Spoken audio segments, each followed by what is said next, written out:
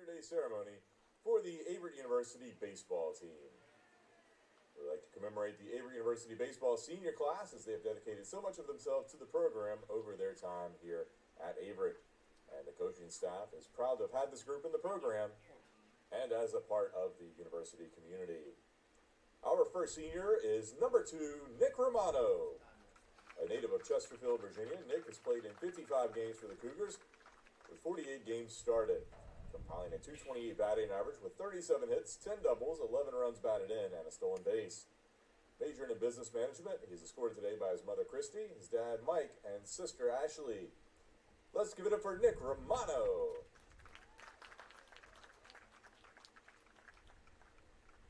Our next senior is number 3, Caden Grider. A native of Kannapolis, North Carolina, Caden has played in 92 games with 74 starts over his 4-year career. He has recorded a .260 batting average with 68 hits, 21 doubles, 1 home run, and 8 stolen bases. Caden has earned ODAC All-Academic Team honors twice, along with College Sports Communicators Academic All-District honors. Majoring in nursing, he is escorted today by his parents, Andrea and James, and his siblings, Karsten and Saylor. Let's give it up for Caden Grider.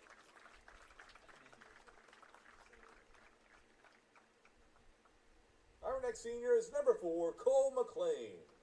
A native of Roanoke, Virginia, Cole has made 30 appearances on the mound for the Cougars, earning 61 strikeouts over 87 1/3 innings pitched.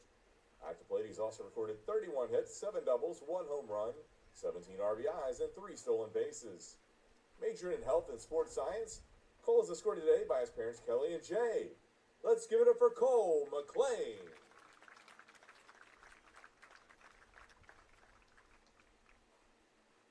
Our next senior is number 11, J.C. Berry.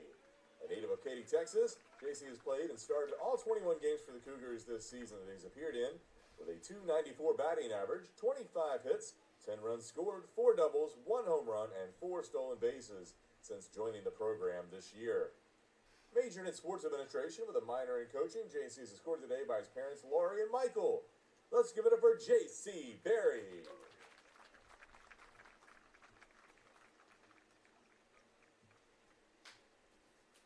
Our next senior is number 12, Hunter Whitlow. A native of Martinsville, Virginia, Hunter has played in 11 games for the Cougars, making 1 start.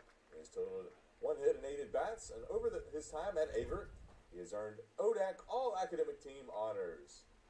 Majoring in sports medicine, Hunter is escorted today by his parents, Laura and Brian, his sister Emily, and girlfriend Chloe. Let's give it up for Hunter Whitlow.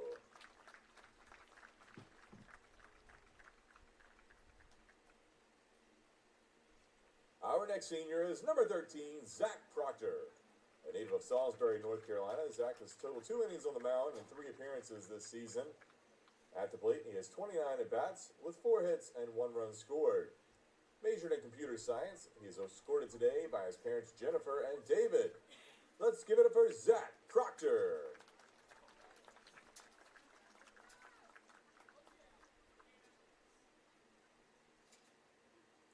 Our next senior is number 20, Mason Williams. A native of Mechanicsville, Virginia, Mason has played in 104 games for the Cougars with 86 starts in the outfield. He's amassed a .320 batting average with 106 hits, 17 doubles, 3 triples, 2 home runs, and 59 runs scored. He also has a career .408 slugging percentage and a .400 on-base percentage to go along with 8 stolen bases. Off the field, he has earned ODAC All-Academic Team honors twice. Majoring in criminal justice and sociology, Mason is escorted today by his parents, Billy and Lisa, and his brothers, Jesse and Luke. Let's give it up for Mason Williams.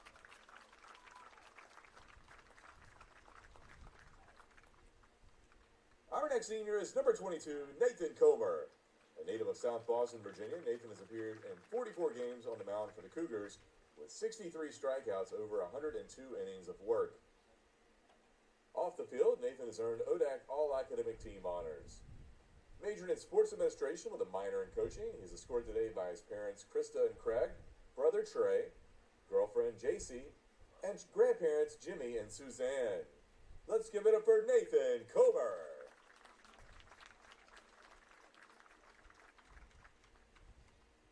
Our next senior is number 23, Jake Braun. A native of Troutville, Virginia, Jake has made 34 appearances on the mound for the Cougars with 75 strikeouts over 79 and 1/3 innings of work. Off the field, he has earned ODAC All-Academic Team honors and was named USA South Conference Rookie Pitcher of the Week back in 2022.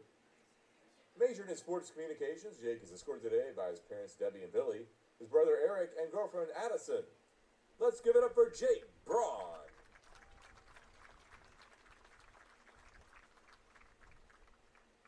Our next senior is number 24, Tyler Wilson.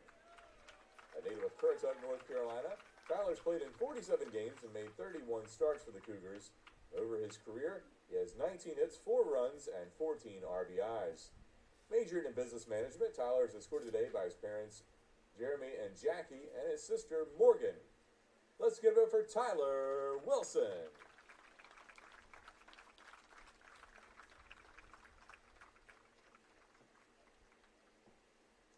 Our next senior is number 27, Kevin Ziske. A native of Bumpus, Virginia, Kevin has played in 120 games for the Cougars, making 107 starts. Over his 4-year career, he has recorded 134 hits, 84 runs, 16 home runs, and 60 RBIs, while batting .317 for his career. This season, he has batted .367 and has tied the Averett single season record with 9 home runs.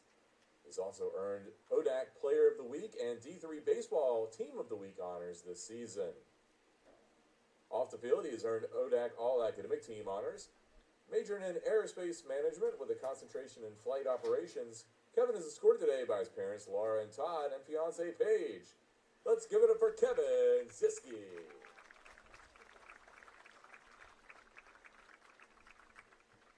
Our next senior is number 28, Luke Harris.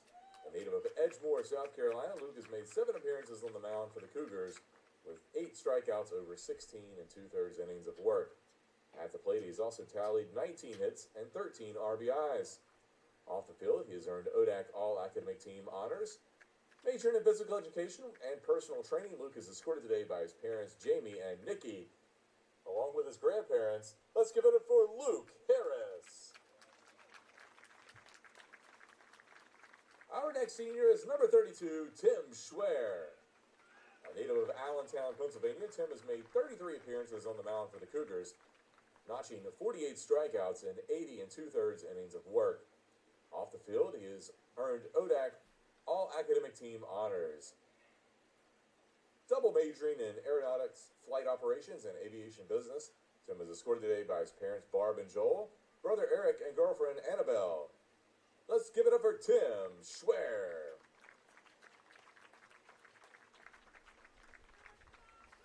And our final senior is number 41, Preston Robbins.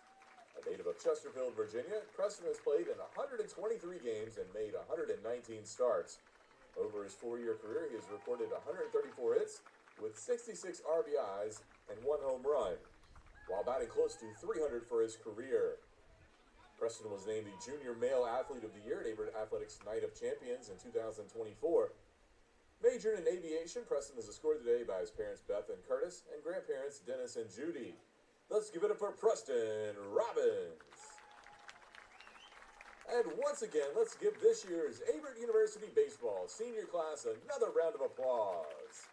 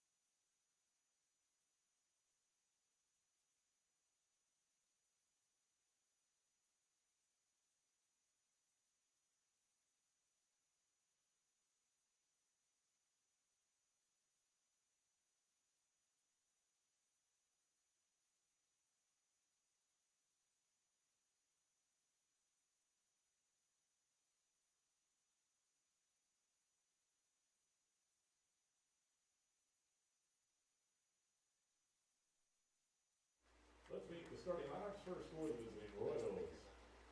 Leading off and playing third base, number 6, Nick Arnold. Batting second, playing shortstop, number 10, Aiden Miller. Batting third and playing first base, number 5, Eric Wilkinson. Batting fourth, playing left field, number 36, Daniel McGinnis. Batting fifth and playing right field, number 11, Dalton Rock. Batting sixth and catching, number 13, Jet Cabanban. Batting seventh and is your DH, Garrett Nice. Batting eighth in center field, number 19, Dylan Hall. And batting ninth and playing second base, number 15, Noah Sanderson. Pitching today, Josh Dorman. Eastern Mennonite is coached by Anna Posey.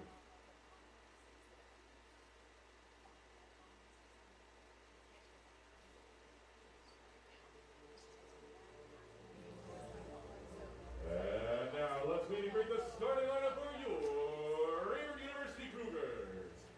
Leading off and playing right field, number 27, Kevin Ziske. In center field and batting second, number 48, Mason Williams.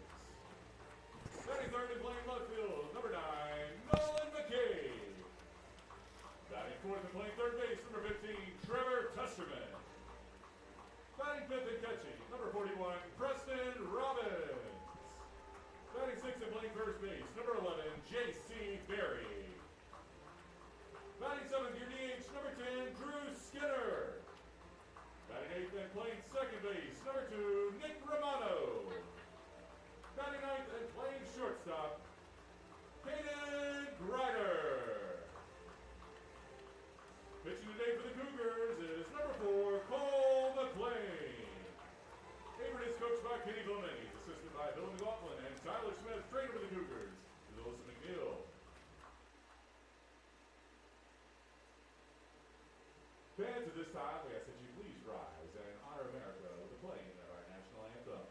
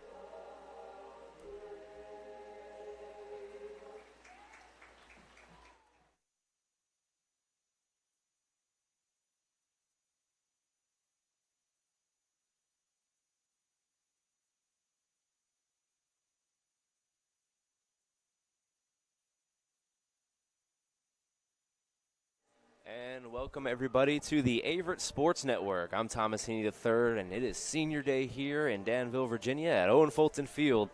And we're going to have Cole McLean on the bump to close out what has been an absolutely terrific season for your Averett University Cougars. Taking a look at the defensive alignment here today for Averett, left to right in the outfield will be Nolan McCabe in left, Mason Williams in center, and Kevin Ziske in right. And in the infield, we'll have J.C. Berry at first, the senior Nick Romano at second, Caden Grider at short, Trevor Testerman at third. DH will be Drew Skinner. Behind the plate will be Preston Robbins, and the aforementioned Cole McLean will be on the bump for Averett as they get set to take on EMU. We take a look at some of the standings here as well. Averett currently the 6th seed right now in the ODAC, and they clinched up a berth against Ferrum on Tuesday in a triumphant victory after losing the first game against the Panthers here at home last month. EMU comes into today 11th in the ODAC, eliminated from the playoffs, sitting at 6-14 in the conference, 12-21 overall. But Averett has a chance here today to get 20 wins, something they haven't done in 10 years. They've already clinched a winning season, and we're here to celebrate what has been just a terrific season for Averett, and a huge senior class today, a special class for me. This is the 2025 class. These are my guys, my best friends, and so it'll be really fun to watch them perform today. Cole McLean on the bump, and first pitch will be heading towards Nick Arnold. And he swings and fouls one back. Cole McLean this season making his 13th appearance, 11th start. 43 2/3 innings, a hefty workload for the senior Cole McLean out of Roanoke, Virginia.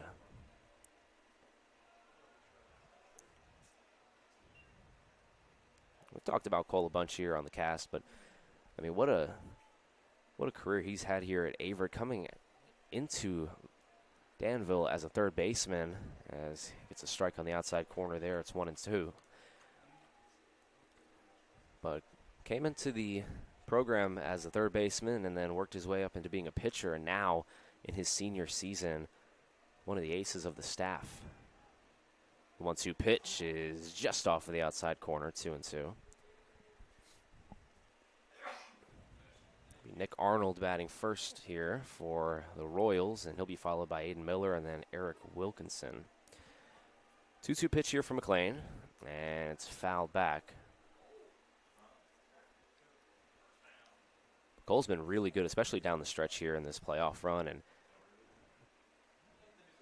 trying to get the Cougars to clinch, which they did on Tuesday against the Panthers.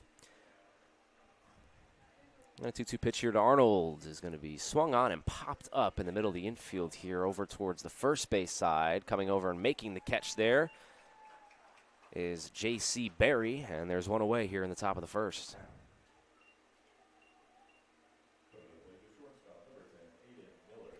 Aiden Miller steps in here. Miller coming into today batting .343. He's got 5 home runs and 28 RBIs. Great season for him. Yeah, first pitch is swung on and missed for strike one. Cole's got that fastball going for him today.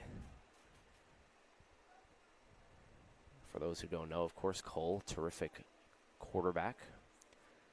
If you know, you know. Big swing and a miss there, and it's 0-2. And Cole bringing the heat here in the top of the first. I've never seen somebody throw a football so magnificently like Cole McLean does. He's up ahead 0-2 here. And the pitch is going to be laced back up the middle for a base hit. And so EMU gets their first base runner of the day. And it's a one-out single for Aiden Miller.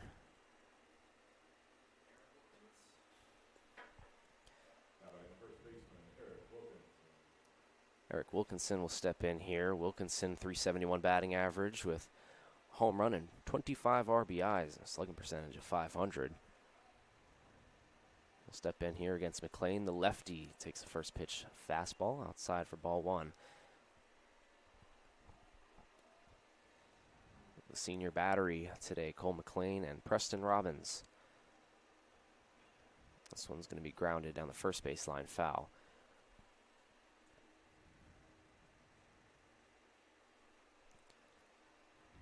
Following Wilkinson will be Daniel McGinnis, leader in batting average for the Royals. And this one's fouled back. And McLean gets ahead now, 1-2.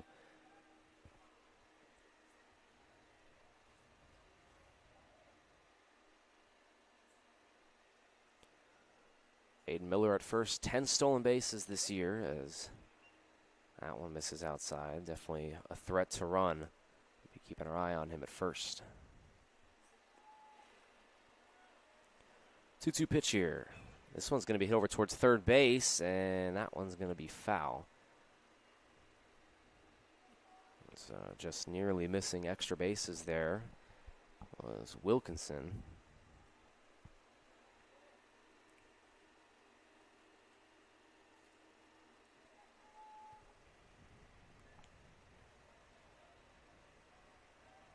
So 2 balls and 2 strikes here to the Royals 3-hitter.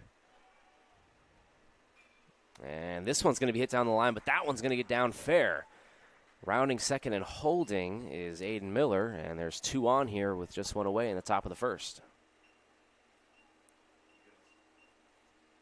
So nice piece of hitting there from Wilkinson. Taking that outside fastball where it's pitched.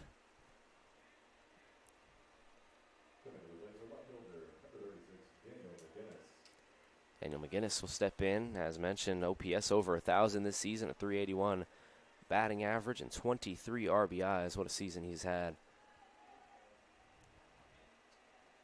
The sophomore from Alexandria, Virginia. Looking to come up big here for EMU in the top of the first. Takes a breaking ball for strike 1. 2 hits already here in this inning.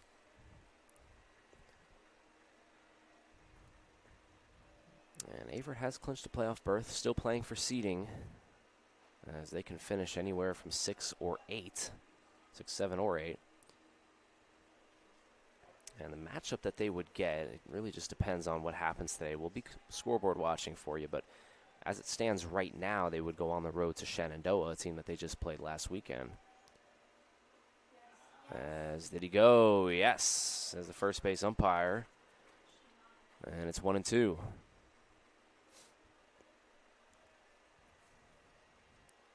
But it could be any mix of Shenandoah, Randolph-Macon,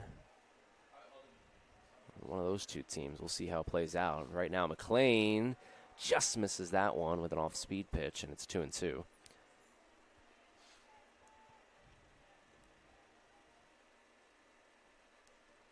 Two balls, 2 strikes, 2 runners on base here at first and second. It's Miller and Wilkinson to start off this top of the first inning. And there goes Miller. The pitch is swung on and missed. The throw to third is not going to be in time. But it is a strikeout, and there's 2 away. Miller swipes third. That was really close over there at third base. Robbins made a good throw. Desterman with a nice tag, but like we talked about, Aiden Miller, 10 stolen bases this year, make it 11 now. Now there's runners at the corners here. Send up Dalton Rock.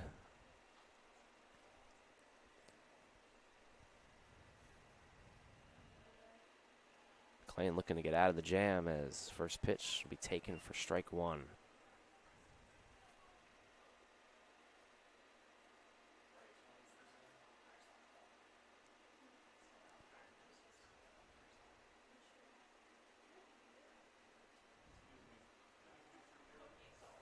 Rock 27 RBIs this season. And looking for some more right here.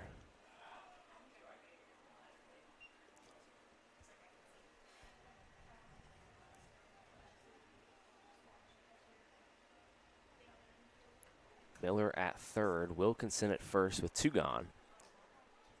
And McLean toes the rubber, comes set from the belt. And this pitch is fouled back.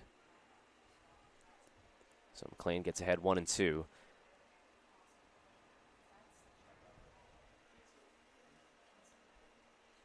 Josh Jormand will be on the bump for the Royals in the next half inning. McLean looking to get out of it right here. Here comes the pitch. And a high fastball misses. And it's 2-2. It's an interesting spot here that Averett's in. Normally late in the season, they're the team that has nothing to play for. It's been different this year. A magical season. Swung on and missed. Strike 3. Cole McLean. It's his second strikeout of the inning. And that retires the side. The Cougars leave 2 men on base in the top of the first inning. It'll send us to the bottom half of the first. Get our first look at Kevin Ziske when we return.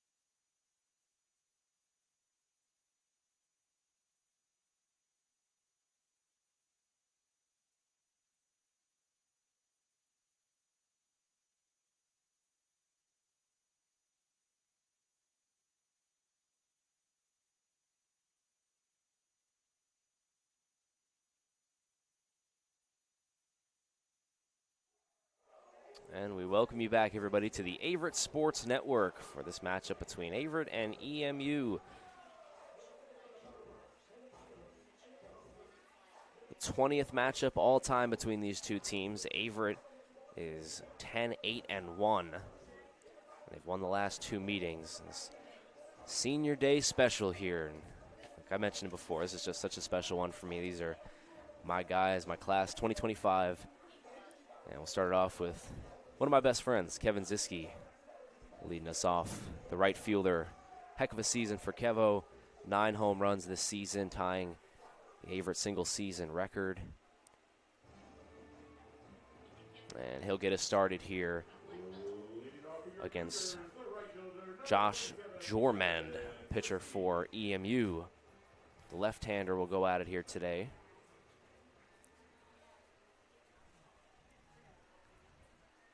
So here on Senior Day, Averett will lead it off with a senior, and Kevin Ziske.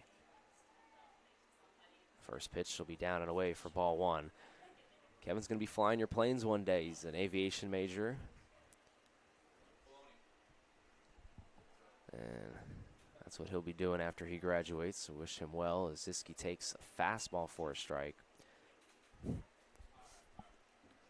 outside of aviation, I got to say, too, Kevin, one of the best Fortnite players you will ever see.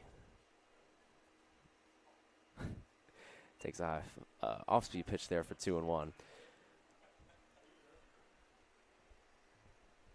And the count here, Kevin Ziske, Mason Williams, and Nolan McCabe to lead us off here in the bottom half of the first.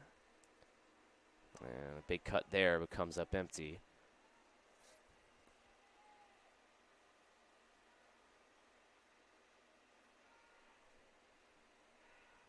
Two balls and 2 strikes here to Ziske.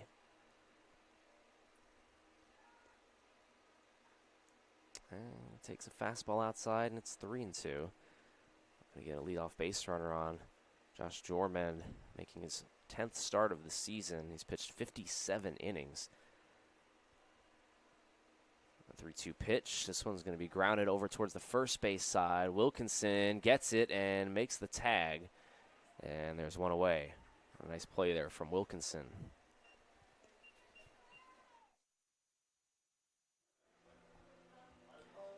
Jormand, I mean, that's a heavy workload, 57 innings in a season.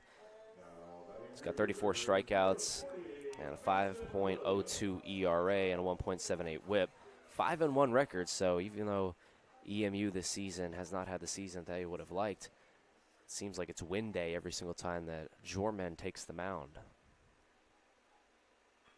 Mason Williams gets a base hit through the left side of the hole out there at third base, and Averett has their first base runner. It's a one-out single for the senior, Mason Williams. Nice work there from Mace. The senior of Hanover High School.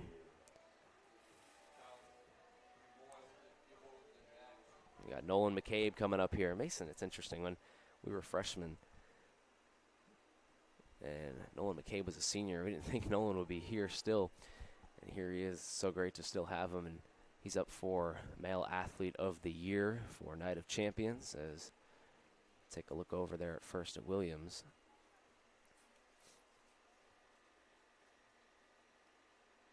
But McCabe well-deserving. .395 batting average this season, leading the team. 19 stolen bases, leading the ODAC. Takes a breaking ball there from Jormand.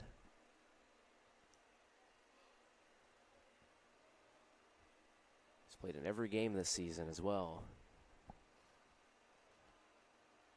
McCabe, Ziske, Testerman, and Williams have all played in each game of this season.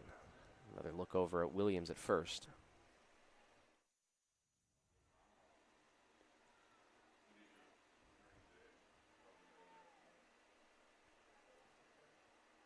Probably the most impressive thing to me about McCabe's season has been the walk-to-strikeout ratio. As he grounds this one over towards the shortstop, Miller makes the play. I don't think that's going to be in time, and it won't. The speed of McCabe, too much for Miller at shortstop, and Averett has 2 runners on here with 1 away.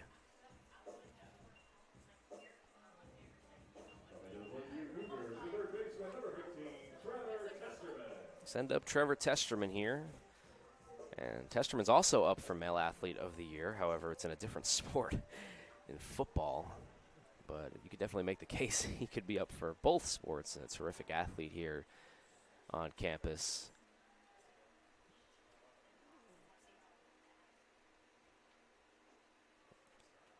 I was here in the fall doing the football games with Chuck Vipperman, watching him play, and it's so interesting with Trevor. I mean, this is a guy that even came in and played quarterback late in the season for Averett football, normally a wide receiver.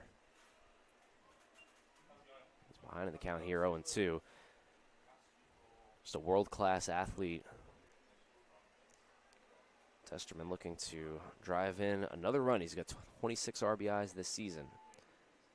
Big lead over there at second, and looked like Williams was going to take off there for a second, but he holds off.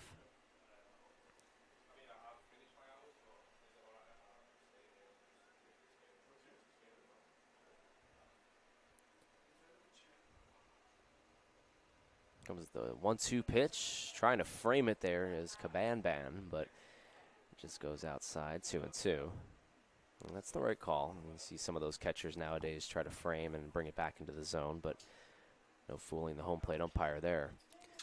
2 balls, 2 strikes. Williams at second, McCabe at first. And the pitch. This one's going to be lined towards center field. Hall right there makes the catch, and there's 2 away. So a good piece there from Testerman, but just right at Hall in center. And it'll send up the Rooster, Preston Robbins. P-Rob, the man of many nicknames, and my catcher for my few years here at Averett. Just a terrific guy, a senior. Wish him all the best down the stretch. Native of Chesterfield, Virginia, Manchester High School. Coming up here in a big spot. It seems like he's come up in these spots his whole career. Fouls that one back.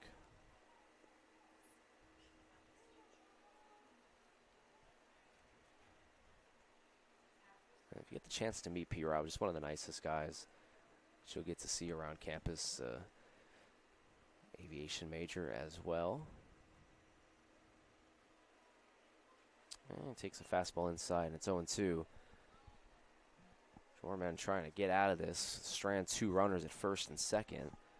He's got 2 outs, and he's ahead on Robbins, 0-2. Plenty of speed out there if P-Rob was able to lace one into the gap. Whoa, that one. Way outside. It's 1-2.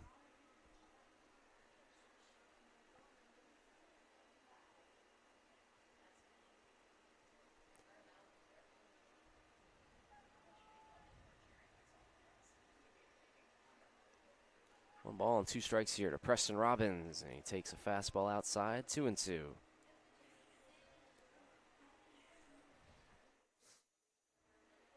Two hits in the inning here for Averett.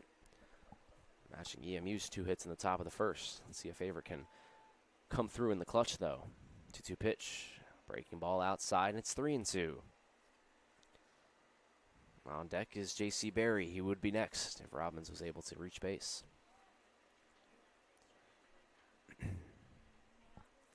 3 balls, 2 strikes. Williams at second, McCabe at first. They'll be off and running on the pitch. Here it comes. And it's a fastball that just misses outside. It's ball 4. So the bases are loaded here in the bottom of the first. 2 away, and it's going to set up a big spot for J.C. Berry.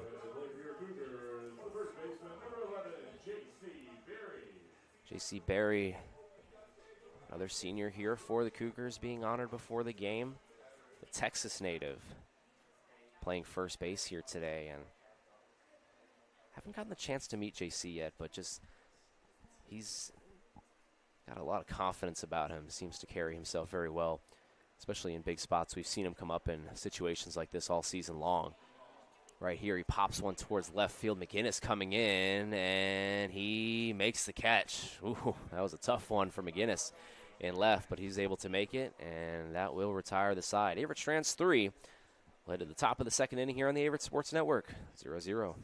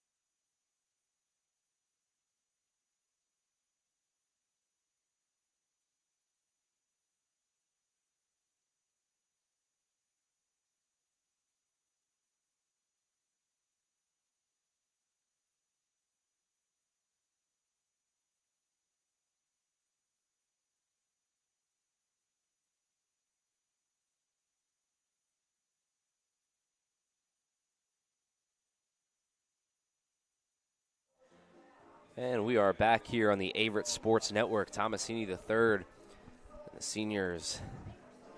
It's top of the second. Averett and EMU. Cougars have locked up a playoff berth. Still fighting for seeding here down the stretch.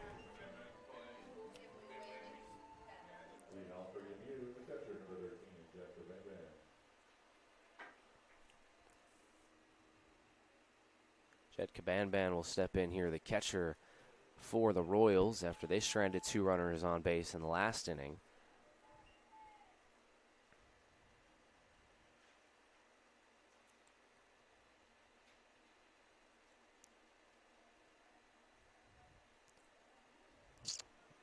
Cabanban this season, .338 batting average. Small sample size, though. He's only played in 20 of the 31 games. 71 at-bats this season, but when he's played, he's been really good.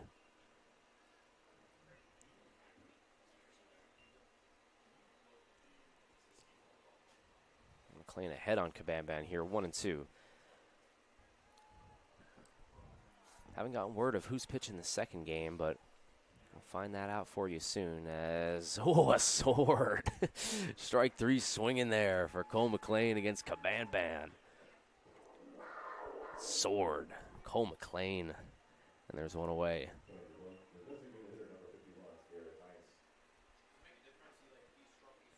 Garrett Nice stepping in here for EMU. And he's first pitch swinging and popping this one up to shallow center field. Coming out for it is Grider, called off by Williams, and Mason makes the catch. And there's 2 away. 3 seniors out there fighting for the ball, and the captain of the outfield takes over, Mason Williams. There's 2 gone.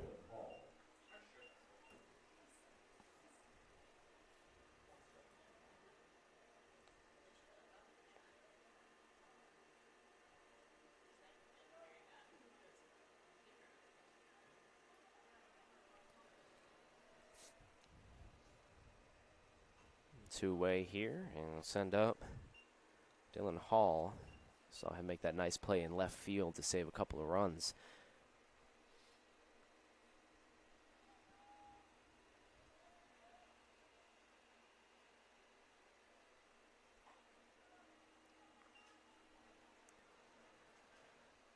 Cole, 3 strikeouts already here through 1 2/3 innings.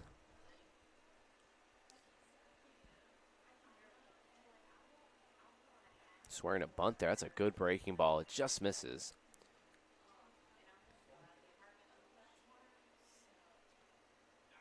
So Hall digging back in here against McLean. Cole comes set and delivers a 2-1 pitch. This one's going to be hit towards center field. Williams comes back. A little bit more back, makes the catch, and that'll retire the side. Nice inning there from Cole McLean. He's through 2 innings, scoreless here. 3 strikeouts. We'll send it to the bottom of the second inning here on the Averett Sports Network.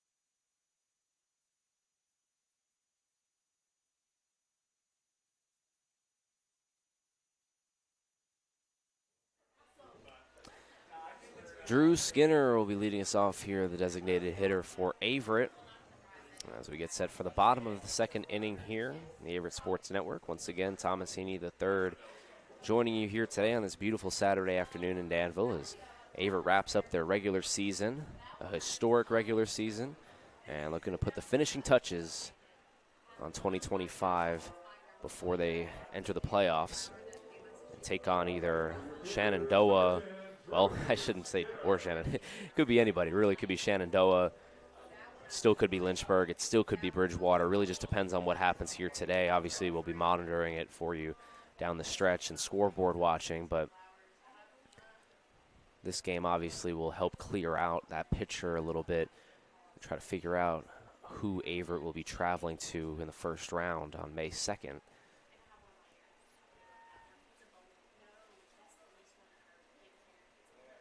But got a huge win against Ferrum on Tuesday. I mean, if they lost that game, it would have been do or die here.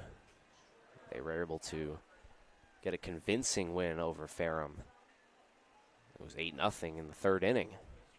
I immediately knew that the playoffs and the postseason would be upon this Cougars team that has fought their tails off for so many years here as Skinner fouls that one back. Been a tough run. There's no sugarcoating it for these seniors. This is the last group of guys who were in the USA South, 2022. Averett was in the USA South, and they moved to the ODAC in 23. But that year in 23 wasn't pretty. I was a part of it. We won 5 games and lost 37. Skinner pops that one up in the outfield, coming over his Hall, and he makes the catch. There's one away. But it's pretty cool how it works, right? I mean, you have a season in the span of 4 years for some of these guys, one of them right here being Nick Romano. You have 2 seasons combined where you win 15 games, your sophomore and junior season, and then here you are in your senior year, and your team has won 18 games. You're going to the postseason. And a chance to finish up with 20 wins, something Averett hasn't done in 10 years. Romano takes a ball outside there, 1-0. Romano and then Caden Grider set to play here in the bottom of the second for Cougs. And Mono hits this one to shallow right field. That one is going to be down. And actually, caught by the first baseman, Wilkinson. My goodness, Willie Mays catch there. And there's 2 away. Mercy. Nice play there from Wilkinson, first baseman. So Romano, I think he was sniffing extra bases there, as you could see him rounding first aggressively. Probably would have got it if the ball was dropped, however. Nice play. 2 outs and nobody on here. Here's Grider. Grider check swing. I'll take a look over at first, but say he didn't go. Jormend trying to get through 2 innings scoreless against one of the best offenses in the ODAC.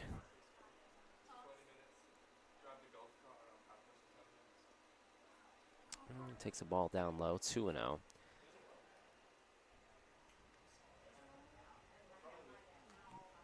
Flip the lineup over if Grider's able to reach base, get back to Kevin Ziske. He's at 2-0 right here. And Grider swinging 2-0, hits this one through the hole, base hit. So Caden Grider has a senior day single. And there's one on here with 2 outs in the bottom of the second. Nice piece of hitting there from Caden. Getting a fastball in the inside corner and taking it right where it was pitched, right through the hole of Arnold and Miller there at short and third. So we'll get our second look at Kevin Ziske. We'll get our first look at the Coach Smitty cam at first. Caden Grider over there, see if he takes off.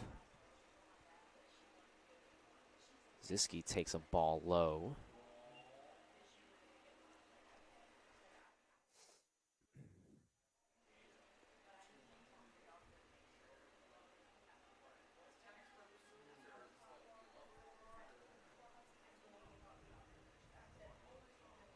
And they're going to pick off Grider at first. Can he get there in time? He will not. And it's a pickoff move there from Georgian. And that will retire the side. So Averett strands the runner at first base. Top of the third is upon us. Still tied, 0-0.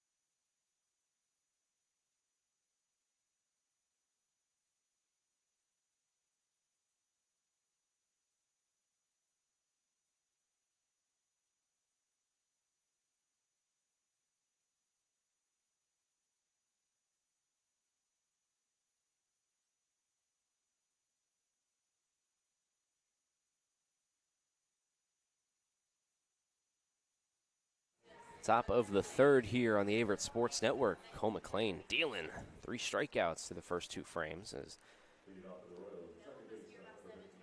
he'll get set to face 9, 1, and 2 in the AMU lineup. Noah Sanderson, second baseman, and then Nick Arnold and Aiden Miller.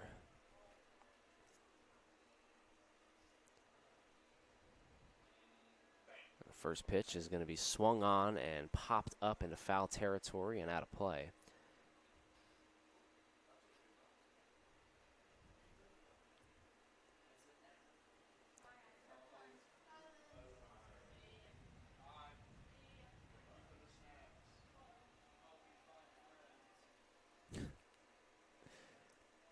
This one's going to be hit over down the hole and base hit past Testerman, rounding first and going for 2.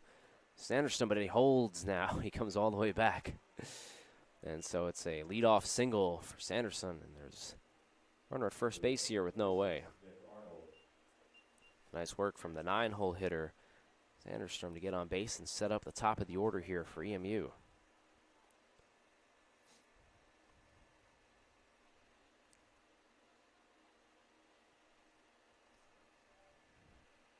Nick Arnold 0 for 1. And he takes a breaking ball low. Third hit of the day for the Royals.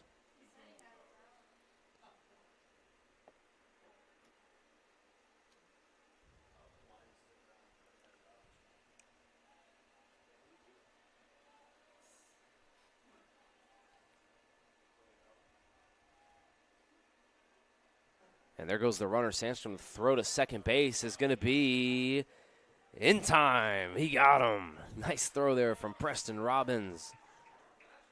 Sandstrom tried to steal a base, but P-Rob said, no, no, no, not today. Nice play there from Preston. The count is 1-1. I just, honestly, from a baseball perspective, not really sure I agree with that call there to try to steal the runner. Sanderson obviously with some decent speed, but, you know, you get the leadoff base runner on here. You're the road team. It's the 9-hitter trying to set up the number 1, number 2, number 3 hitters. You just think that you try to let the top of the order work. Averett will take it, though. 1-2 pitch is in the dirt.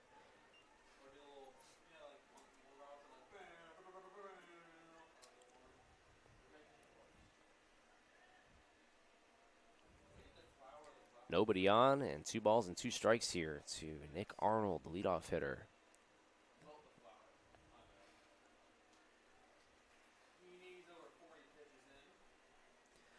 40 pitches for Cole McLean in the top of the third. We'll see how far he goes.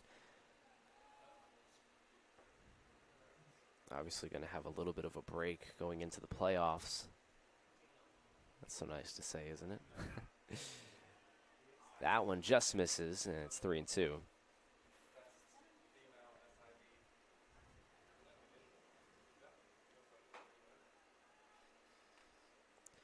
balls and 2 strikes here. McLean in danger of walking his first batter.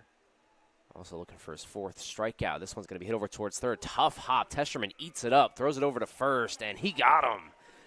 Textbook play there from Trevor Testerman, staying in front of the ball and keeping it in front, and now there's 2 away.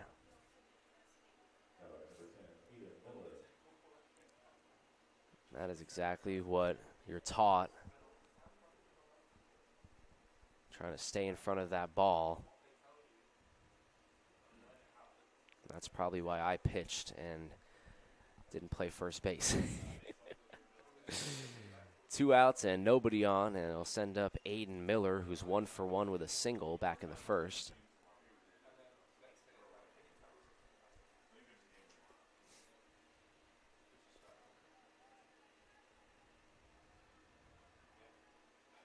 And this one's going to be hit right back to Testerman. He takes a couple steps back, leaps, makes the play, but throws it all the way over towards the fence.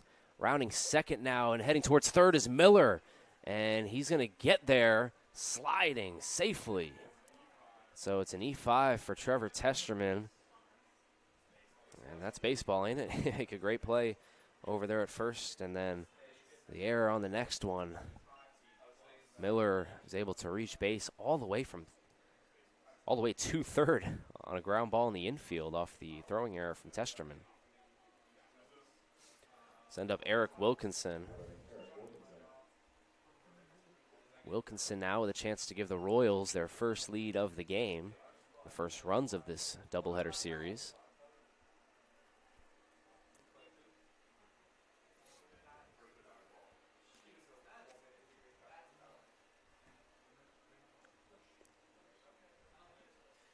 The speed of Miller evident right there. Takes that one for a strike. We mentioned it before. I mean, 11 stolen bases this season. He stole third back in the first inning. Super speedy. Here comes it's 1-1 pitch, and it's taken outside for 2-1. So now McLean behind in the count. Pitch count getting a little bit up there. And again, we got to be cautious. Pitching staff, the playoffs coming up next week. You're obviously playing for seeding, but see how Coach Fleming operates the pitching staff today, as that one is up and in for ball 3, and it's 3-1 now. Waiting on deck is Daniel McGinnis, the most dangerous hitter in the EMU lineup. 3-1 is in there for a strike.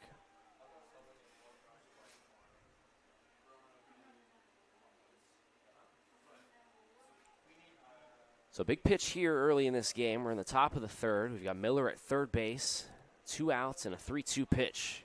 Here it comes, and it's fouled back.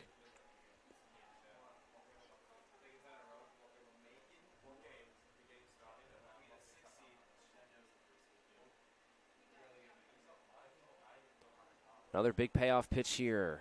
McLean. That one just misses, and it's ball 4. And now runners at the corners here with 2 outs. Daniel McGinnis will step in now. Preston Robbins will come out and initiate the first and third signs. Definitely got to watch that. I would not be surprised if EMU tried to pull a fast one on the Cougars, especially with Miller's speed at third. You got to make sure you're keeping an eye on him. McGinnis is 0 for 1. He struck out back in the first inning.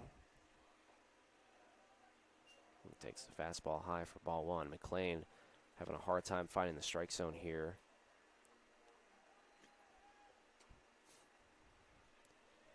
But still 2 outs.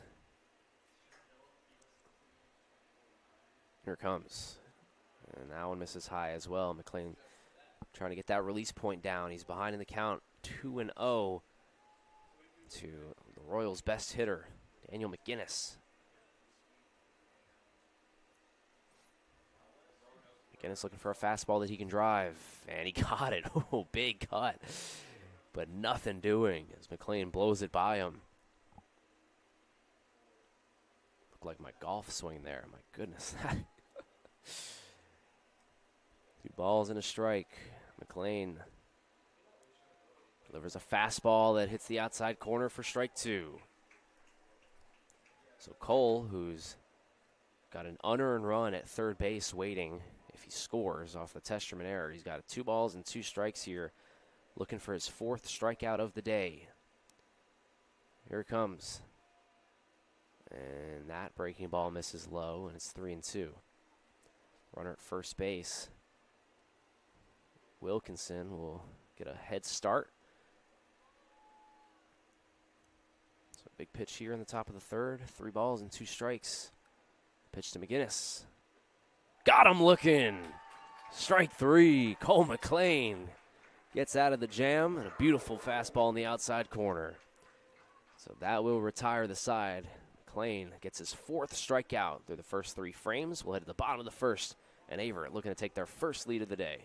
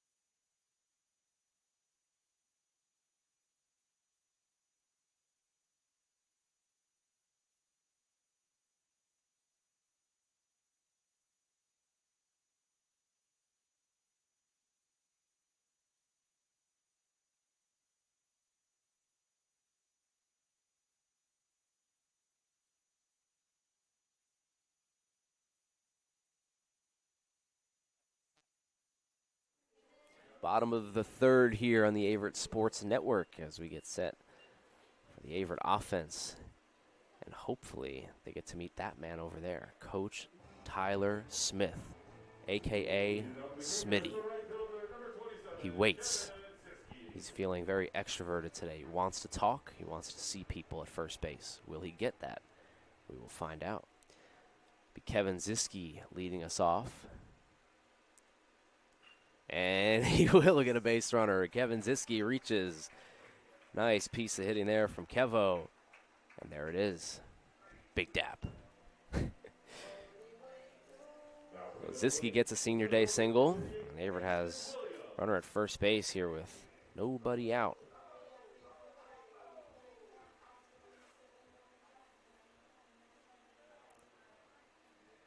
Mason steps in 1 for 1. He singled back in the first. First pitch to Mace will be inside for ball 1. Jormand has been terrific so far through the first 2 innings. No earned runs, no strikeouts. This one's going to be hit foul.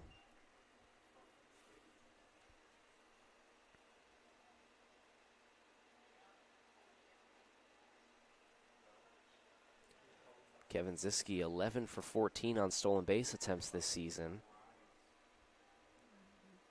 A career high in stolen bases this year for Ziske as they take a look over him at first. He's back in safely. I called Kevin out earlier in the year for being slow-footed, and he has proved me wrong this year. Seems like every time he gets on, he's been stealing a bag. Let's see if he's off here. Tough lefty. Jormand already has a pickoff in this game.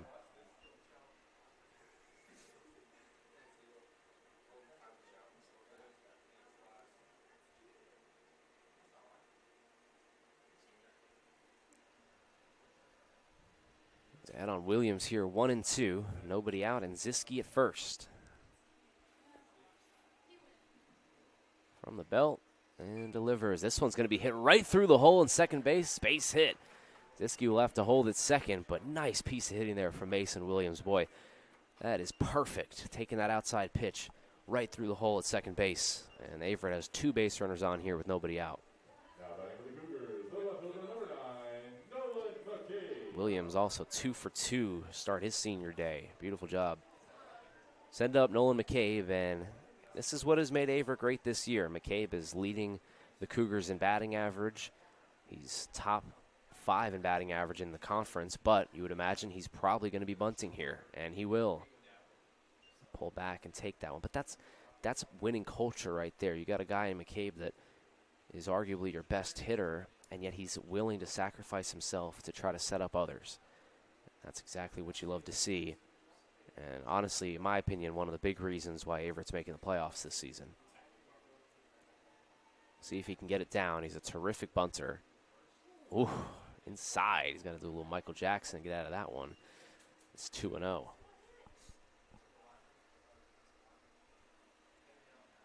This might be aggressive, but I don't know. I think with 2-0, I might let McCabe get a swing off here.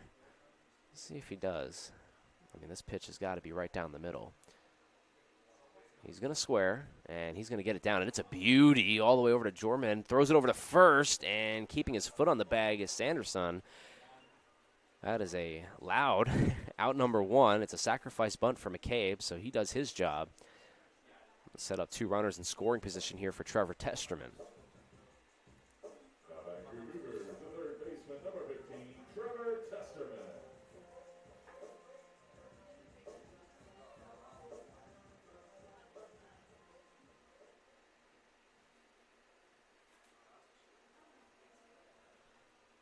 Testerman comes up here, runners at second and third, and he swings and laces one to deep left center field. Going all the way back to the warning track is McGinnis, and that one's going to get out of here. Trevor Testerman, 3-run homer. A big boom off of the bat of Trev, and Averett leads 3-0. Smacked that one over the left field wall, and Testerman gets a big knock. His 3rd home run of the year. Nice work there from Trev, getting a pitch that he can drive, and he did just that.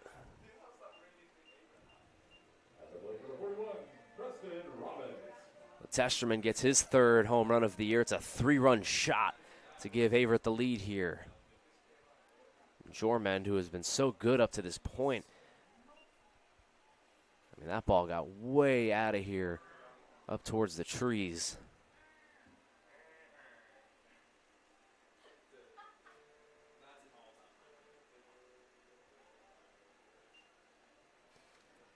My goodness, that ball was smacked. Send up Preston Robbins here with one away. 2-0 count.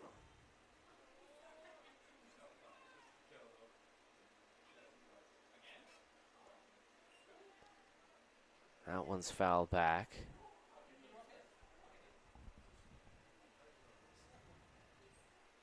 Averett's power has been on display all season long. Obviously, main guy being Kevin Ziske, but I mean, you're talking about 17 home runs this season from this Cougars offense, something that we haven't seen in a long time.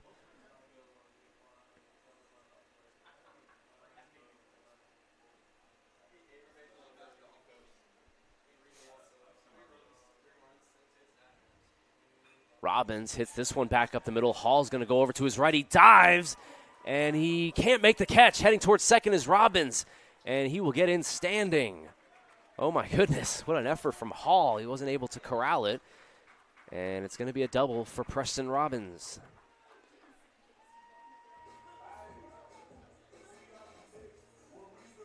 So Averett's offense is humming here on Saturday.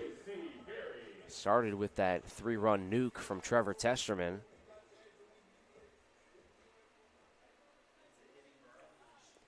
We'll bring up J.C. Berry, first baseman with a runner in scoring position here and one out. Here comes the first pitch. And it's going to be taken on the outside corner for a strike. Berry just under 300 batting average this season at 293. 19 RBIs, and like I mentioned in his last at-bat, just seems to have that clutch gene as he hits this one back up the middle. That's going to get through for a base hit. Rounding third and heading towards home is Robbins. He'll score, and it's an RBI single for J.C. Berry. And Averett leads 4-0 now, and just like I was saying, Berry, that clutch gene, is able to reach base. And that might be it for Jormand. We'll see. Coach coming out here for the Royals. This has been a problem for EMU all season long. It's been the pitching. See if Jormand's able to work through this. I don't think they're taking him out just yet.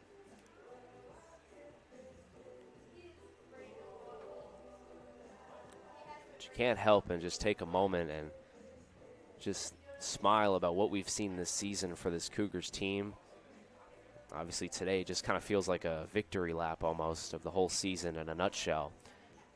A team that was picked dead last in the preseason poll in the ODAC has proved everybody wrong all season long, up from the jump when they swept Brevard earlier in the season.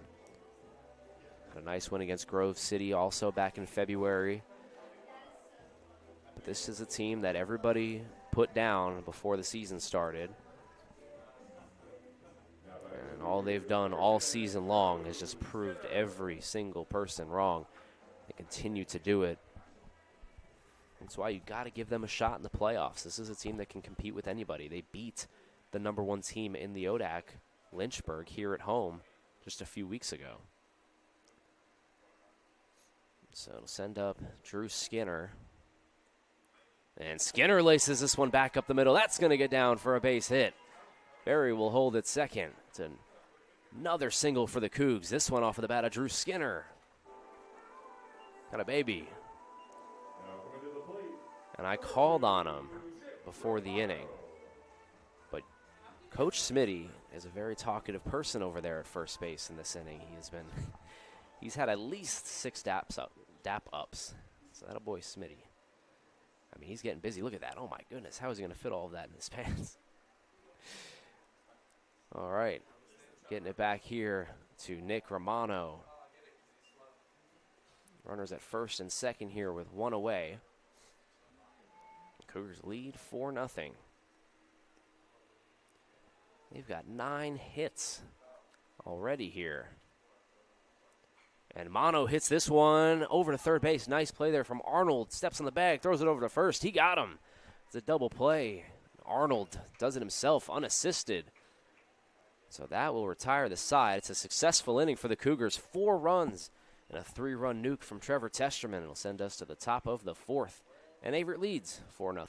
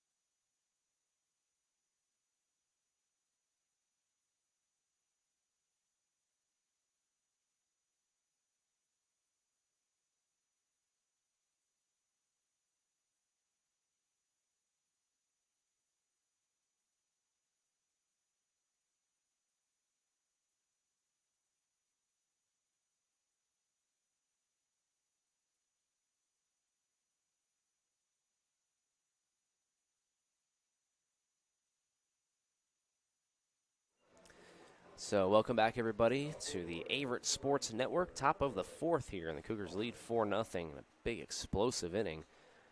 3 of those 4 runs coming off of the bat of Trevor Testerman, 3-run homer.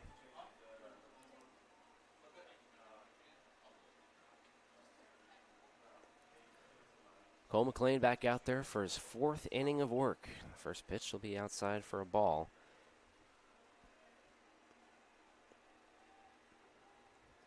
Dalton Rock lead us off here for the Royals, looking for a spark. That's not going to do it. It's going to be popped up towards second base. Romano battling the wind, makes the catch, and that will be the first out here in the top of the 4th.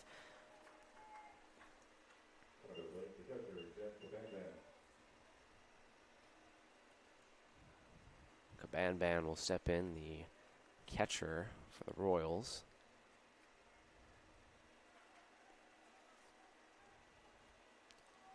Cabanban 0 for 1 with a strikeout back in the 2nd.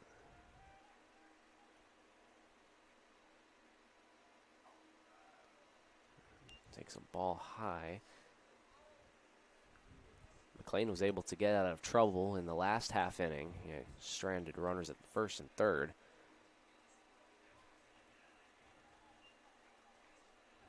So 1-1 count here to Cabanban, the catcher.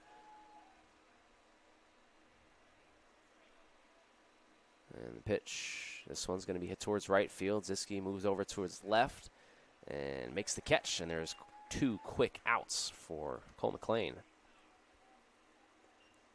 Boy Cole.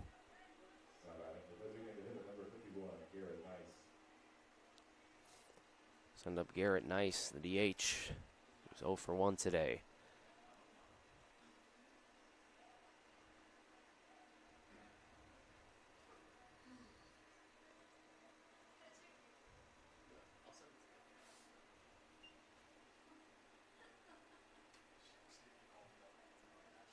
Cougars looking to go into the playoffs with a little bit of momentum. They sputtered a bit, losing 4 in a row. And not only just losing those 4 games, I think you'd be lying if you were saying you were a little bit nervous just about the playoff run, because the manner in which they lost those games, they got mercy ruled by Lynchburg and Guilford, and then lost those 2 games on the road to Shenandoah last Saturday, and they kind of went into the Tuesday game with a lot of urgency. That Ferrum game, if they dropped that game, this series would be for Averett's playoff lives. But gosh, you got to give them a lot of credit for going into Ferrum on Tuesday and just setting the tone early. Like I said, 8-0 lead after the third inning. And just immediately knew that that's where that game was going. This one's going to be hit through the hole, base hit. And so it's a single for Garrett Nice. A nice hit for him. I had to do it. So EMU's got a 2-out base runner. Dylan Hall, the center fielder, will step up 0 for 1. Waiting on deck is Noah Sanderson.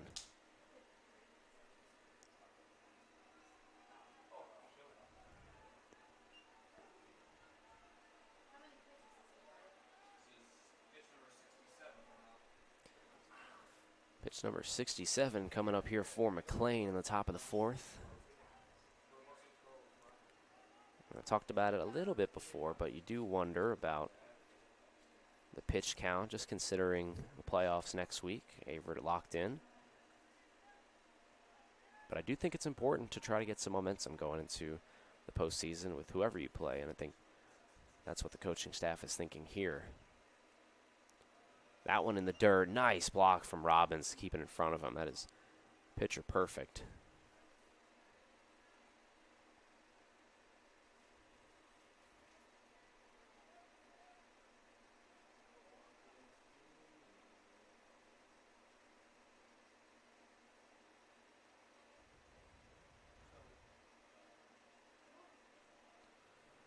Check over at first, and he's back in safely.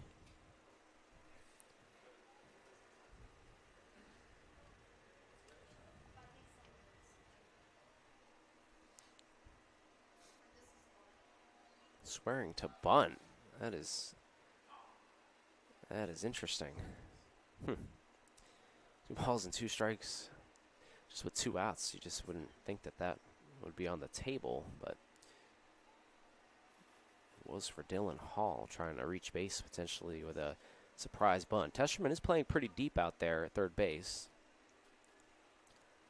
But obviously with 2 strikes, I would be floored to see him try to square again. Here it comes, 2-2 pitch in the dirt.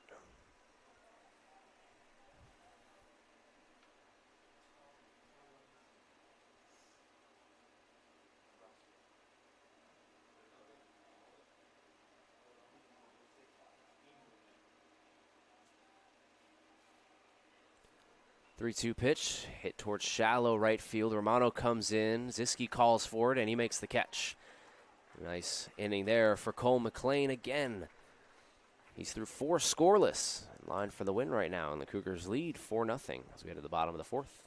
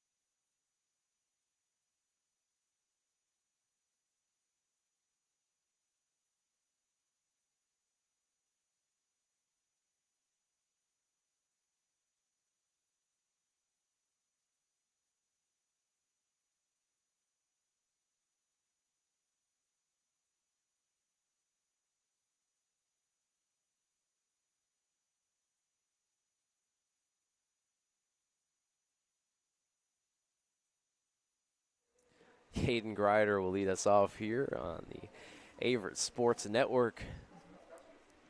The Cougars lead 4-0. Thomas Heaney III joining you on this beautiful Saturday afternoon here in Danville, Virginia for the last home game of the, or last home games rather, of the 2025 Averett Cougars season.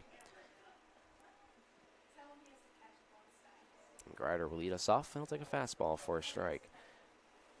80 degrees and sunny, and, you know, in honor of my fellow seniors out there on the field, I think they'll remember our freshman year against EMU. It was the coldest game I've ever played. It was about 22 degrees early February on the road. Played that game at James Madison University.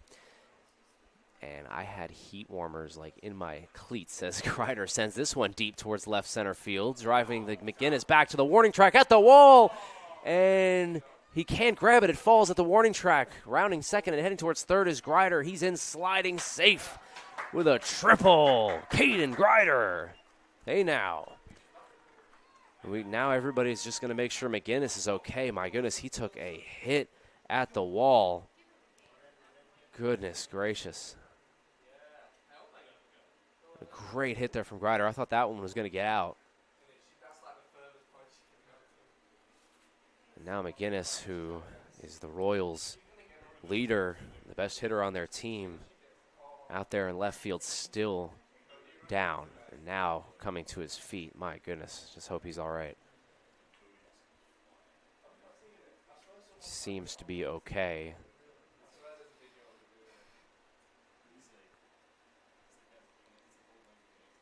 Take a look over him in left. He's walking it off. Obviously worry about concussion or anything like that when you hit the wall with that much force. But seems to be okay. He's going to stay in the game. That boy, Caden, big triple off the wall. I've said this before, but Caden's got sneaky power, man. He's very capable of getting one out of here. Just missed that.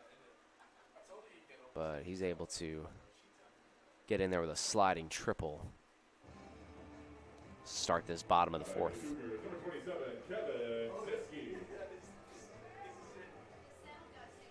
Send up Kevin Ziske here with a runner at third base and nobody out. EMU's going to play the infield in as the Shadows take over here at Owen Fulton Field, and Ziske takes a ball outside. A hard ground ball through the hole here will easily score a run.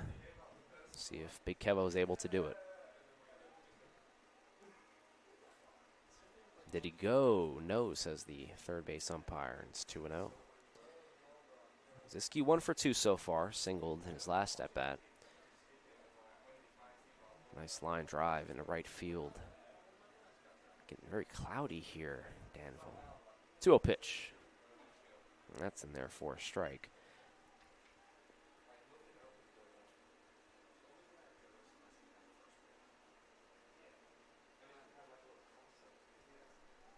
Two balls and one strike here to Ziske, who swings at a breaking ball. Comes up empty. It's 2-2.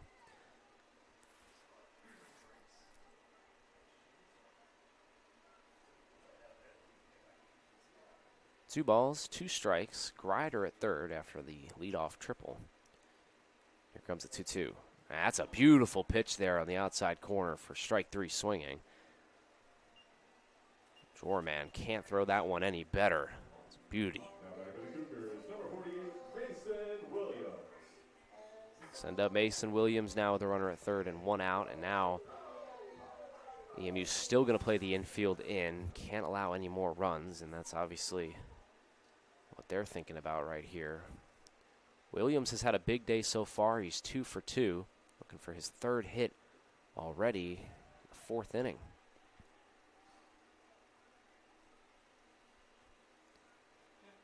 And with Grider's speed over there at third, anything remotely deep in the outfield will be able to score him. As the sun comes back out here. Trying to frame that one again. Caban Ban. He's pretty good at it. Fooling the home plate umpire, though. As Williams adding the count 2-0, and death row awaits as he's got McCabe and Testerman waiting in the wings. A 2-0 pitch, and Williams hits this one to deep left field. McGinnis going back, all the way to the warning track. That ball's going to get out of here. Mason Williams with his third career home run. Get out of here, baseball. And Averett leads 6-0. Have a senior day, Mason Williams. Attaboy. What a moment for Mason. Boom! 6-0 Cougs. Mason Williams sends one over the left field wall. Now back for the Cougars, number 9, Nolan McCabe. Nolan McCabe steps in, and it is a full-blown party here at Owen Fulton Field. The Cougars lead 6-0, and 5 of those runs coming via the home run. McCabe takes a fastball for a strike. Goodness gracious. That is Williams' second home run of the season. If you remember, he hit that home run earlier in the year against Shenandoah.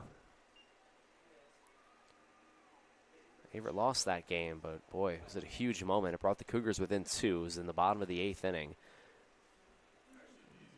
Williams was able to launch that one over the wall. Ooh, McCabe, big cut, and comes up empty. Nolan, no home runs this season. Very capable hitter of doing that, though. Love to see him get on the board.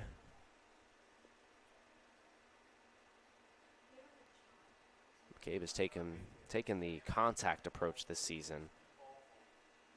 4 home runs last year.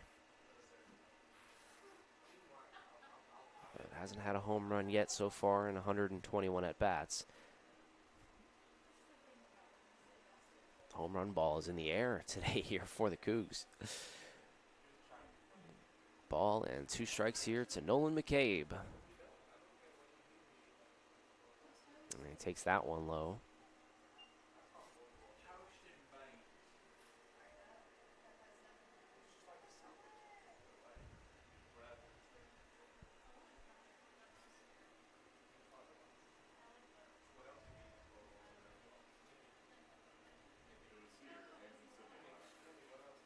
McCabe fouls that one back.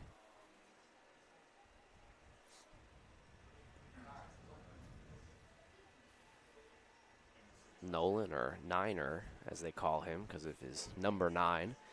1 for 1 on the day. Graduate student, playing his last home game of his career. And what a career it's been. Takes that one inside for ball 3.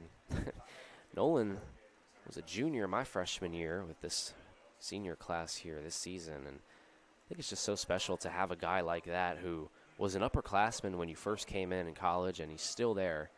Just a rock for this Cougars team as he laces this one over the head of the shortstop Miller and into left field for a base hit. And so Nolan McCabe on board again. That's his second hit of the day. Get a head tap from Smitty and get to give him some new clothing. Smitty going with the leg guard on the right leg. Interesting. It's a bold strategy. So keep our eye on McCabe as well. Currently the leader in stolen bases in the ODAC for stolen bases, because that's exactly what I just said. Let's see if he takes off. Not running, and Testerman will take that one for a strike.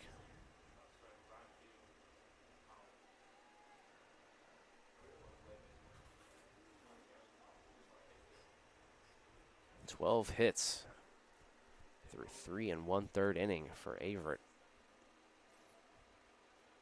Take a look at McCabe over at first, but he's back in safely.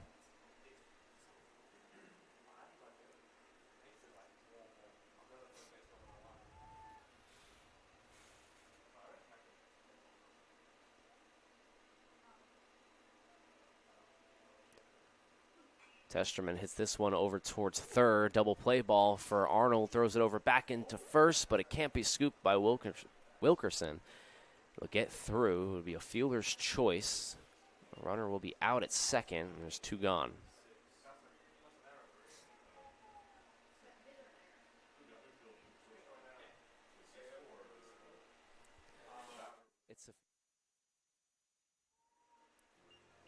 So 2 outs now. It'll send up Preston Robbins. P-Rob 1 for 1 with a walk so far. going to join the hit parade. That's what it's been so far at Owen Fulton Field today. There goes Testerman. It's going to be hit towards the hole. Nice play there by Arnold. Throw back over to first, and he got him. A couple of nice plays from Arnold at third base. And that will retire the side, but not before Mason Williams gets his third career home run, sends one over the left field wall. It's 6-0 Averett as we head into the top of the fifth on the Averett Sports Network. Don't go anywhere.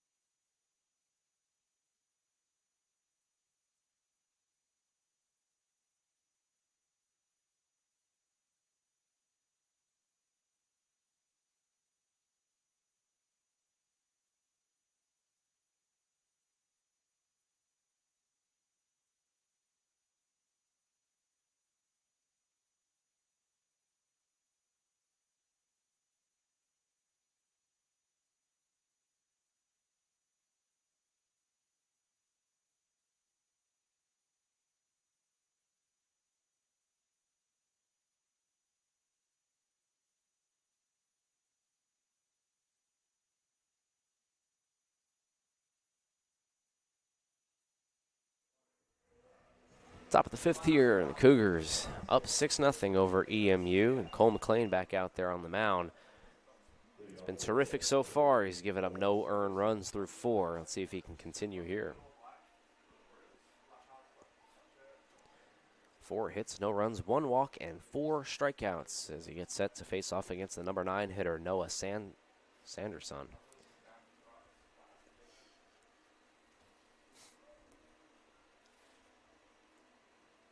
And Sanderson swings at the first pitch and sends this one to left field, driving McKay back all the way to the warning track, and he makes the catch.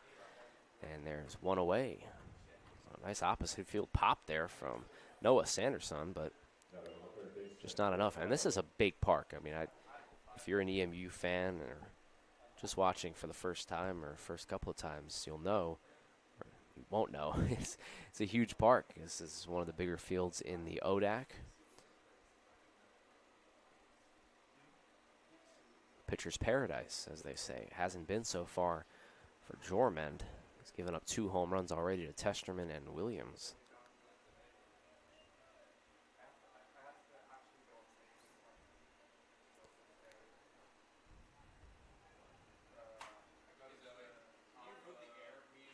This one's going to be hit over through the hole past Testerman and Grider and into left for a base hit.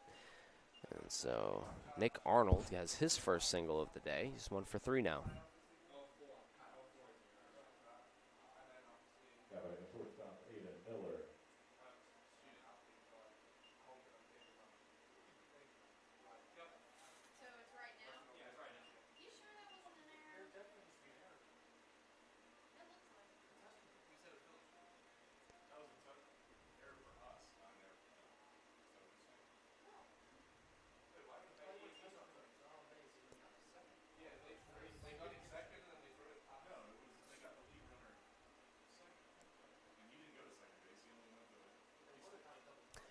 This one's going to be popped up. Coming in as the first baseman, Barry. He calls everyone off, squeezes it, and makes the catch, and there's 2 gone. So J.C. Barry, who Swiss Army knife, boy, he's been everywhere this season, catching, playing DH, and now at first. Send up Eric Wilkinson.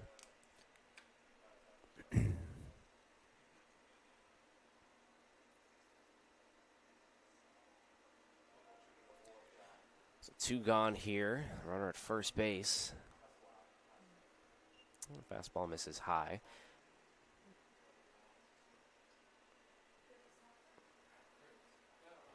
What a terrific senior day start here for Cole McLean on the mound. No earned runs so far as he takes a look over at first, and Arnold back in safely.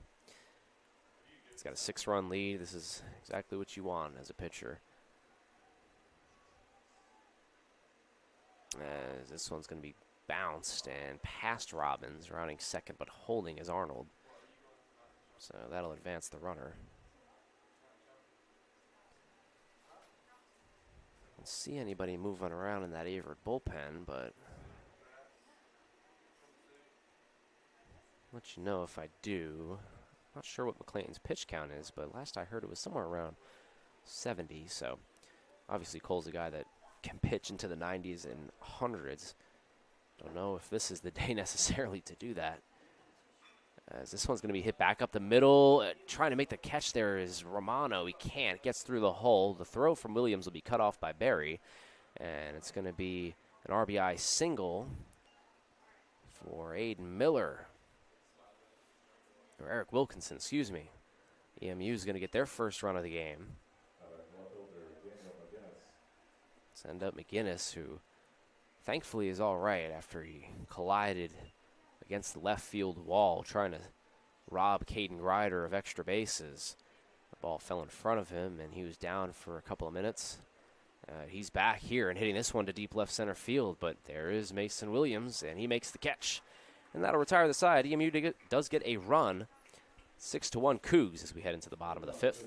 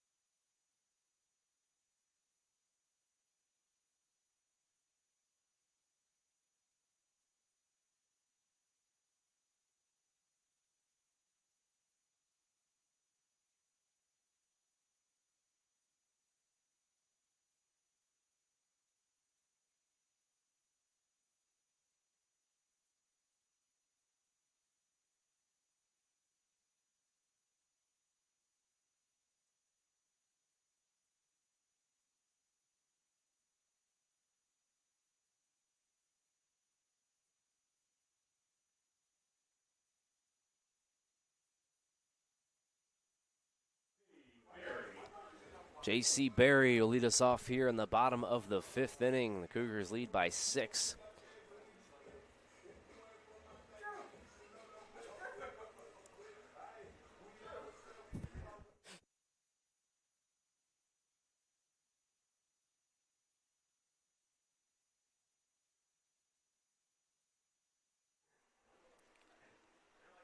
J.C. Berry will lead us off here, and the first pitch is going to be skyrocketed towards right center field, driving Hall back, trying to make the catch, and he does.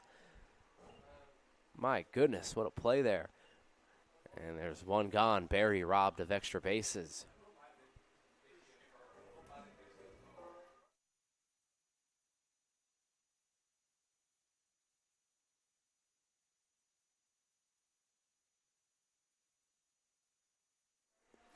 Send up Drew Skinner here. Bottom of the fifth with nobody out and one away. Skinner 1 for 2 so far. He'll be followed by Nick Romano.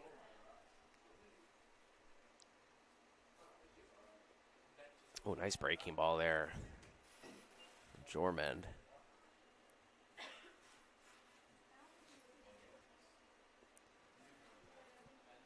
Josh Jormand, 12 hits, 6 earned runs, 1 walk, and 1 strikeout. Just hasn't been his day.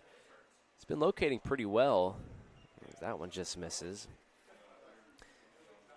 I mean, only 1 walk. You know, as a pitcher, you want to hit your spots and, you know, obviously get as many outs as possible. But when it's just a hitting barrage as it has been today. Sometimes you just got to tip your cap, as there's another one right back up the box for a base hit. And there's Drew Skinner with his second hit. He's 2 for 3. 13 hits now for the Cougars. In a sport where you make out 7 out of 10 times, you're a Hall of Famer, sometimes you can live with this kind of result. Obviously, it's not the result that Jormend would like. But Averett's been on the nose. They've been hitting the ball hard. They've been hitting it where it's pitched. And sometimes that's all you can do on behalf of Jormend. But the only one walk, is this one's going to be hit back up the middle. It's a tailor-made double play. Flip from Sanderson all the way to first in time. A beauty of a double play there. 4-6-3. Sanderson, Miller, and Wilkinson retire the side, and that'll do it. Bottom of the 5th. That'll send us to the top of the 6th inning, and the Cougars lead 6-1.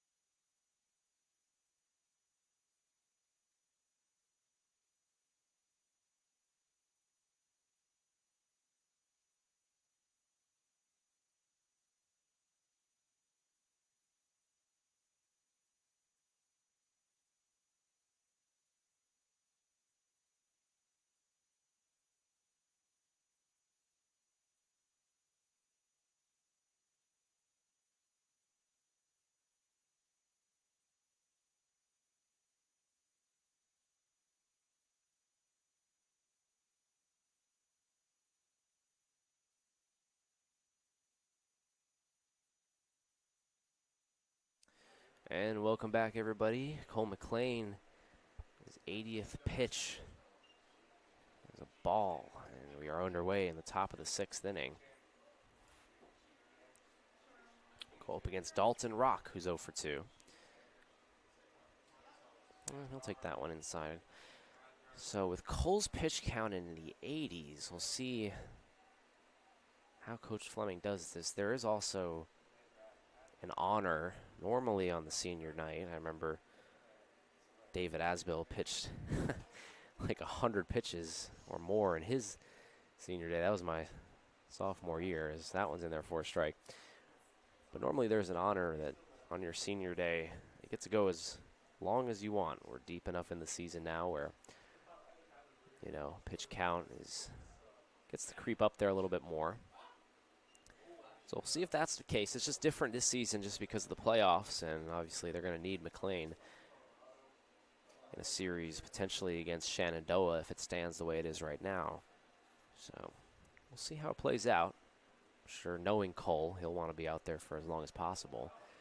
Here's a 2-2 pitch that's lined into left field, down for a base hit, rounding first, but holding is Dalton Rock, and he gets his first single of the day. 7 hits now for the Royals. Send up Kabam Ban. Got to be one of the coolest names in the ODAC, right? Kabam Ban, that's sick. Runner at first base here with nobody out, and Kabam Ban gets hit. So first and second here with nobody out. Things get a little bit more interesting.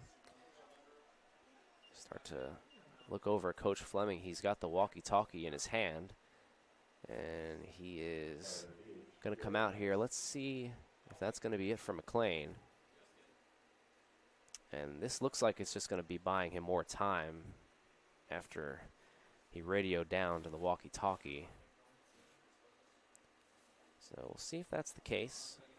Cole McLean has been excellent so far. He's got 2 runners on, though, and nobody out, and the bullpen starts to get hot. So Coach Fleming here talking with his senior pitcher, Cole McLean, giving him a little bit of time, but more importantly, giving more time in the bullpen. McLean cracks a smile.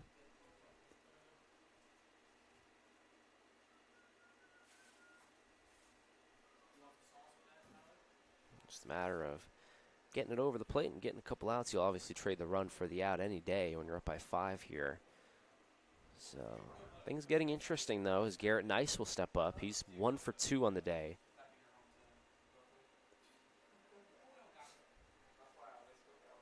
Corners are going to play in. I can't imagine that they would bunt here, and they are. I disagree with that, honestly. I know there's nobody out, but you're down by 5 runs. I just don't necessarily agree with that, as Garrett Nice fouls it back, and it's 0-1. See if he squares again. Got Testerman and Barry both creeping in at first and third. Not squaring, and now he'll take it for a strike, and it's 0-2.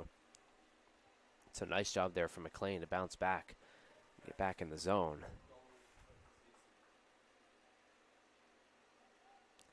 No balls and 2 strikes. Let's see what McLean does here. Whoa, big cut there from Nice, but fouls it straight back.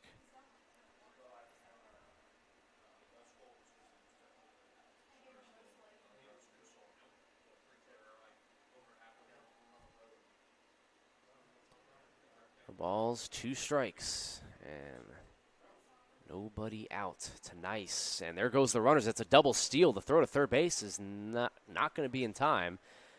And so both runners advance on the double steal. Yeah. And so it's 1-2 here to Garrett Nice. A chance to pull EMU within 3 if he's able to get one in the outfield. See if he can do it. Big pitch here. And he checks swings, and he got him. Nice pitch there from McLean. He's throwing swords all over the place. Feel like we're in Star Wars. So there's 1 out here. Big strikeout there from McLean, his 5th of the day. Send up Dylan Hall, who's 0 for 2. EMU needs a base hit here. Try to get back into this game right now. Currently down by 5, but 2 runners in scoring position. As this one's going to be hitting towards left center field. Coming in is McCabe. He's going to have to dive, but he can't get it. It falls. That's going to score a run. The runner at second had to hold, so only 1 run will score. It's an RBI and a base hit for Dylan Hall. And it's 6-2 now.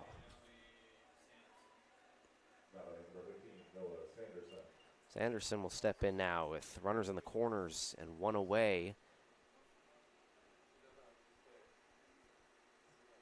Cole McLean working his final few batters here of his Averett career at home here at Owen Fulton Field.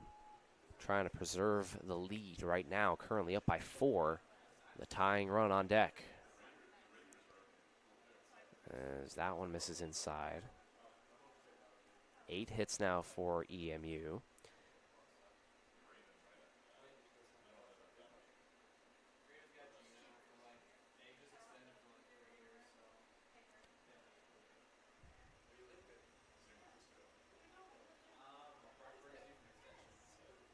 Senior delivers. It's fouled back. Sanderstrom up at the plate right now, 1 for 2, and on deck is the leadoff hitter, Nick Arnold. So an important out right here. Sanderson looking to get on base and score another run. A steal as Sanderson lines this one towards right field. That's going to get down past Ziske and all the way over towards the wall. That's going to score 1, rounding third and heading towards home and scoring 2. It's a 2-run double for Noah Sanderson. Wow. And the Averett lead now is cut to 2. A big 4-run inning here for EMU. And they're not done just yet. The lineup will turn over here to Nick Arnold. How about the 9-hole hitter, Noah Sanderson, coming in clutch with a big hit. So Cole McLean will exit here with a runner at second base that he'll be responsible for. We'll see who comes in. It's going to have a sour end to what was a very good start for Cole McLean on his senior day. Cole McLean exits. Terrific career on the mound here at Averett. They're going to need him in the playoffs. But McLean comes out here in the top of the sixth with 1 out and a runner at second base. And it's going to be Will Green looking to hold the line for Averett. So McLean exits, and we will head to a break. Cougars up 6-4.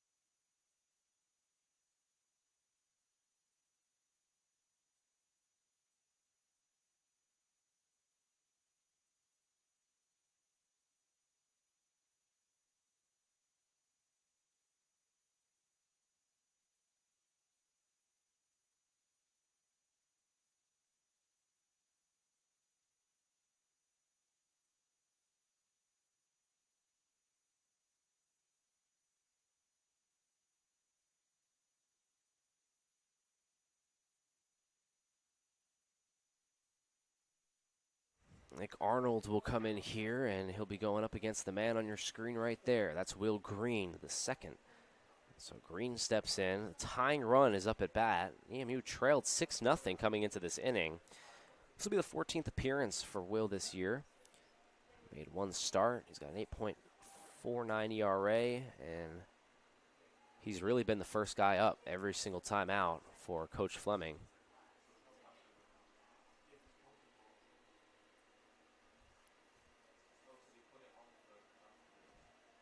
Will has pitched 11 innings this season, 11 2/3 to be exact. He's got a runner at second base. That's Sanderson. And we'll pick off attempt over there at second, but nothing doing.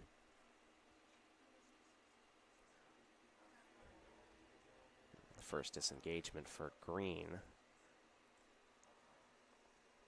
See if he can hold the line right here. EMU's got the tying run up.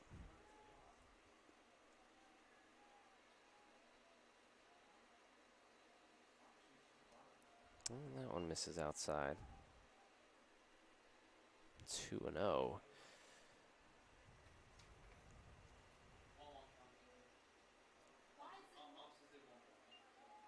1-1.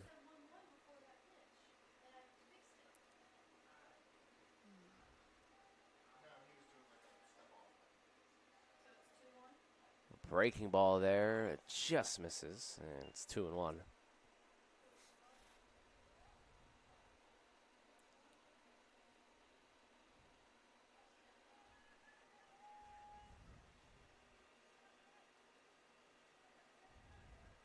Waiting on deck is Aiden Miller. And there goes the runner, Sanderson. The throw is not going to be made. So it's another stolen base, and EMU has had plenty of success so far today stealing bases. They ran a double steal earlier in the inning. I got to calculate it up, but that's got to be at least 3 or 4 stolen bases today. P-Rob did throw somebody out earlier in the game, so. And that one misses high for ball 4, and so now EMU's going to get the go-ahead run up at the plate here.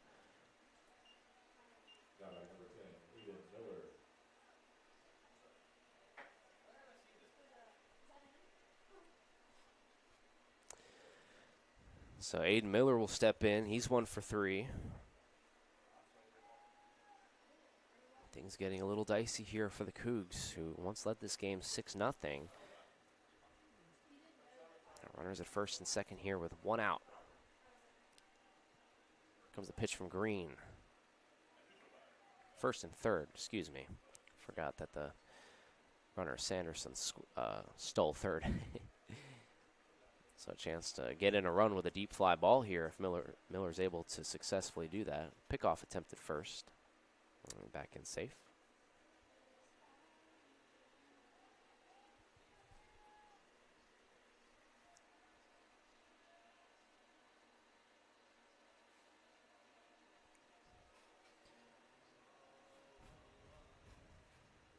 Whoa, that's an interesting cut there.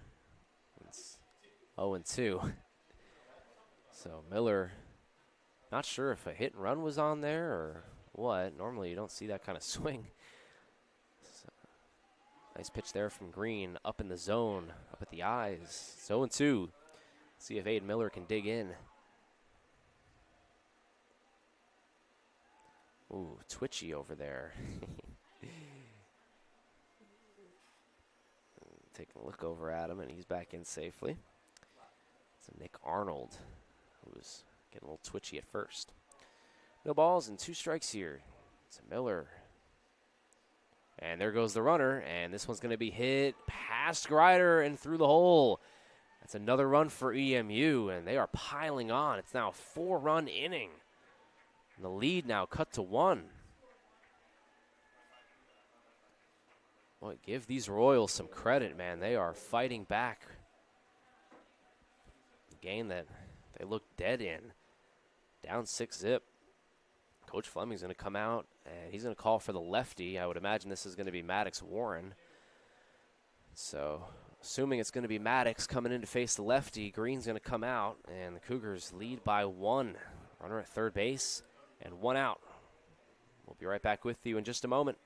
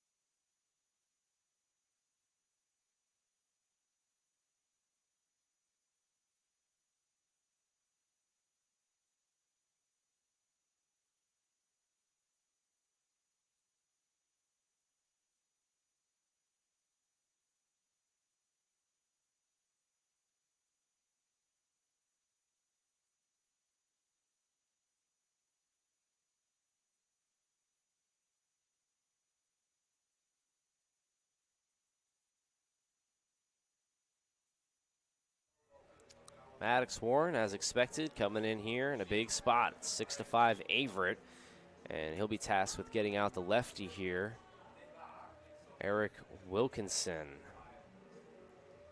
So see if Maddox is able to do it. This will be his 14th appearance out of the pen. 5.59 ERA and 19 1/3 innings work. 9 strikeouts this season, and opponents are only hitting .250 off him. He's been a big bright spot out of that bullpen for the Cougs this season. The freshman pitcher, 6'3", 215.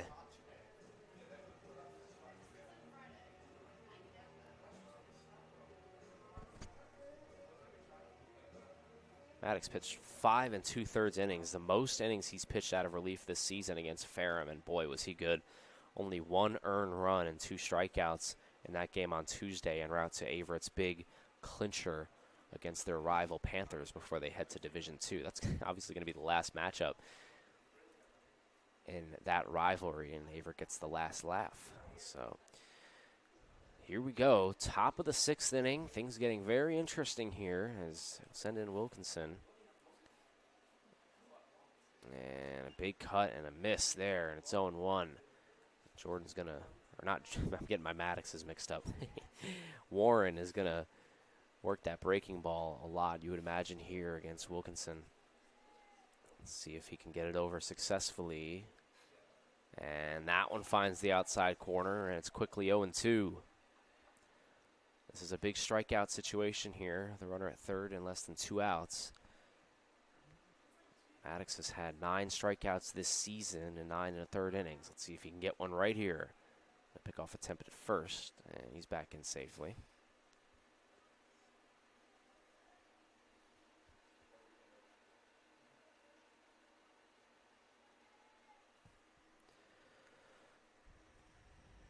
No balls and 2 strikes, and there goes the runner. The pitch is going to be swung on and fouled back. Would have easily been safe, but of course with 2 strikes, got to try to protect the plate.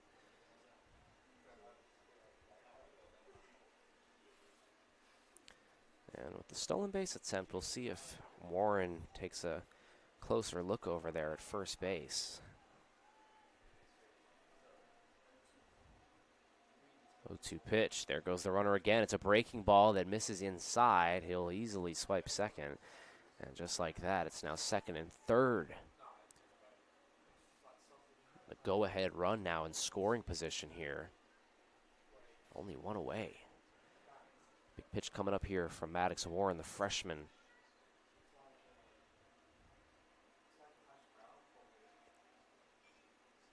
That one fouled back, and we'll do 1-2 all over again.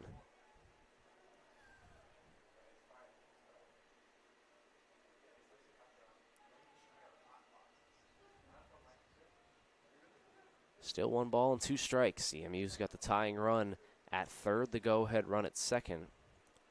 And only 1 away. Good breaking ball there, just 2 outside for Wilkinson to offer at. Wilkinson's 2 for 2 with an RBI and a walk. He's been on base all 3 times so far today. Waiting on deck is Daniel McGinnis, who's 0 for 3, but currently the leader in batting average for the Royals. Comes the pitch. This one's going to be hit towards shallow center. I don't know if they'll run on Williams. He's got a cannon, and they will not run. Oh, it's a delayed. He's going to go right back over to third, though. Sanderson tried to fake out Williams there. Now there's 2 gone. Nice work there from Maddox Warren to get that big lefty out. It's a big pitch. So now 2 gone, and he'll send up Daniel McGinnis. And he has had a rough day so far. He struck out twice. Hitless so far up to this point, but a chance to give his boys the lead if he's able to come up clutch.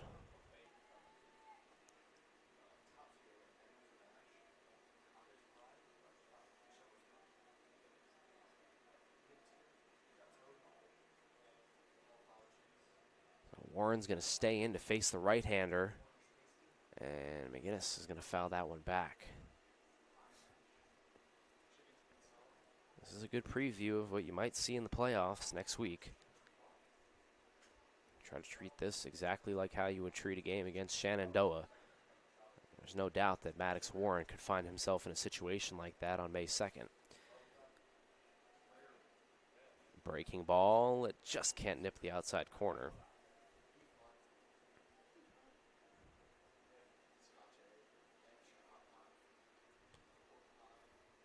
Long inning here for Averett. 3 pitchers have taken the mound.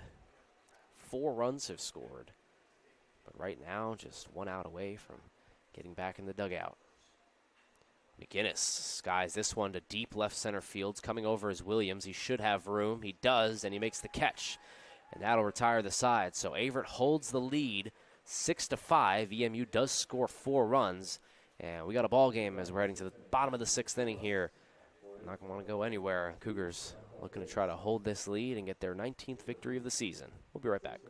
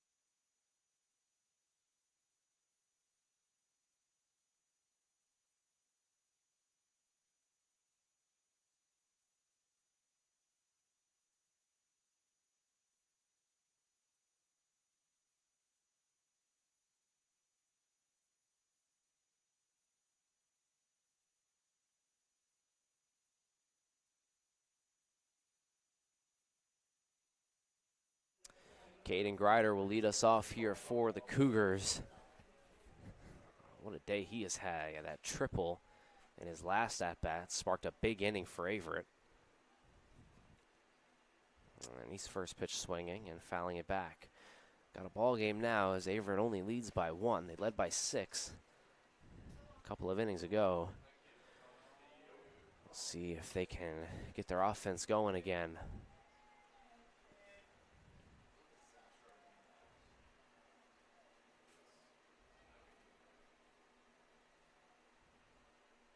Grider hits this one down the line. That's going to get down for a fair ball. He's going to round first and head towards second for a double, and he's going to get in standing. Caden Grider, triple in his last at-bat, double in this at-bat, and he is scorching hot as Averett has a runner in scoring position here to start the bottom of the 6th. Now batting for the Cougars, number 27, Kevin Ziske. And it'll send up Big Kevo here, Kevin Ziske. Going to drive in yet another Averett run.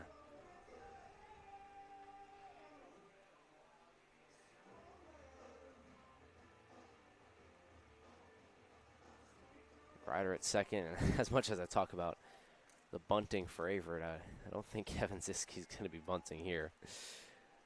We'll see. Third base does creep in.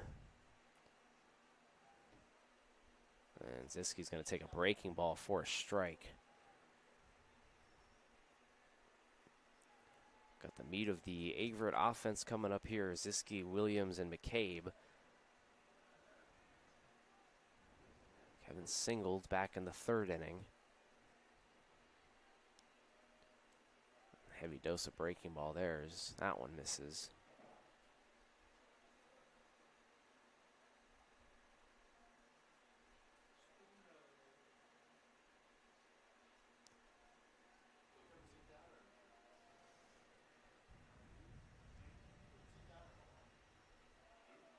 And Ziske takes outside for ball 2, and so getting ahead in the count here.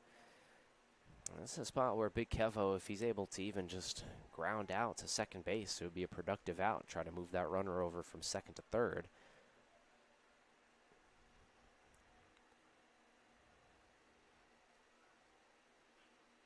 Ziske skies that one foul.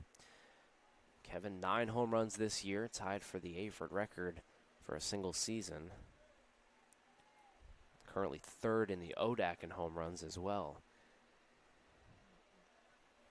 No bigger home run than a couple weeks ago against Lynchburg, that walk-off to left field.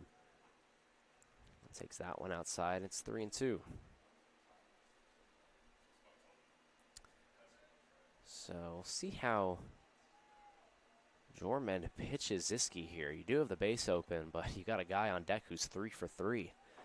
So got to imagine you got to try to throw Kevin a strike. Let's see if he does.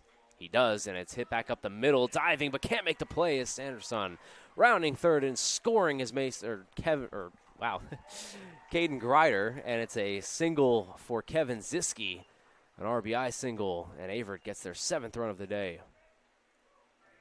Nice work there from Kevin, bringing that one back up the box. Sanderson made a good play to try to keep it in front, but he couldn't do so. And Big Kevo's on base with yet another hit, 2nd of the day. Bring up Mason Williams, who has been the hottest hitter in the Averett lineup so far today. As I mentioned, he's 3 for 3. He's got 2 RBIs. He's been on base every time he's been up. And in typical Averett fashion, he's going to sacrifice himself and send Ziske over to second base. So productive out there for Williams. Selflessness showing again.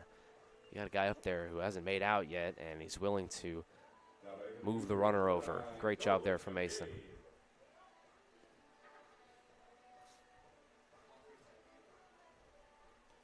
"15 hits on the day for the Cougars. And McCabe, who sacrificed himself in his last at-bat, will now get a chance to swing away. He's 2 for 2 for the sacrifice bunt so far.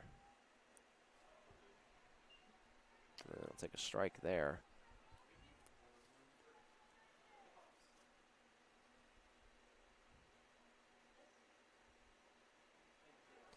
Ziske at second, McCabe at the plate. Waiting on deck is Trevor Testerman. He hit a 3-run homer in his last at-bat. And McCabe flies this one to right center field. Rock ranges over. Tagging is Ziske. He's going to try to stretch it over to third, and he'll be in there safely. So it's a sacrifice fly for Nolan McCabe. Ziske moves over to third base, and now there's 2 gone for Trevor Testerman.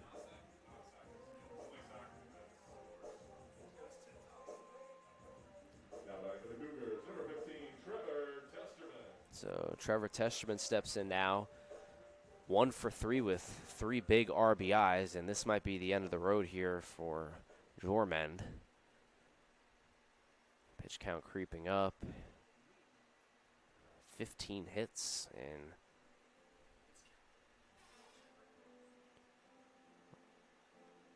5 2/3 innings work. Let's see. Bullpen is hot. They got a right-hander up and moving around. They're going to stick with him, though, and this has been their workhorse this season. He's pitched over 60 innings. A guy that just goes out.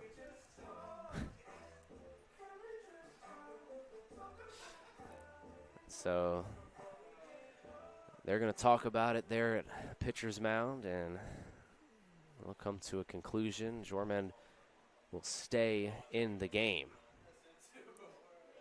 One of the leaders in the ODAC in innings pitched this season. He's going to try to get one more king-sized out. He's got Trevor Testerman, who homered against him in his last at-bat. And Testerman fouls that one back.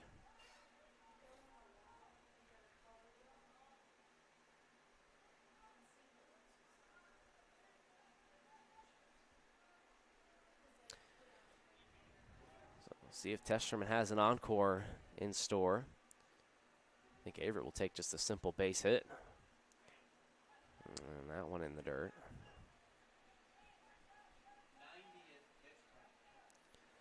This will be Jormand's 90th pitch. Trying to get through the 6th inning.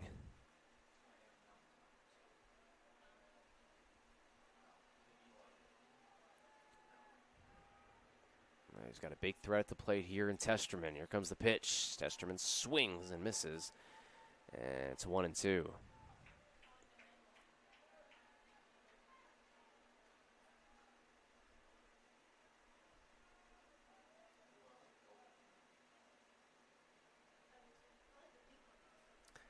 One ball and 2 strikes here to Trevor Testerman.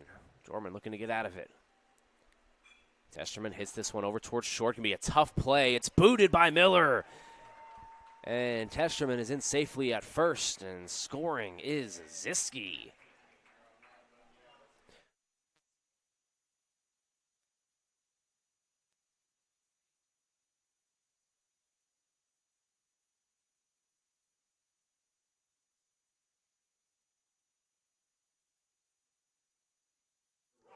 Send up Preston Robbins here. Robbins with Testerman at first.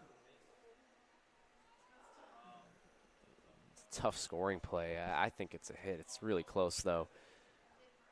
I don't know if Miller was going to be able to throw out Testerman. First pitch swinging here by Robbins. It's popped up. Coming over is Cabanban, and he makes the catch, and that will retire the side. Averett does score a couple runs, though. They get their lead up to 3 as they head into the top of the 7th inning here. We will be right back with you on the Averett Sports Network. Don't touch that remote.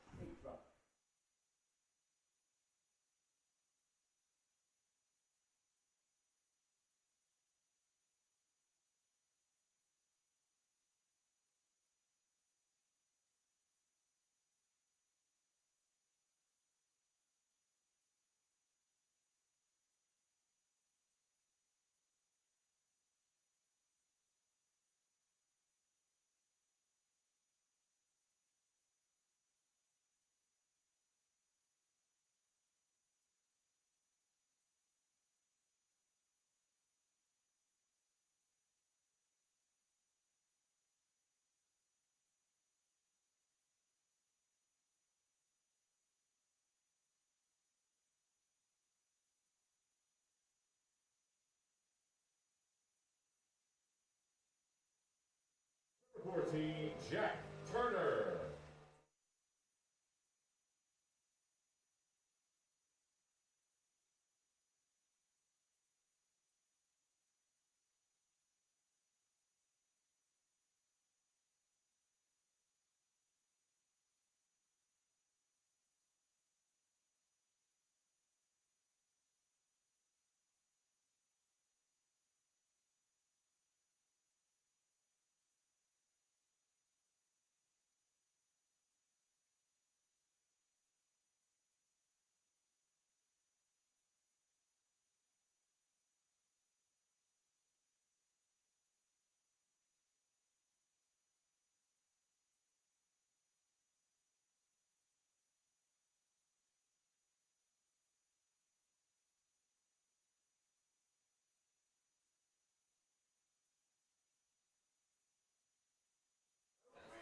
Top of the 7th action here as the throw down into the arms of Trevor Testerman. Testerman giving him a little bit of a stern talking.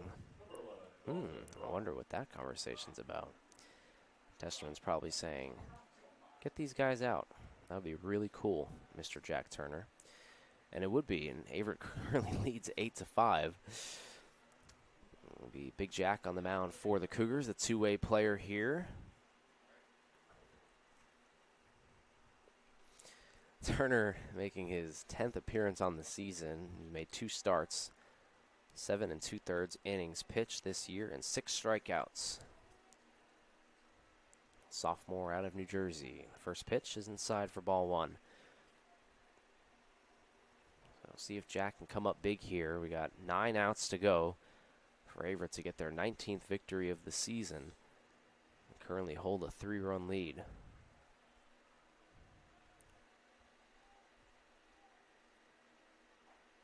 And Turner misses inside. Check over at first, but they'll say he did not go.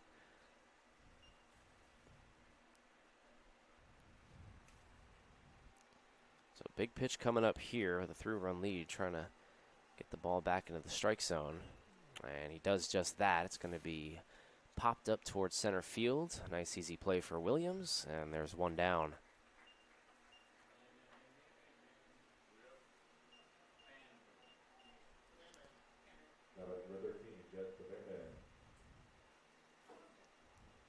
Jack has been really good in relief this season. He struggled in his start against Guilford, went 1 inning and gave up 5 runs, but outside of that start, he's been pretty solid for the Cougars out of the bullpen this season. And this one's going to be grounded over towards short. Nice easy hop for Grider. Throws it over to first, and making the catch there is Barry for the 2nd out. Nice play there from JC.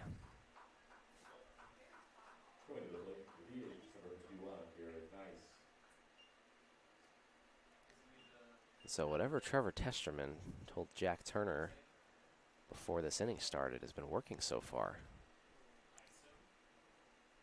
Trevor Testerman, not only football player and baseball player, but apparently a therapist as well.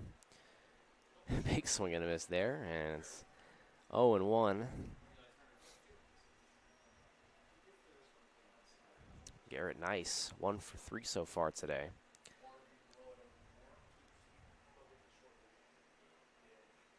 And Nice fouls that one back, and he's quickly behind 0-2. And so Turner moving fast here in this top of the 7th.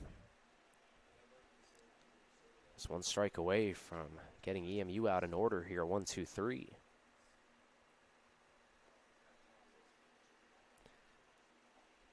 And a nice 0-2 pitch there.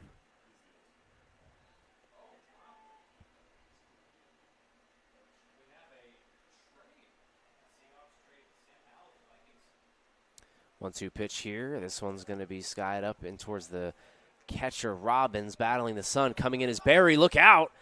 And Robbins made the catch. My goodness. And that will retire the side. Nice easy out there for the Cougars. It's stretch time here in Danville. Averett leads 8-5 as we head to the bottom of the 7th. Take me out to the ball game.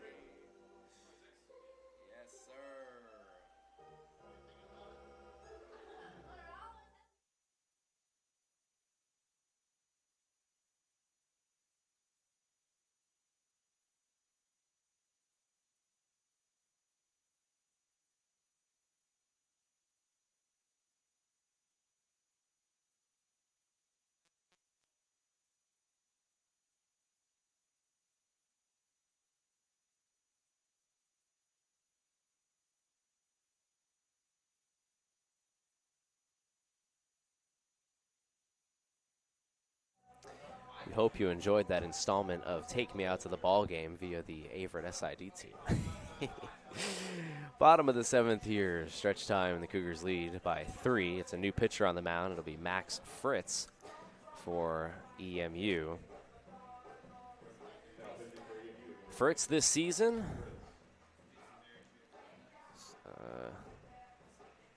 ninth appearance on the year, 4 starts, this one out of the bullpen. 8.53 ERA and 19 exact innings of work. 11 strikeouts, but he's battled the walk issue. 16 walks in 19 innings, and opponents are batting .312 off of him. And so, see if Averett can get on base. Fritz has struggled with the walks. See if he can get over the strike zone here. Cougars lead by 3. It'll be J.C. Berry out there to take on Fritz.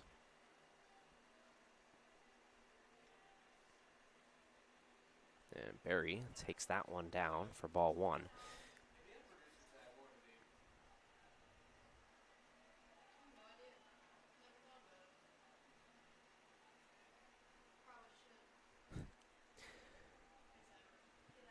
Berry swings and fouls that one back.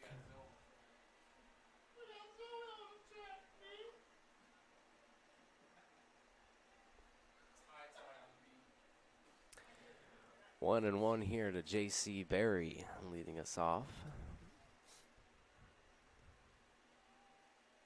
And Berry swings and hits this one towards center field. That's going to get down in front of Hall for a base hit. So J.C. leads us off with a single. And the Cougars have a runner on with nobody out. Babe.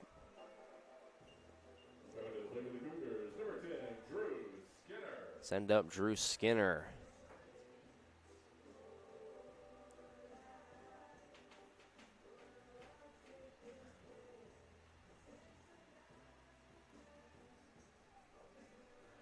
Taking a look at the ODAC and what's going on around the league. Currently, Lynchburg leads Shenandoah 8-0. That's Shenandoah, and that obviously has implications for Averett. And you talk about the standings. Averett would play Shenandoah if everything held intact. Shenandoah can drop to the number 4 spot. That is if Randolph-Macon wins. Randolph-Macon's playing Guilford right now, and currently score in that game is 7-1 Randolph-Macon. So right now, as it stands, Randolph-Macon would jump Shenandoah, and that could potentially be Averett's new matchup in the first round. So definitely something to keep an eye on. As this one's going to be hit towards left field, but right at the left fielder McGinnis. And there's one down. Another thing to also think about that when you're talking about the scores is that one Guilford loss would secure a top 7 spot for Averett. So if Guilford continues to lose to Randolph, which they're right now in the bottom of the 7th, and Randolph leads that one 7-2. If that stands, Averett would secure a top 7 seed. They can't drop down to 8.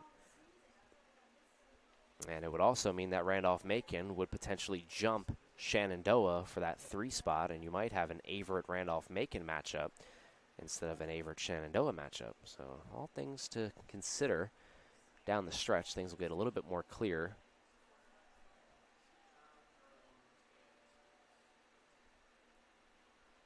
Romano takes that one down low for a ball. It's 2-0.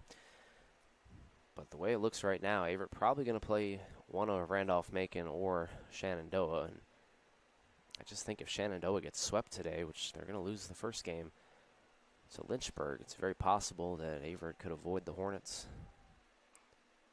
This one's capped out towards the pitcher's mound, and nice play there from Fritz. Moves the runner over to second base, but a funky-looking play there. There's 2 down.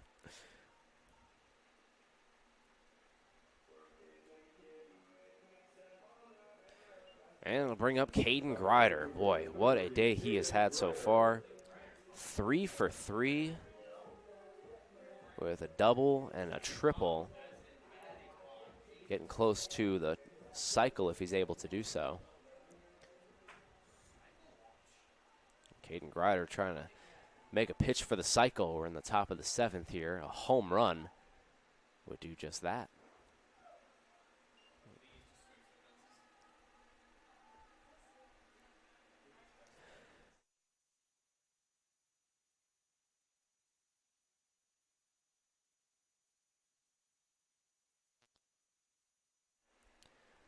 So Grider swings and misses at that one. Grider is a home run away from the cycle, single, double, and tripled. And that triple he hit was off of the wall. I really thought that one was going to get out. So see if Caden can complete it here. It'll be quite the final homestand for him. It's not going to happen right here, though. Swings through that one, and that will retire the side. Top of the 8th here. The Cougars up by 3, needing 6 outs.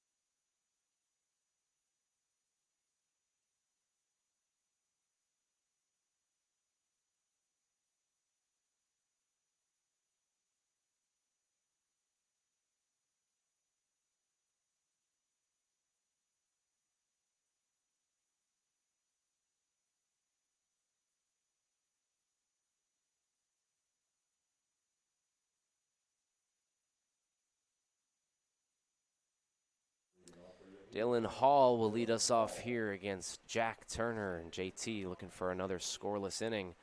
Had a beauty of a one in the top of the 7th. Let's see if he can do it again.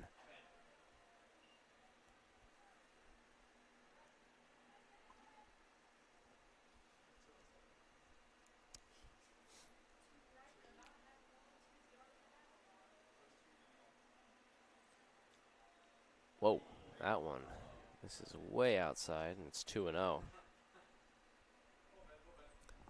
So Turner, it's interesting though. Turner started 2-0 in his first batter of the last inning and was able to settle in. Let's see if he can do the same right here.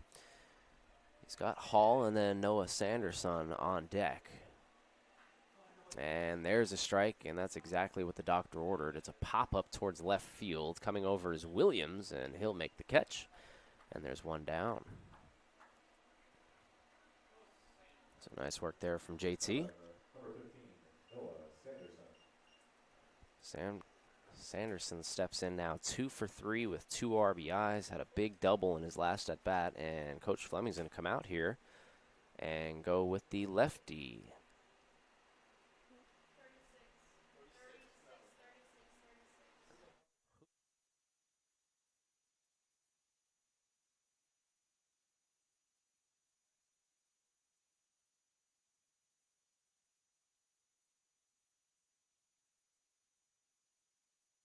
It's going to be Preston Corbett coming out here for the Cougars to make his first appearance on the year, I think. I'll double check that for you in just a moment. But Preston has pitched in a game earlier this season. This is his second appearance on the year. The freshman from Richmond, Virginia, coming in here. He pitched an inning against Greensboro. 1 inning, gave up 2 runs. So he'll be coming in here in a big spot to get the lefty. Big moment here for Preston Corbin, freshman. So we'll see how he operates this. We're going to have Noah Sanderson coming up, left-handed hitter, and Coach Fleming coming in with the lefty here in a big spot wearing number 36. So we'll see if Preston can firing some strikes here. Big moment for the freshman late in the season against EMU. We'll be right back.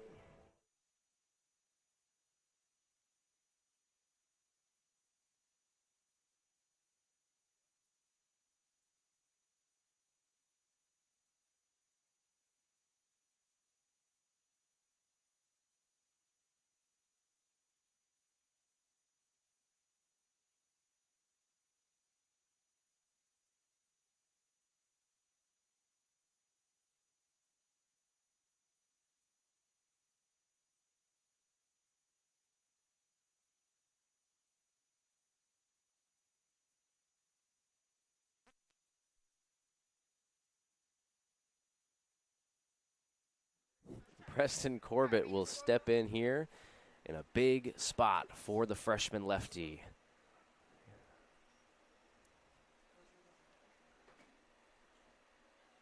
So here we go. He'll face off against Noah Sanderson, and first pitch will be in the dirt for ball one. Corbin, freshman out of Richmond, Virginia, making his second appearance of his college career. As we mentioned before, he appeared in a game earlier in the season against Greensboro. Whoa, that one is hit deep towards right field. Coming back is Kevin, and he makes the catch. So nice play there from Kevin Ziske, and nice work there from Corbin to get the second out of the inning. Bring in Nick Arnold here. Just love seeing a guy get a chance here late in the season and getting a big out, and that's exactly what Preston Corbin did his job. The freshman comes in, does a job, gets celebrated by his teammates, and that is exactly what you're asked to do as a left-hander. So good job there from Preston Corbin. He will jog off of the mound, and he did his job. He'll be celebrated by his teammates. Nice work from the freshman to come in and get the big out. Call to the bullpen here. We'll get who that is for you in just a moment. Looks like it's going to be number 8, Cade Sabin. Cade Sabin will be coming in here to pitch for the Cougars. So we'll be right back with you in just a moment.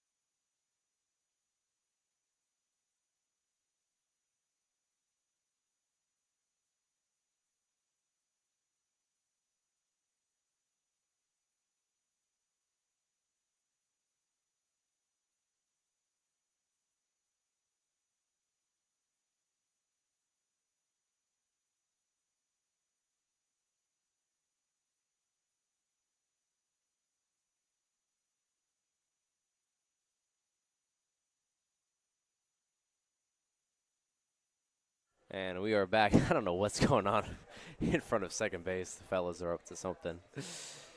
Oh, those guys. All right, we are back into it here. It's going to be Cade Sabin on the mound for Averett as the clouds come over Owen Fulton Field here and the sun completely disappears. Sabin comes in. He's got 2 outs, nobody on, and a 3-run lead. Looking to get one more out and get the boys back into the dugout. A little update for you. Greensboro has scored 3 runs in the bottom of the 7th.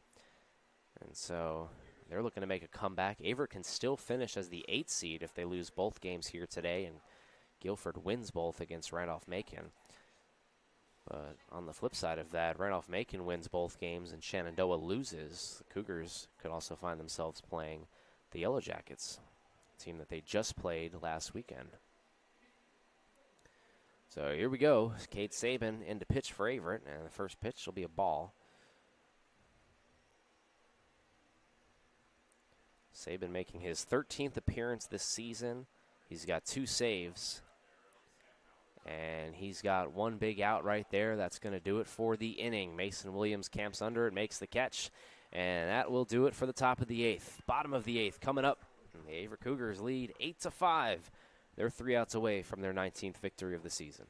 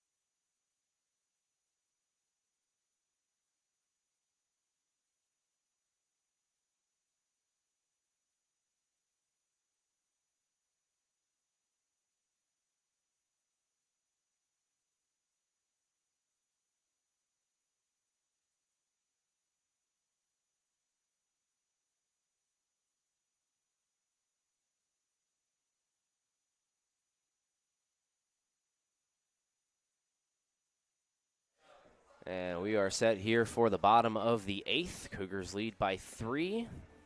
Flirting with their 19th victory of the season. It'll be Big Kevo up there at the plate.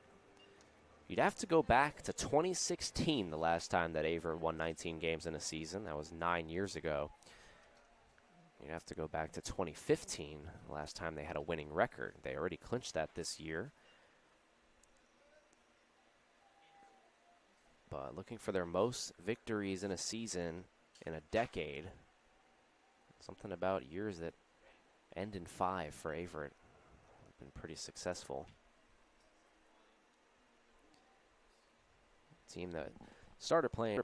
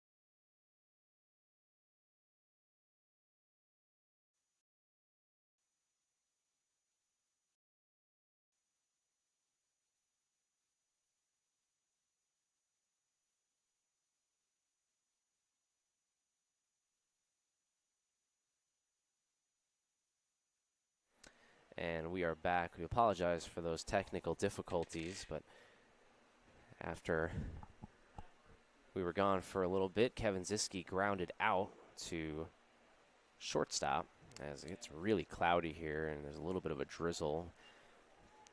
I'll be opening my weather app for you guys and play weatherman here for a second. There's going to be some showers, 46% and then 55% at 4. So hopefully we'll be able to get this second game off. Right now, the way it looks, it is looking pretty gnarly out there. You probably see it on your TV screen back at home. It's pretty dark on the cameras, and that's pretty much how it looks right here. So But there is one out, and Mason Williams is at the plate. And he'll sky this one towards shallow left. Coming over is the shortstop Miller, and he makes the catch. There's two gone.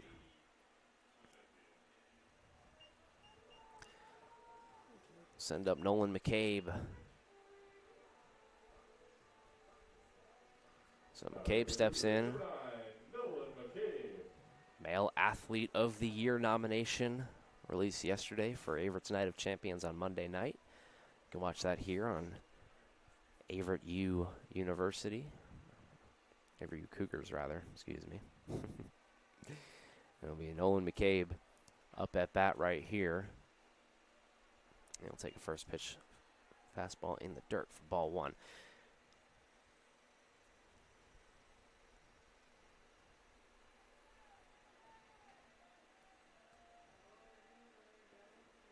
Max Fritz still out there on the bump for EMU.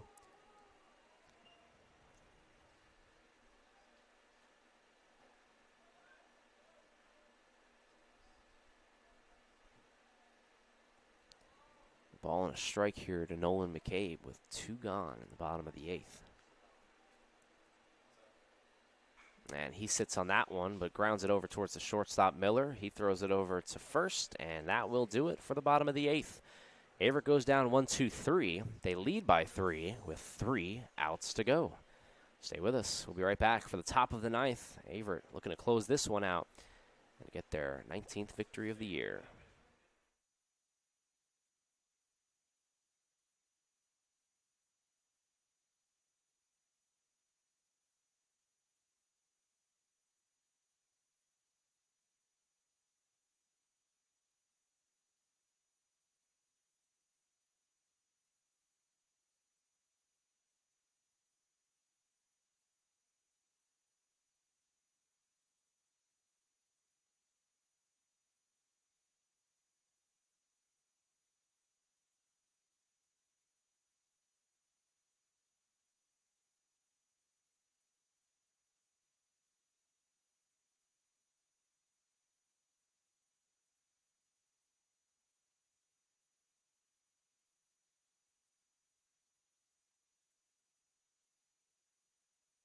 Cade Saban back on the mound for Averett as we head into the top of the ninth, and the Cougars need 3 outs for victory here.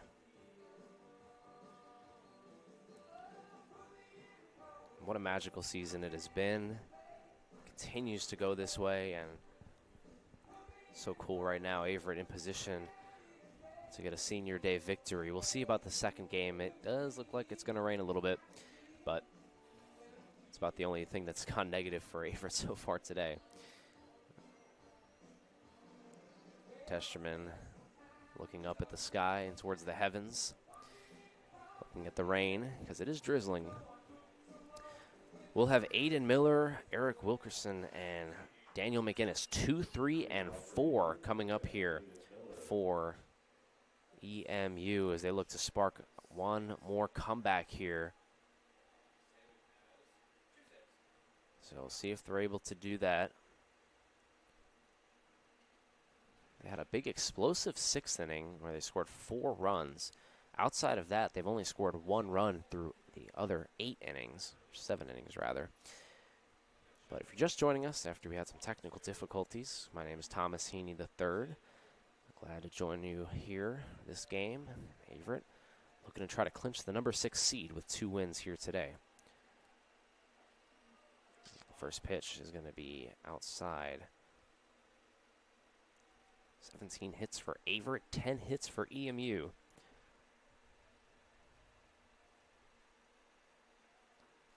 Nice pitch there from Saban on the outside corner, and it's 1-1. Miller's 2 for 4 today with an RBI. Trying to get on base right here. He's got a couple of stolen bases as well. This one's going to be hit. Tapped over towards short. Grider going to be a tough play. Throw over to first. Oh, my goodness. What a stretch there from J.C. Berry. Stretch those hammies out, kid. My goodness. There's one away. Berry robs an out. What a play there from JC, doing it all. Catcher slash DH slash first baseman. Coming up clutch there and robbing Miller of an infield single.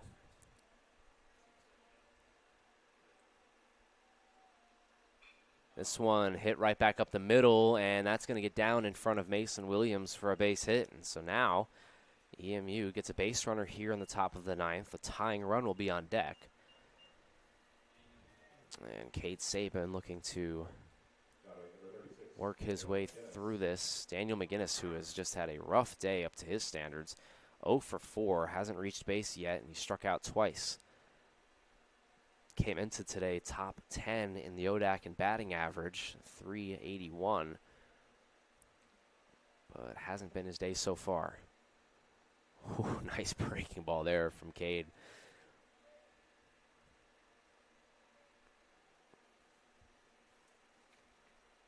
Waiting on deck is Dalton Rock. As the sun peeks back out here at Owen Fulton Field. And it's 0-2.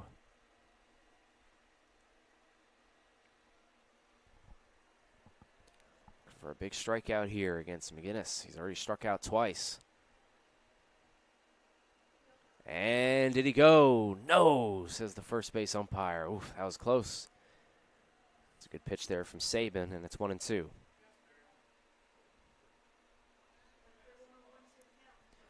They started off with Cole McClain pitching 5 scoreless innings, ran into some trouble in the 6th, but still in line for the win if Saban's able to close this one out. McGinnis skies this one over in foul ground. In comes Barry, and he runs out of room and falls to the ground. J.C. Barry putting his body out on the line in this inning with a huge stretch earlier. And right there, running into the fence at first base and having to regather himself.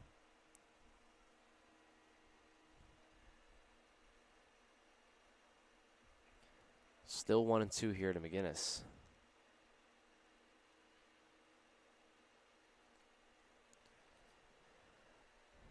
EMU needs one more base runner to get the tying run up to bat. The 1-2 pitch is just outside. 2-2.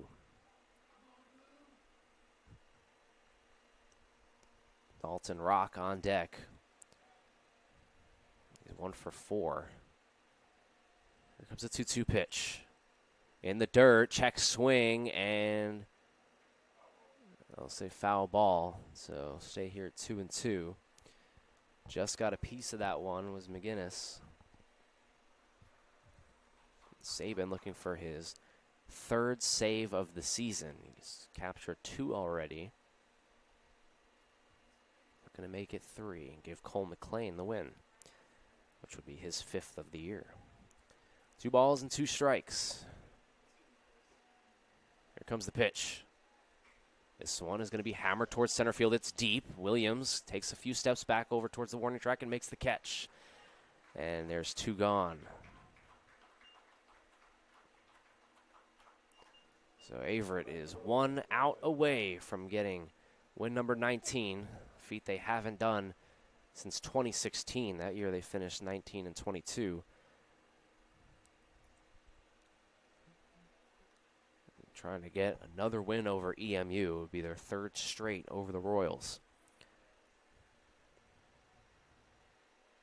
This one line over to Testerman. That's going to get through for a base hit. And rounding second and heading towards 3rd now is Wilkinson, and that will send the tying run up here for the Royals.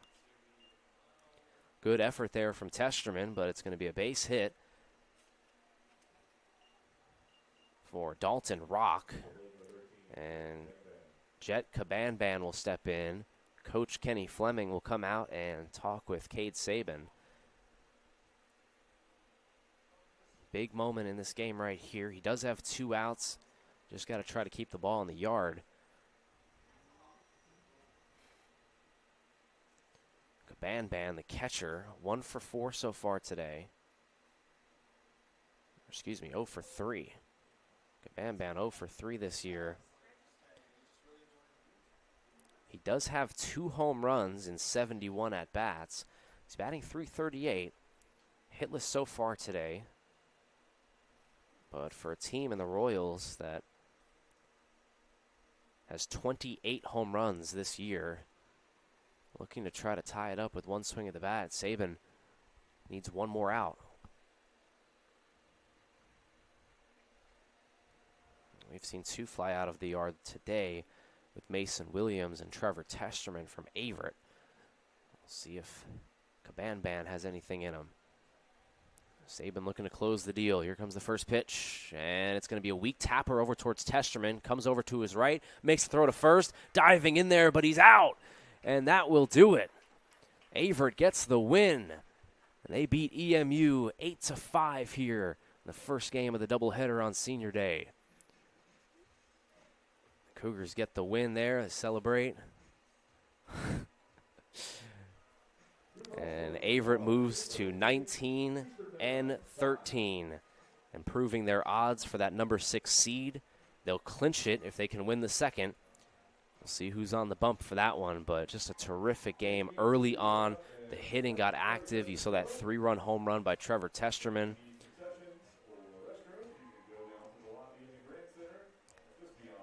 And so Averett gets the dub.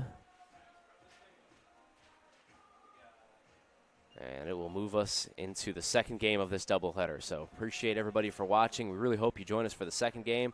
Cougars will clinch the 6th seed if they're able to get the win.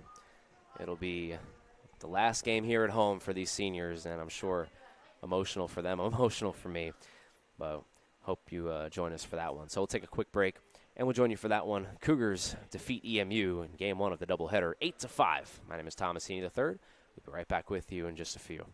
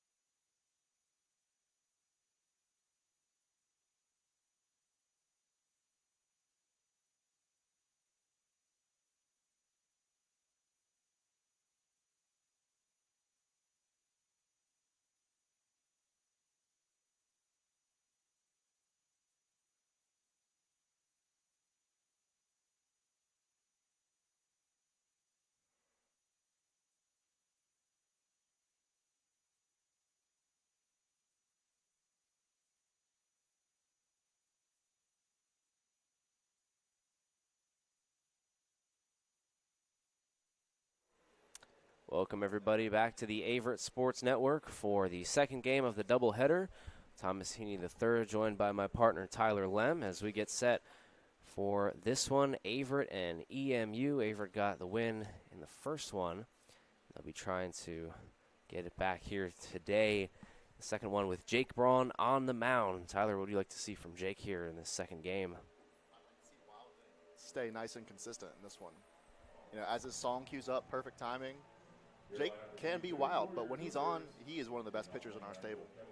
Yeah, it's pretty cool to see Jake getting the start here today, the second game. He was a starter for the first couple of years of his career and had to battle through some injuries and has moved to the bullpen, and so good to see Jake back out there for the Cougars. The defensive alignment for Averett in the infield in this one, it's going to be very different, like you said. We got a unique one today. Yeah, it's a fun one. It's Tyler Wilson at first base, and then at second base will be Maddox Jordan. Shortstop will be Caden Grieter, and then at third, it's going to be Josh Herner. And then in left field, we'll have Drew Hamlet. Center field, Ryan Toney, and then right field will be Kevin Ziske. And so,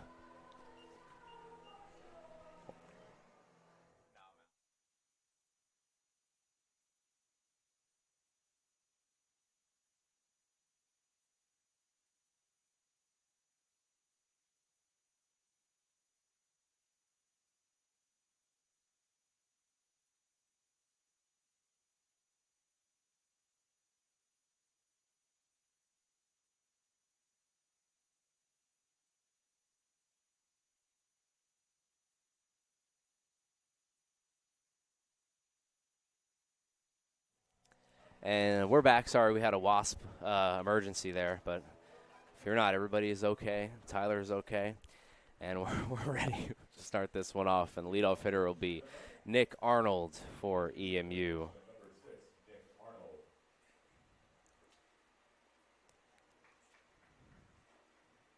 Jake Braun gets the ball here in his senior day. So good to see him back healthy and pitching well. He's had a good season this year out of the pen, one of the top guys for Coach Fleming this season.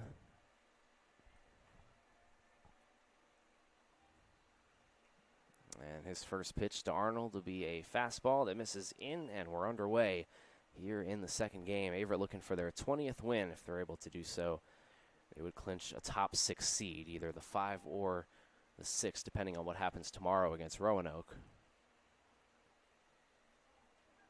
And that one misses inside as well, 2-0.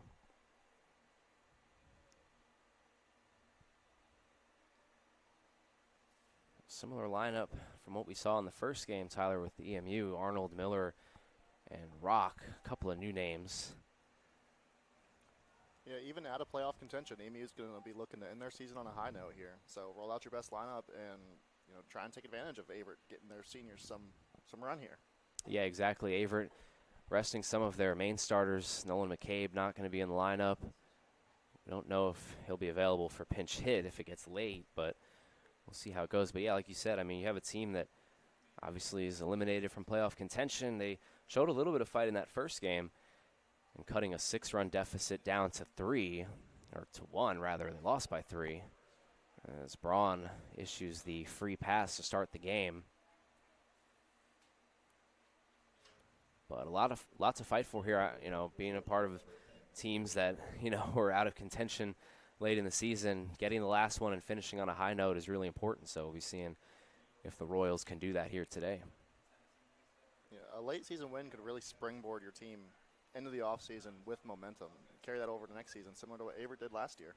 Yeah, exactly. Averett had a good end to that last season. It's good that you say that. Whoa, that throw goes over Braun's head. He's able to get some backup, but yeah, you never know late in the season trying to finish off on a high note, get something positive to look forward to as you head into the summer months, into the offseason. Trying to square and bunt here, coming in and making the grab. It's Maddox Jordan. Nice play over there by him. Or Josh Herner, rather. Excuse me. Herner coming in his first start. Able to make the play. Nice job. Real heads-up base run in there as well. The runner knowing the sack bunt's probably on. You get back there as soon as you see the ball go high. Great play. Yeah, that can be a tricky one if you're at first. So antsy to try to get on second base, but he was able to keep his eyes on the ball and retreat back safely. So now there's one away here. And we'll have the 3-hitter coming up. That's Dalton Rock. He had a really good first game.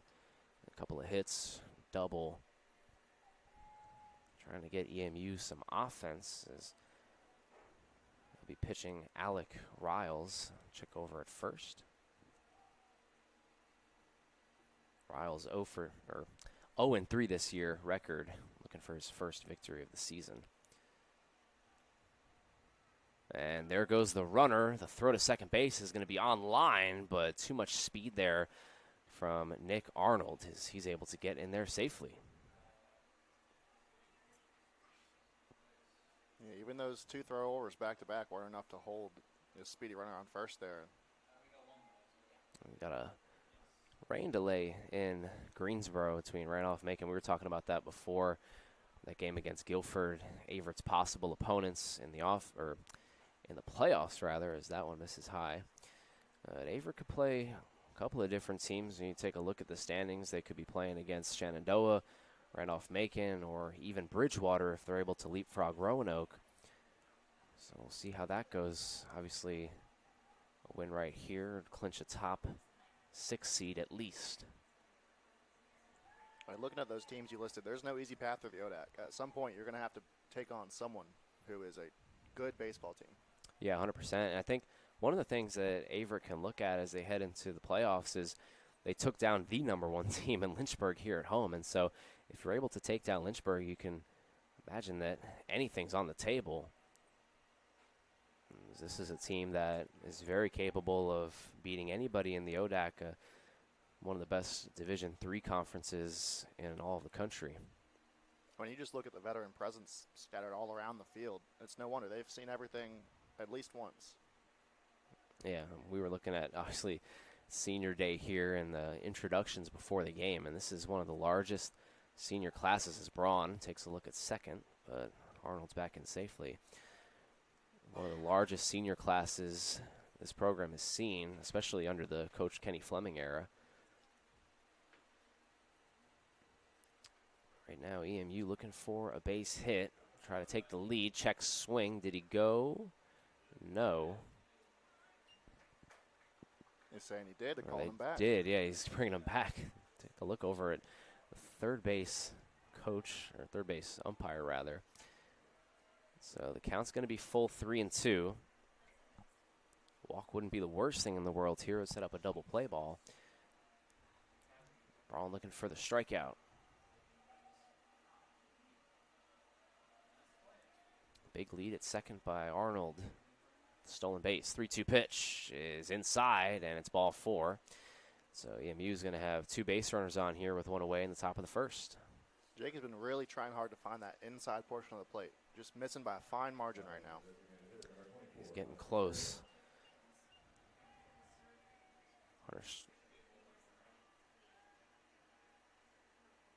Hunter Sturgeon will step in here, the lefty. Braun already with 2 walks here in the top of the first, looking to settle in here and get a couple outs. Just a ground ball away.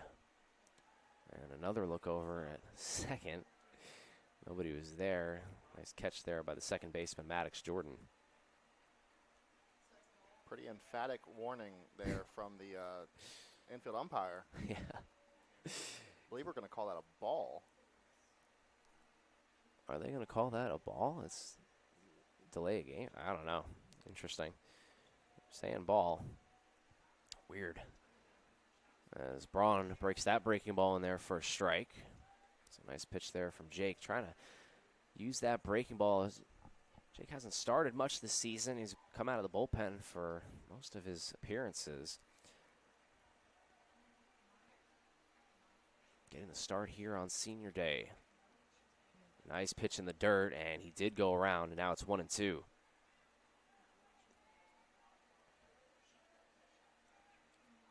big pitch coming up right here.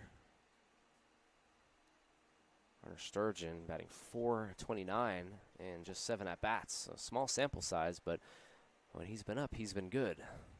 EMU needs him to be good right here to get the lead. Here comes the pitch. And yes, he did. It's a sword. And the runner's going to head towards third, and he's going to be out. Oh, my goodness.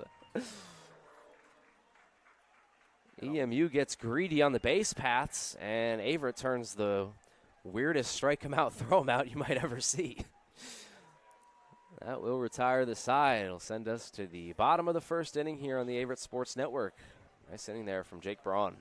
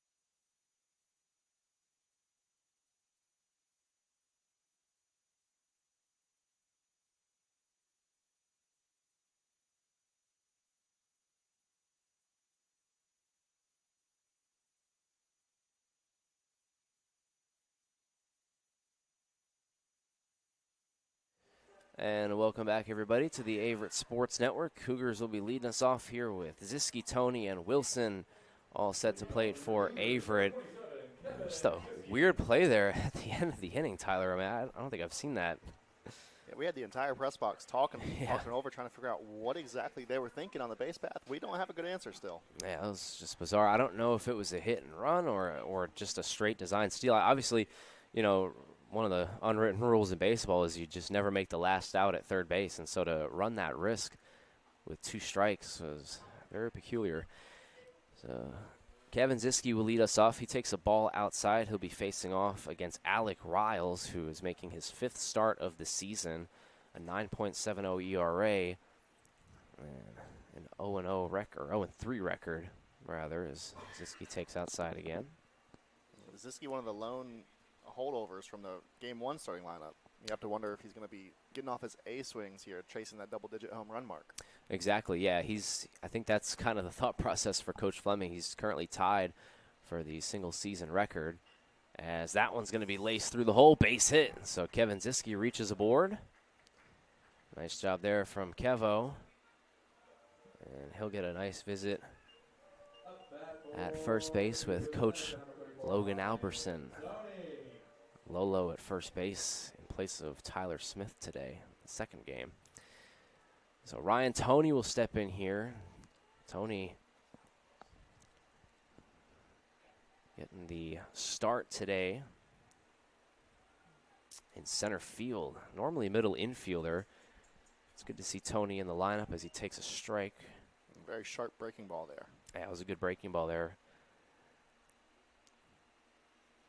And for Toney, this will be his second plate appearance on the season. He's got batting 1,000, 1 for 1 so far. And another breaking ball. That one dips too low. Ryan Toney, the junior, 5'11", 163. Just one of my favorite guys on the team. Just true good guy. Good to see him back out there in the lineup as there goes Ziski. He's going to take off, and this one's going to be hit towards center field, and he's got to get back or else it's going to be a double play. Here comes the throw to first, and he is going to get back in safely. Shortstop really tooped him out there and thinking that it was going to be a throw, but Ziski's able to get back. That had me holding my breath for a couple seconds there. I wasn't sure he was going to get back in time. He was a little lackadaisical there. Yeah, Ziski's speed was able to get him back into first base safely, thankfully. And so Send up Tyler Wilson now. Tyler Wilson, one of the seniors, celebrated today. And he'll swing at the first pitch and miss it, 0-1. Wilson has appeared in 10 games this year, 18 at-bats, 3 hits. Going to get a senior day send-off here right now as Ziske takes off again. Here comes the throw to second, and Kevin is going to be safe. And so after trying to steal the bag in the last at-bat with Tony and flying out, Ziske's able to swipe his 12th bag of the year. There should have been no question about his intentions there. Once you saw him break once, you know he's going to break again. Yeah, it's kind of interesting that pitcher Alec Riles didn't check in on Ziske. I guess wasn't bothered too much. Now an RBI opportunity here for Tyler Wilson. Affectionately called T-Willie by his teammates, looking to get his 3rd RBI on the year. And he actually came up in a big spot earlier in the year against Guilford and had an RBI to give them the lead late in that one. As that one misses in the dirt.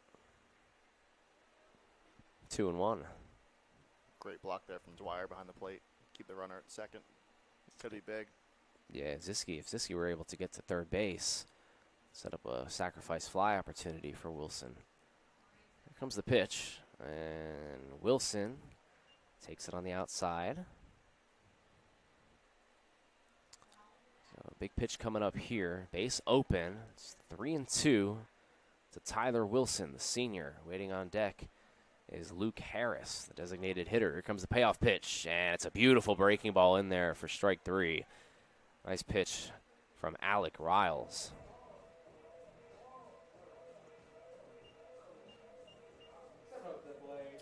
Send up Luke Harris, the designated hitter, and we got to see him pitch a little bit earlier in the season.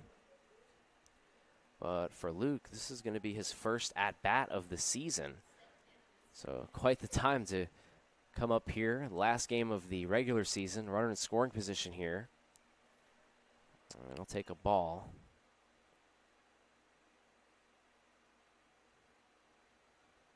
Chance for Averett to take the first lead of the game. They didn't trail at any point in the first game. Harris, big cut there, fouls it off. You can tell by his expression after that swing. He was all over it. Yeah, he just missed that. They say Tyler foul one right back. He just missed it, and it looked straight like back. Timing's good. Mm-hmm. So he's just got to time it up right here and try to send one into a gap. Comes a 1-1, and this one's going to be hit towards center field. All the way back is Pettit, and he makes the catch, and that will retire the side. So Averett strands the runner at first base. Send us to the top of the second inning here at Owen Fulton Field. Cougars all tied up.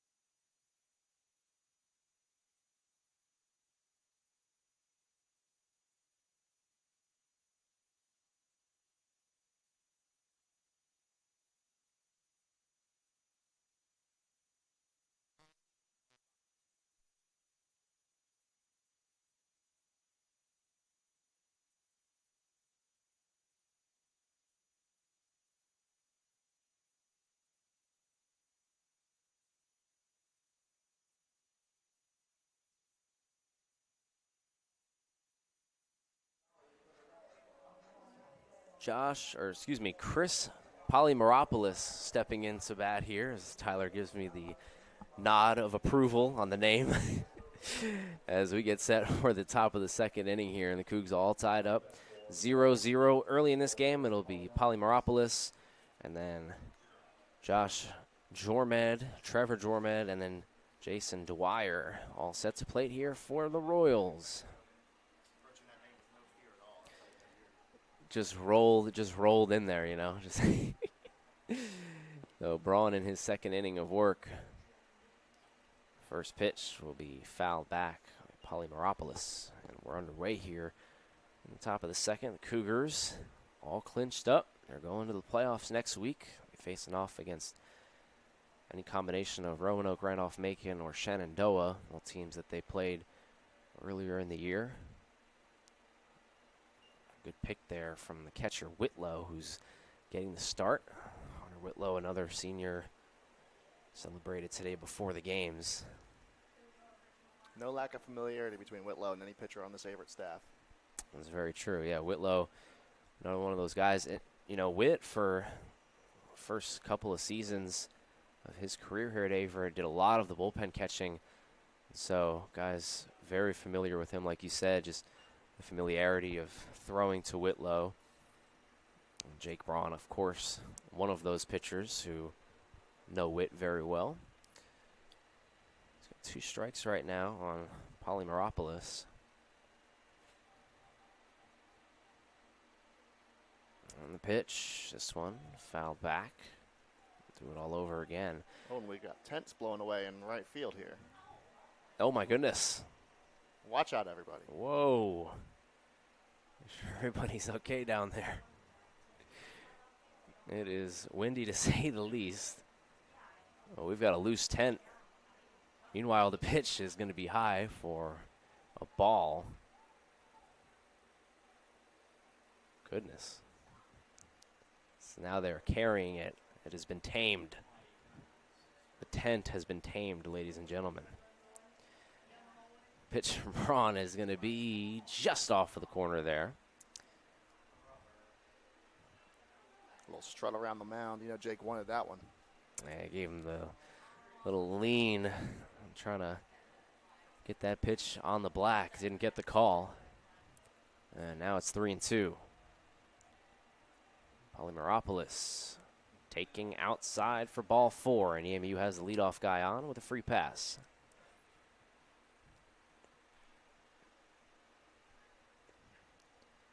Efforts continue to wrangle the tents over on the home bullpen side. It's really the only thing that hasn't gone Averett's way today has been the tent placement, the wind. But Cougars will take it. Polymeropolis at first. Foreman at the plate. On the first pitch, this one's going to be hit towards center field or second base rather, sorry. Got a weird read on that one. It's caught by the second baseman, Maddox Jordan, and there's one away.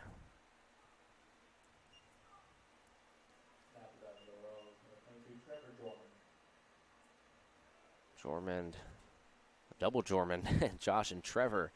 Josh just popped out to second, and now we'll get a look at Trevor. Runner at first base here and one away.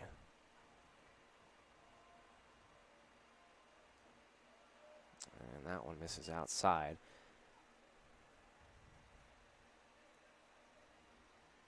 And we mentioned it, no Nolan McCabe in the lineup, no Trevor Testerman or Mason Williams. A bunch of the Averett starters out as that one gets by the catcher Whitlow and will send Polymeropolis to second base.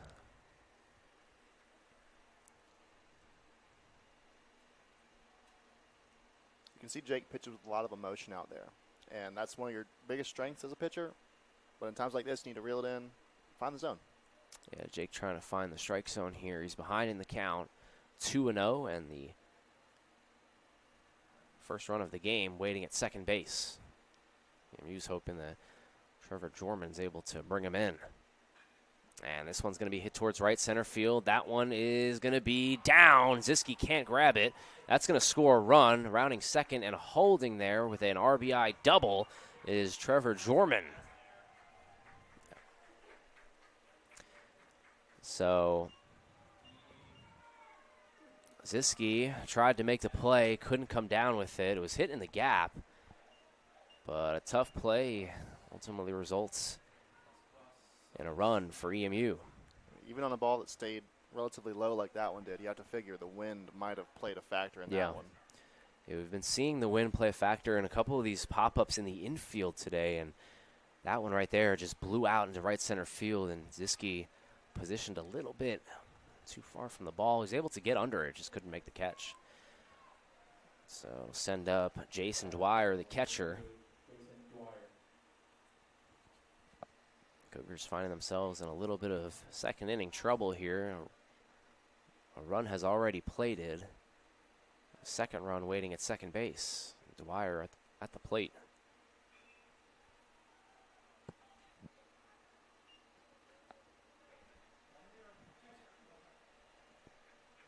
Can't see the Averett bullpen. Jake Braun being one of the top bullpen arms of the staff, although a long layoff until the playoffs, you don't want to gas him out too much here today.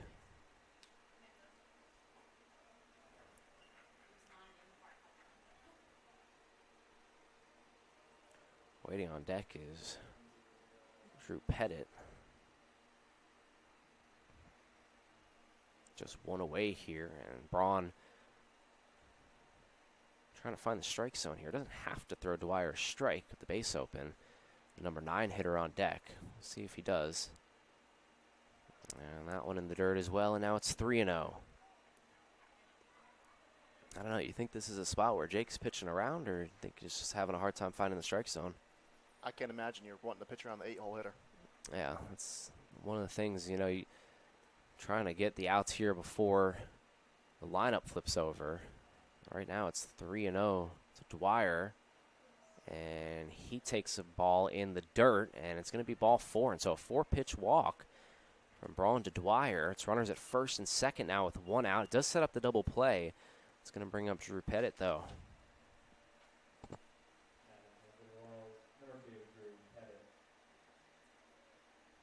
So Pettit steps in. He's got runners at first and second here with 1 out. 1 run has already scored. And the Royals looking for some more here. Important pitch coming here. Need to find the zone. Yeah, big pitch, especially after the 4-pitch walk, and he's able to get it in right there for a strike. Exactly what you need. Out of the outside corner. Yeah, when in doubt, too, just normally go with the fastball and see if you can get that over on the outside corner, and Braun was able to do that right there. 1 pitch here. It's a Pettit, number 9 hole hitter. A big cut there. Swing and a miss, and now it's 0-2.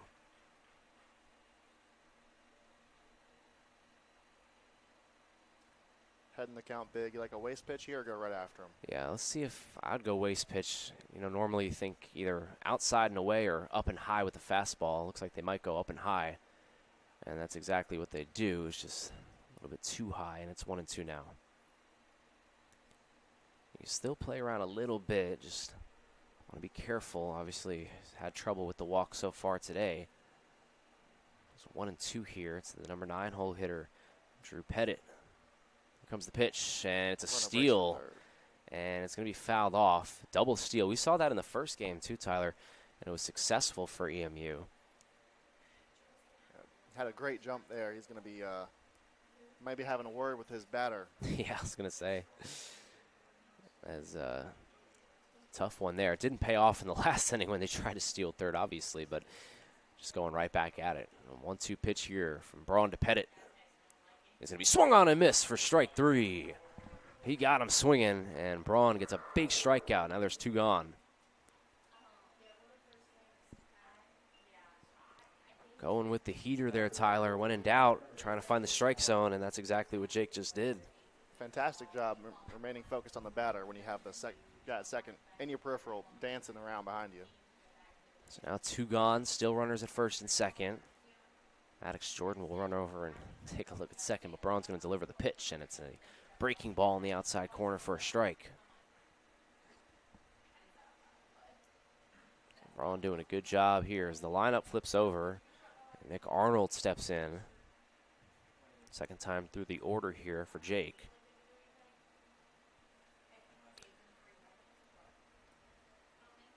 And it's going to be a back pick throw here to Jordan, and he's back in safely.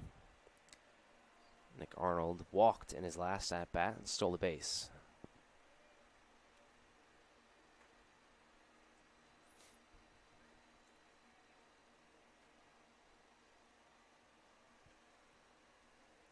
And here comes the pitch. That is just outside in the dirt.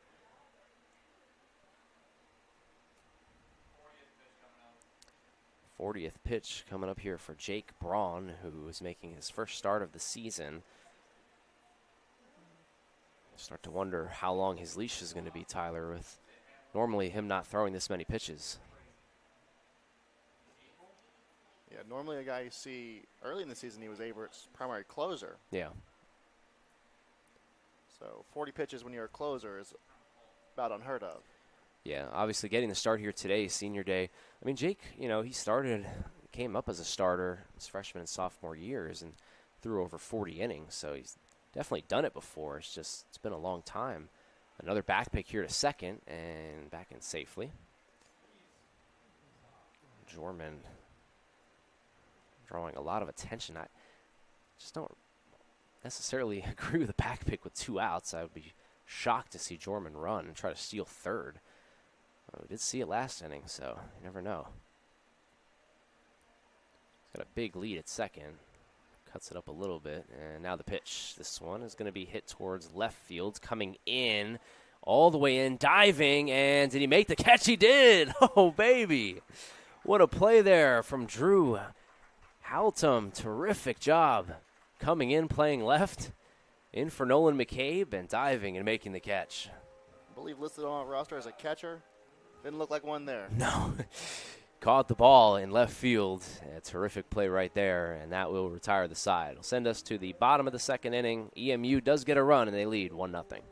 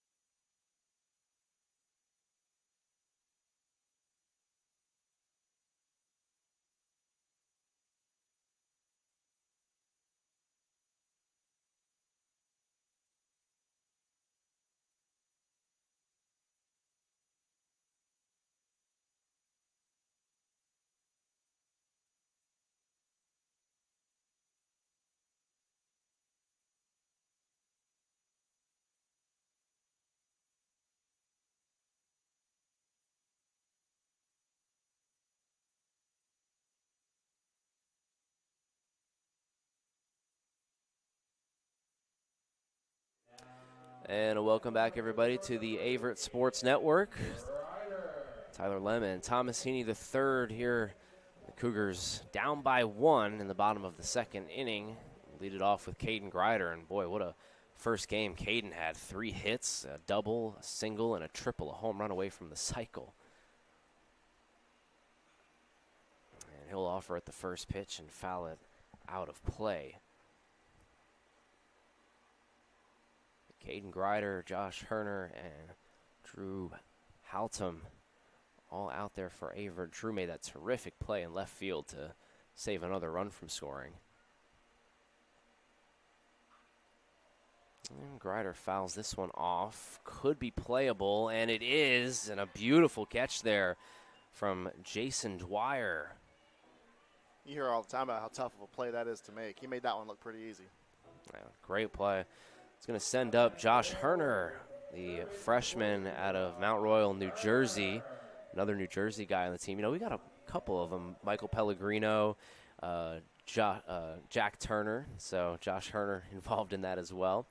The 5'10 freshman out of Kingsway Regional High School getting his second college at-bat right here, and he takes a nasty breaking ball inside for ball one.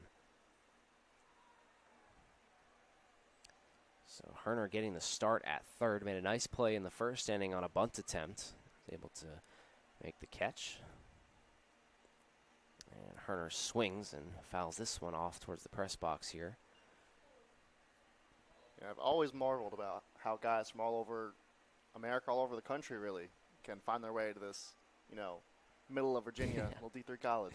It's true. I mean, I think about it with J.C. Berry, coming from Texas. Like, it's just, you always find your place somewhere, and it's just so funny how it works out.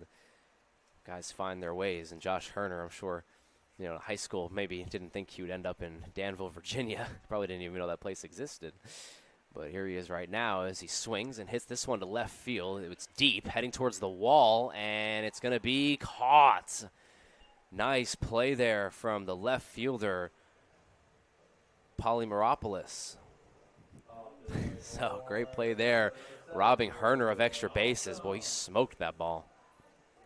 Yeah, for only his second career at bat, that was a pure swing. Had me up out of my seat a little bit.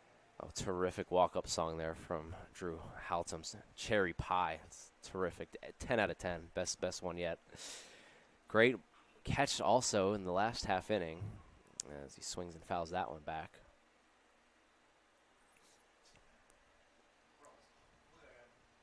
Drew Haltom coming on. What is going on? Some 5-tool grade 80 hustle going on in that ball retrieval effort from the Royals bullpen. Yeah, that was terrific. That was somebody get his 40 time. My goodness. He might be getting drafted ahead of Shador Sanders. Goodness. As Drew Haltom swings and hits this one to center field, and that will be caught. And that will retire the side. And so Averett goes scoreless 1-2-3. It'll send us to the top of the third inning. EMU leads 1-0.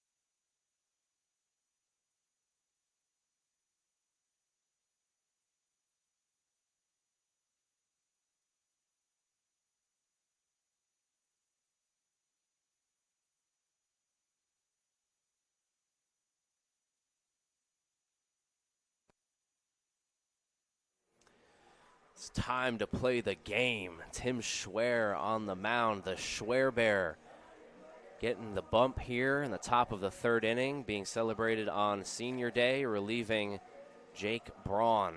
So get a chance to look at Tim here.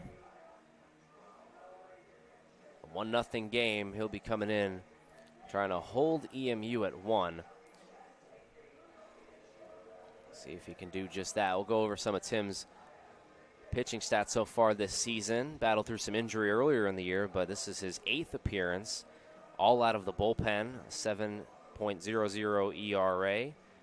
And in 9 innings of work, Timmy has struck out 4. So see what he's got in store here. Working against this Royals lineup. Be going up against Aiden Miller, Dalton Rock, and Hunter Sturgeon.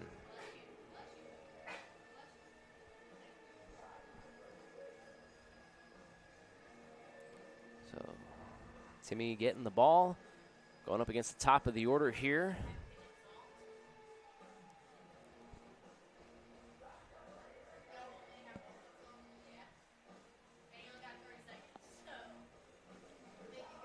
We've got our second look at the number 2 hitter, Aiden Miller, who's 0 for 1 so far today. Love the variance we have in pitching warm-ups throughout this team. So true. It's very, very different. You know, Will Green II has a very good song, 21 Savage, and then you've also got some WWE love, the Tim Schwer. It's all over the place, these guys. The first pitch here in the top of the third is a breaking ball that misses high for ball one.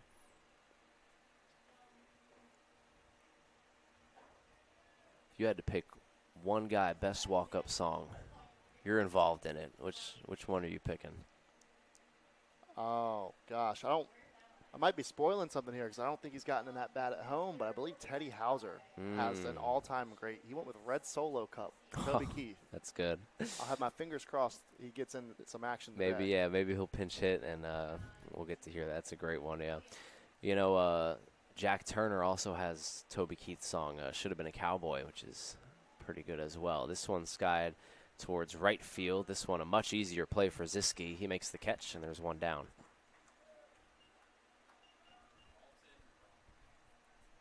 Send up Hunter Dalton Rock, right fielder who walked in his last at-bat in the first inning.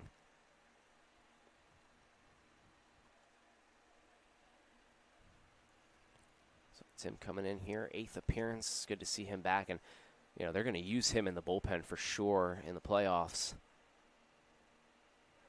As that one misses low. We got a late start, kind of like Michael Pellegrino and Nathan Comer as well. We didn't see them too much earlier in the season in February, but now fully in mid-season form, and definitely some X factors out of the bullpen for Coach Fleming. He's just another one of those senior arms he's been through the ringer. He knows what to expect in the clutch moments. Yeah, and especially for Tim too, much like Jake Braun, these are two guys that started their careers as starters, and Tim obviously was a huge starter in his freshman year and last year in his sophomore season, but he gets a fastball over there for a strike. But when you have guys who have starter experience coming out of the bullpen, it's very helpful to the staff because you get guys that, like you said, have been there and have done it and have gone multiple innings as well. So definitely an X factor in the bullpen. As this one is going to be hit hard, but foul down the third baseline.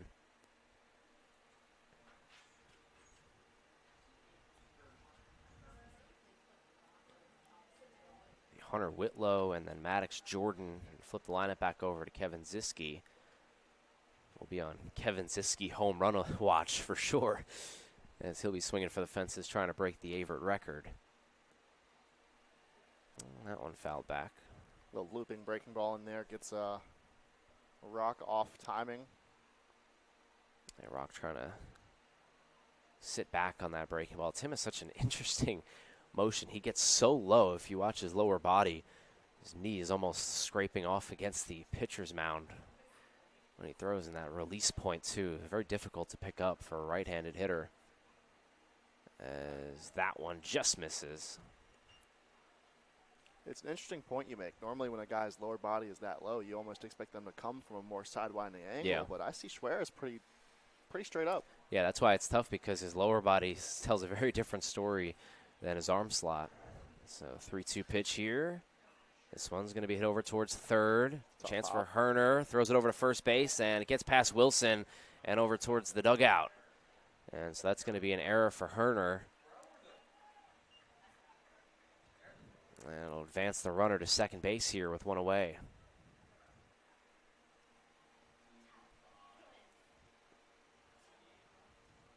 So E5 for Herner, his first error of the season. Great effort play from Whitlow there to make sure he was moving to cover behind first, because you saw no movement from second or first. Good to keep the runner on second. Yeah, exactly. We saw an error by Testerman in the first game that saw the runner go all the way to third base. And so, like you said, good hustle there from Witt, trying to get over there and cover the bag, keep the runner at second base. So Schwer now is dealing with a runner in scoring position here. Hunter Sturgeon steps in.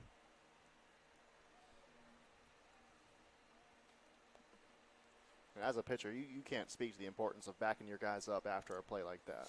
100%. And even if you can't get it, it's just the effort that you shows that the guys are out there really trying. So Schwer, it's that fastball in there for a strike. Another guy taking a pretty aggressive lead out at second base, especially on the secondary. He's getting a good distance towards third. Yeah, they've been doing that really even in the first game. I think they've swiped at least 2 bags at third base. They got caught in the first inning of this one and kind of bit them in the butt. Oh, it looked like he was going to go there, and he holds off. But the EMU base running, for sure, they've been very aggressive on the base paths, even when it has come back to cost them. Equal chance you steal a run, equal chance you run yourself out of an inning. Yeah, I mean, I understand the risk here, trying to get that runner at third with less than 2 outs, if you feel like he's fast enough to get there. Schwer hasn't thrown over yet, and there he goes. Here comes the throw from Whitlow. It's going to actually not come because he's going to hold on to it. And just like you were saying there, Tyler, steal a bag at third base. That's the 3rd time they've stole third here today. And just like that, it's a new picture, sack fly in play. Yeah, we'll see how the Averett plays the infield here. It looks like they're going to play the corners in and the middle infield back. And that one comes back up towards us, and it's fouled back. 2-2. Hunter Sturgeon, the designated hitter here for the Royals, looking to come up with a big RBI. He's only had 8 at-bats this season. And he's 3 for 8. Oh, this one popped up. Will Whitlow have a shot? He will not. It'll go out of play.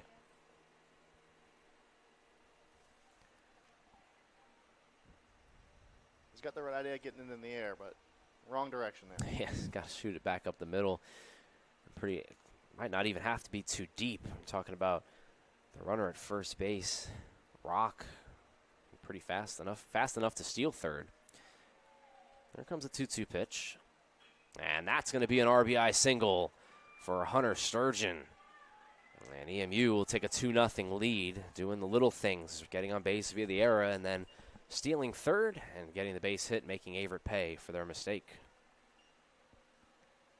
Another thing to keep in mind as we move later into this game, some relative unknowns in terms of what kind of arms we have in outfield. Obviously, Ziskin, right, we've seen what he can do. He's got a cannon, but center and left are a big question mark as it stands. Yeah, Drew listed as a catcher. Obviously, he was a catcher last year in his freshman year, but you would imagine he might have a little bit of an arm on him. Tony is interesting because he's mostly been a middle infielder from what I remember, and when we used to play together, second base, shortstop, and third. And so I would like to see Ryan show off the arm as it's hit right to him there at center field. Not going to do it right here, though. He'll hold it second. It's going to be first and second here with 1 out, and EMU's offense is rolling.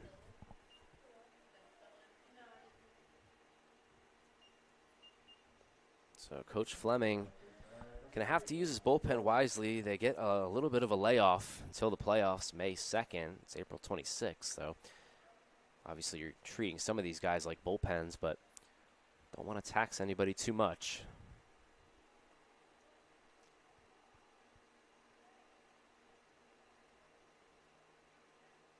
And Schwer now will step off with no throw.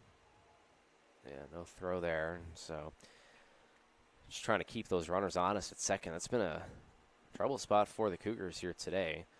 So I'm trying to hold on those runners. Throwing a couple of guys out, but also seeing a bunch of stolen bases. This one's chopped towards second. Coming in is Maddox Jordan, and that one's going to be booted. And it's going to be bases loaded here with 1 out.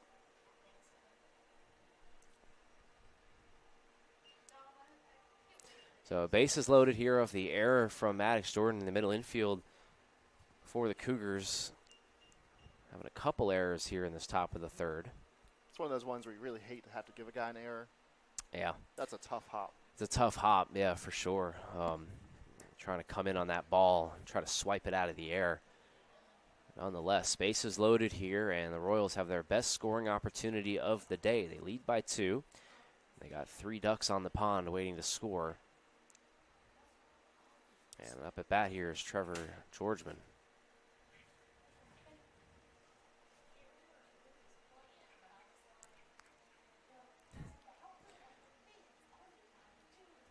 Norman takes a strike. Big, slow breaking ball there from Schwer. So 1-1 now. 1 away. Ground ball could get Schwer out of the inning. Everett's still going to play their corners in and middle infield in double play depth. Here comes the 1-1. This one skied over towards Ziski and right. I don't think that's going to be deep enough. They're tagging. Be shocked to see him go. Yeah, he's going to hold up there. Throw to the cutoff right on line from Kevin. Probably a very wise choice not to run yourself out of another inning here for EMU.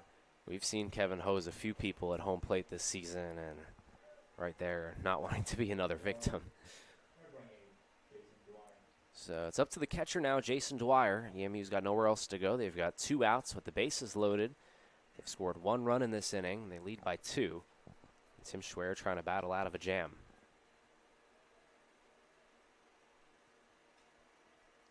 Oh, that's nasty. Good pitch there from Tim. Took the words right out of my mouth. What a beautiful pitch there to get ahead. Pitch backwards a little bit. Yeah, there's nothing you can do with that pitch if you're Dwyer. You're not going to want to offer it that on 0-0. So kind of a get-me-over curveball there from Timmy. Comes the 0-1 pitch. And he goes right back to it, but it bites him as this one's going to be hit into left field for a base hit. That's going to score 2 runs. And it's a 2-out, 2 RBI single for Jason Dwyer. So going right back to the breaking ball there. And Dwyer, who came into today batting .071 with just 1 hit in 14 at-bats, gets a big hit there and gets EMU 2 more runs.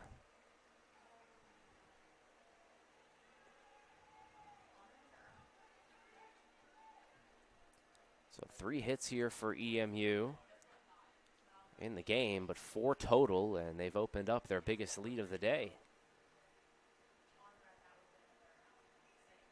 And first pitch swinging and fouling that one back. As center fielder Drew Pettit 0 for 1 with a strikeout so far. That was a great piece of hitting there from the Royals. Waiting back on that big breaking ball after you've already seen it once and been fooled by it. Yeah, I think Schwer probably, if he could have that pitch back, would have located it a little bit lower in the zone. There's that one outside, but kind of just a repeat of, like you said, the first pitch that Dwyer already got to see and got his timing down on it and was able to hit it into left center field. Just his second hit of the season and 15 at-bats, but none bigger than that one right there.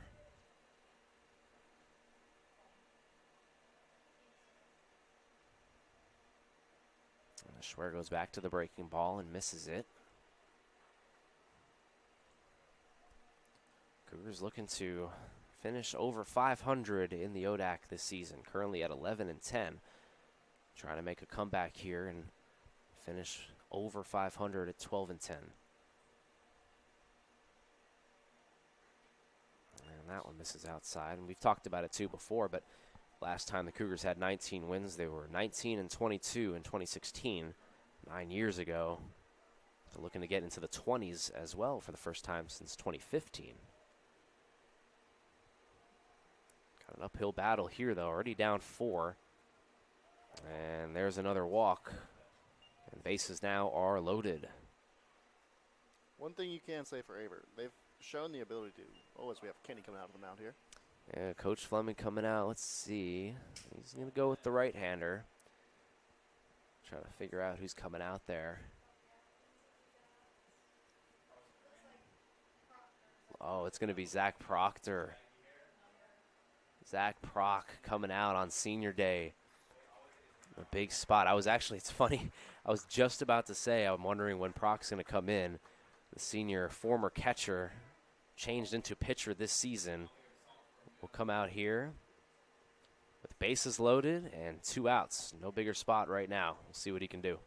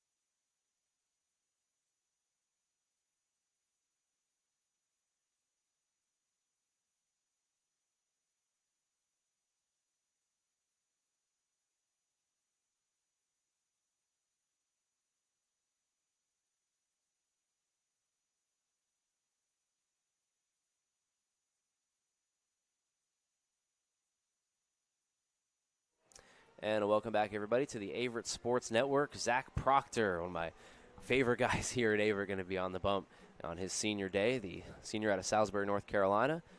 And Jesse C. Carson High School coming out, making his 4th appearance of the season. Appeared in the game against Lynchburg, Bridgewater, and then Grove City back in February, posting a 4.50 ERA and 2 innings of work, 1 walk, no strikeouts.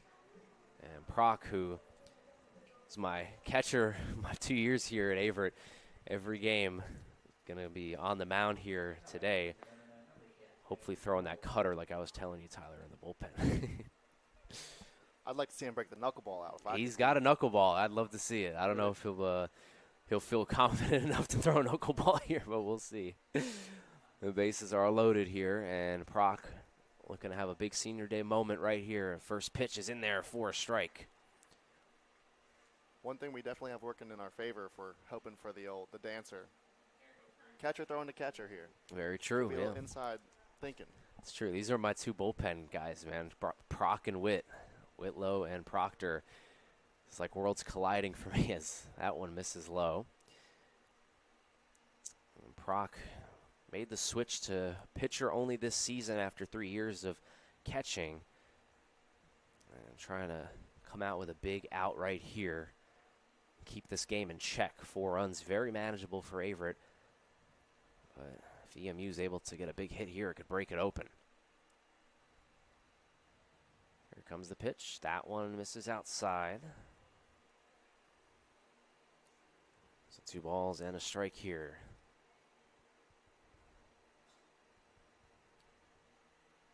Nick Arnold, the leadoff hitter, up at bat. He's 0 for 1 with a walk back in the first. Comes a 2-1 pitch. Proc over to third. Herner's got a leap and just tag him. Yeah, there you go. That will do it. So Zach Proctor comes in with the bases loaded and strands them all. Nice work there from Proc. So it'll send us to the bottom of the 3rd inning. And the Cougars still trail by 4 after 3 runs by the Royals.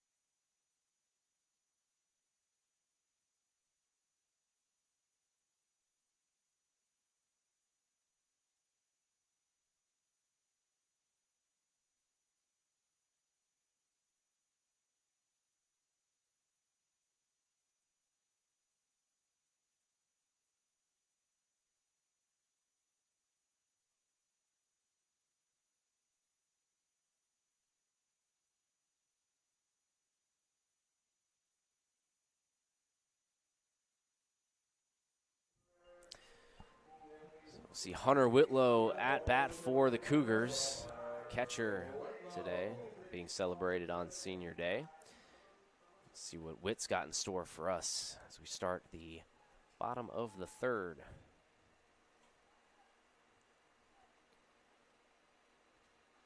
First pitch breaking ball is in there for a strike, and that is how the bottom half of the 3rd inning will start.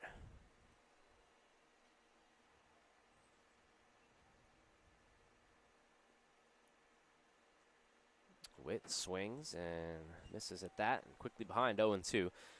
For Whitlow, this is his 2nd at-bat of the season, 4th appearance in a game. He's come in as a pinch runner a couple of times right here up at the plate looking for a senior day hit. This is that one low.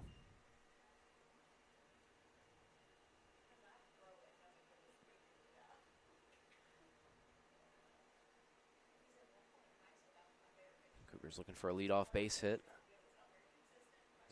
Whitlow doesn't offer at that one. It's 2-2.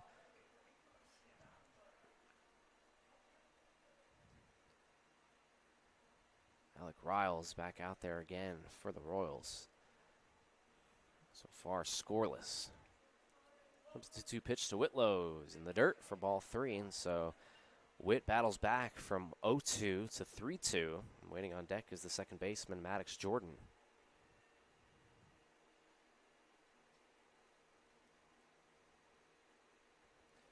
Comes the payoff pitch to Whit, and it's swung and fouled back. So 3-2 all over again.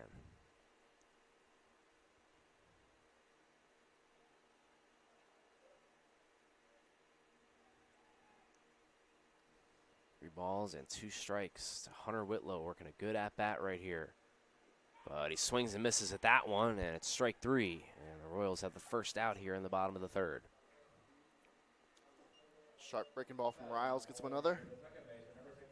He's had that sharp breaking ball all day. He's pitching a very good game here. It's his second strikeout of the day.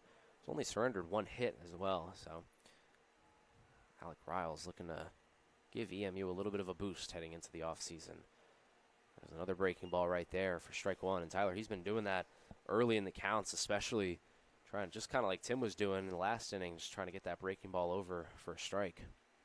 And so far, no walks, 1 hit. Another beautiful breaking ball there, working 1 above the minimum through 2 1/3. Yeah, he's doing really well. And Averett's offense, a lot of inexperience in the second game. We've seen, obviously, Maddox Jordan coming up, but the likes of Ryan Toney and Tyler Wilson, Luke Harris, Josh Herner, Drew Hamilton, and Hunter Whitlow mostly haven't seen too much action this season, so we'll see how they operate the second and third time through the order, trying to get their feet wet.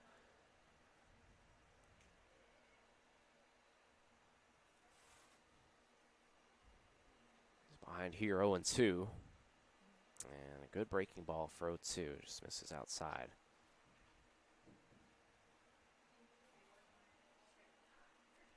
Ball and 2 strikes here to the 9-hole hitter, Maddox Jordan. Going to get Kevin Ziske a base runner. Comes the pitch from Riles. Is going to be swung on and hammered into left center field for a base hit. Maddox Jordan, he's got speed, but he's going to hold at first base and settle for the 1-out single. Nice piece of hitting there from Maddox Jordan.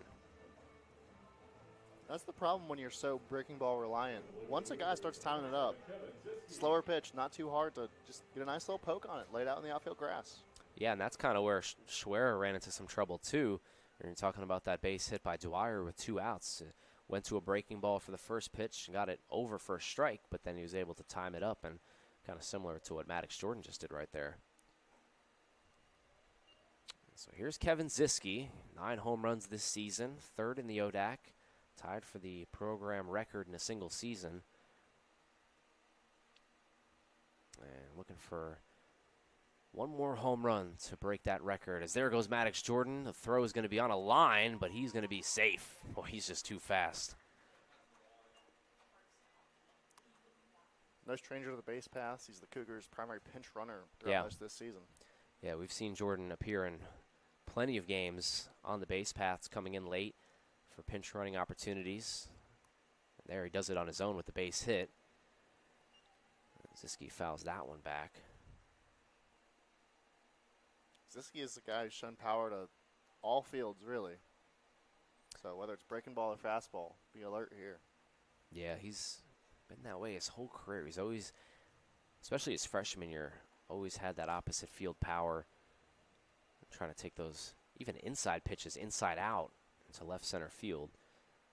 It's kind of a traditional. He's been a little bit more pull heavy later in his career, but he's always got that option. That one misses low, and they'll walk Ziske. I don't know if they really wanted to pitch to Kevin there with the base open, so they'll put him at first base, and it'll bring up Ryan Toney.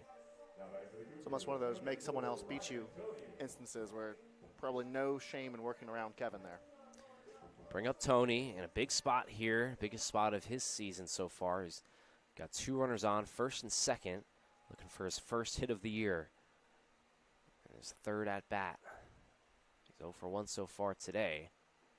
And that's a nasty breaking ball in there for strike one. Right back to it as soon as he gets the righty up to the plate.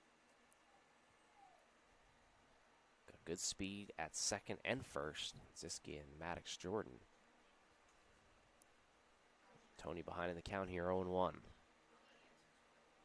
Takes a breaking ball low. Good speed out of Ziski. That's quite the switch up from your the tail you were spinning early in the season. You know, he never showed that when I was there, I'll tell you that. I never saw that man steal a base until this year. And I don't know, man. Kevin, he's quick on his feet now. What can I say? He's proved me wrong. That one's outside. 11 stolen bases this year, a career high for Kevin.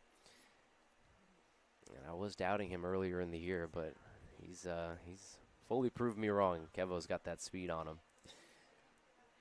Tony ahead now, 2-1. Let's see if he gets a good pitch to hit. He does, so he swings through it. And it's 2-2. Certainly liked what we saw there. Offered everything for that pitch. Yeah, exactly. Tony trying to get something in the outfield here. On deck is Tyler Wilson. Here comes the pitch to Tony. There goes Maddox Jordan. The swing is going to be missed for strike three. It's a double steal, though, and Averett's going to get runners into second and third now. So are they going to call batter's interference? I think they are. Yeah, they're going to call batter's interference, so the inning is over. Ryan Tony, batter's interference, and that's going to run Averett out of the inning. So no stolen bases. It's going to be interference called, and that will retire the side. It'll send us to the top of the fourth. EMU up 4-0.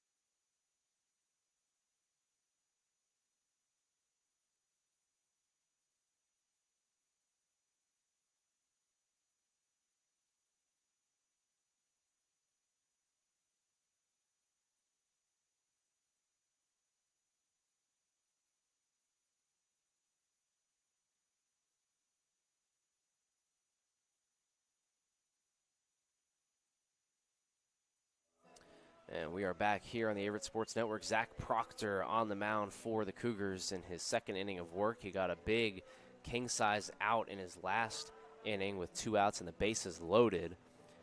And so he'll be looking to come in here again and put up a 0 for the Cougars. He'll be going up against Aiden Miller and Dalton Rock. And Hunter Sturgeson. Miller 0 for 2. Proc, his last home game of his career on the mound at Owen Fulton Field.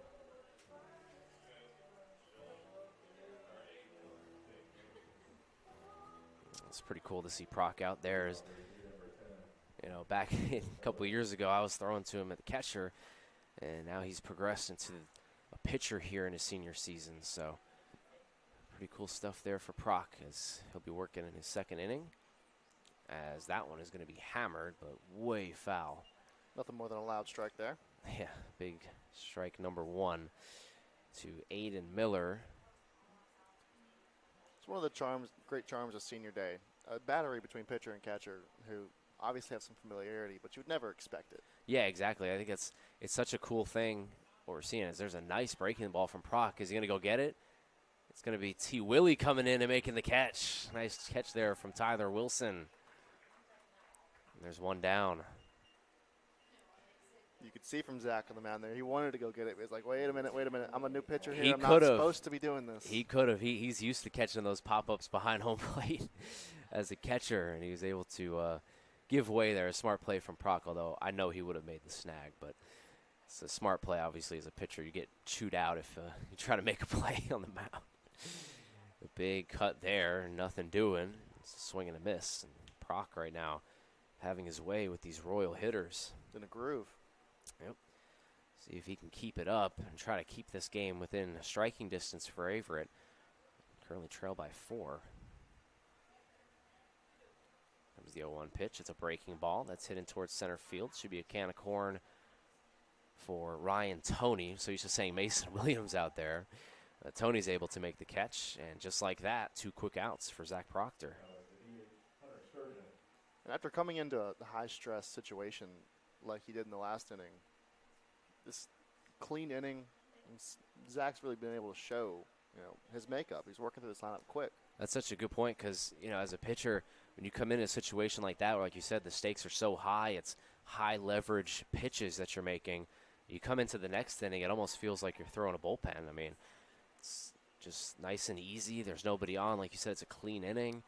And just going to work right now. He's just pounding the zone. It's 0-1. Good breaking ball there from Proc. It just misses low. Well, that one dropped off the cliff, didn't it? Yeah. Anytime he'd throw that pitch to me when we were warming up, I would never catch it. I'm glad he's doing it now in a game. 1-1 pitch. This one is a fastball in the outside corner that's fouled back, and now it's 1-2. So, ball and 2 strikes here. Good spot. Proc looking for his first career strikeout, and that one is fouled. Just almost had it there. It's foul tipped. 1-2.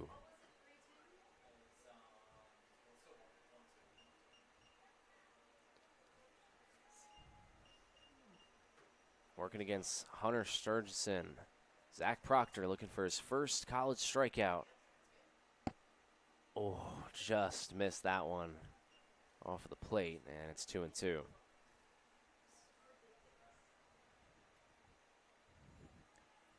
Zach Proctor takes a look, gets the sign, comes set from the belt, and delivers a 2-2 pitch that is in the dirt, and now it runs it full.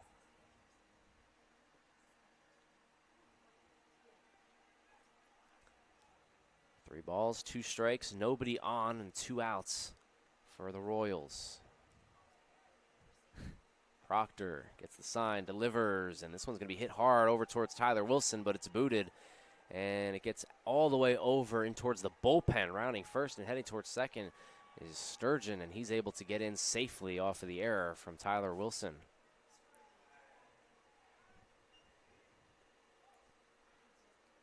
So, runner at second now. It'll be interesting scoring on that play. Diving effort at it, could be hit, could be an error. Going to be curious to see what our scorers go for on this one.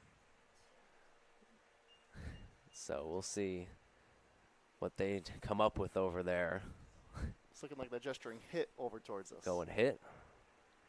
It will go hit, so it'll be a hit. An advancement to second base. Ooh, it'll send up. So we have a pinch hitter, or a pinch runner, excuse me. Yeah. Oh, that's a cool moment there. He's going to come off probably for the last time. It seems like he's getting hugs all around. So, cool moment there for Hunter Sturgeon. We'll send up Chris Polymeropoulos. Takes a nice strike there. We have number 9 in at second base now for EMU. Who's not listed on our roster, but we'll get that to you. We'll figure it out. He's not there, but he is there in spirit. Or at second base here. Proctor's breaking ball misses. They're going to try Whitlow's arm. He throws it to third, but it gets away.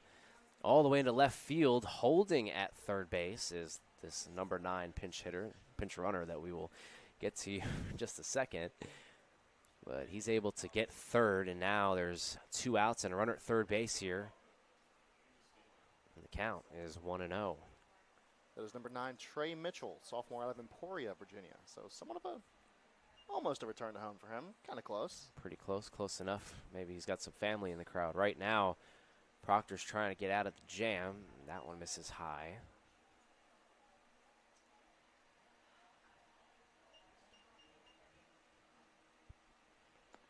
So we'll see here. 2-1 count.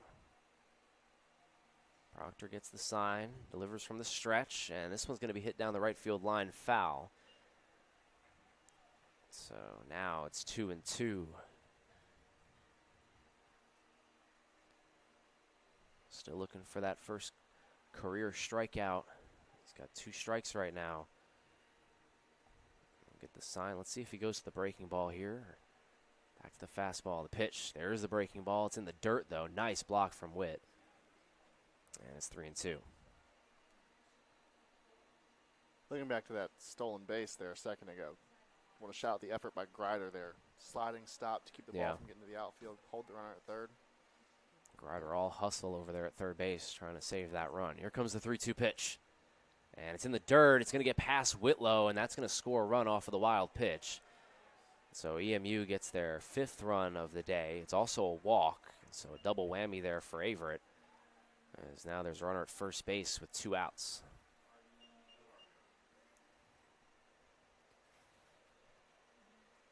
So Averett bullpen gets active. Start to see some guys moving around.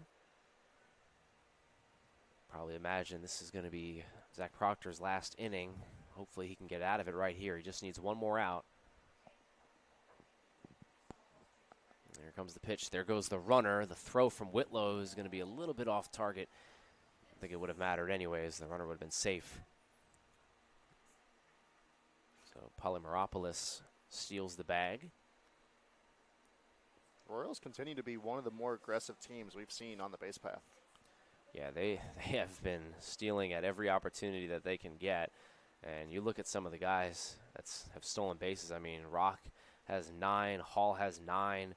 You've got Arnold with 11, Miller with 10. I mean, a lot of guys over double digits this season. It's kind of been their identity in a year where they haven't won too many games. This one's going to be popped up, heading over towards the foul ground, and not making the catch there. Herner, that's a tough play. Give a great run after it. Yeah, that's good hustle there. It's going to be 1-1 the count.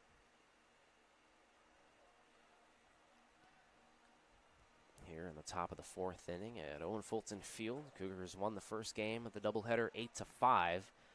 EMU has already matched their run total of the last game. And looking for more right here.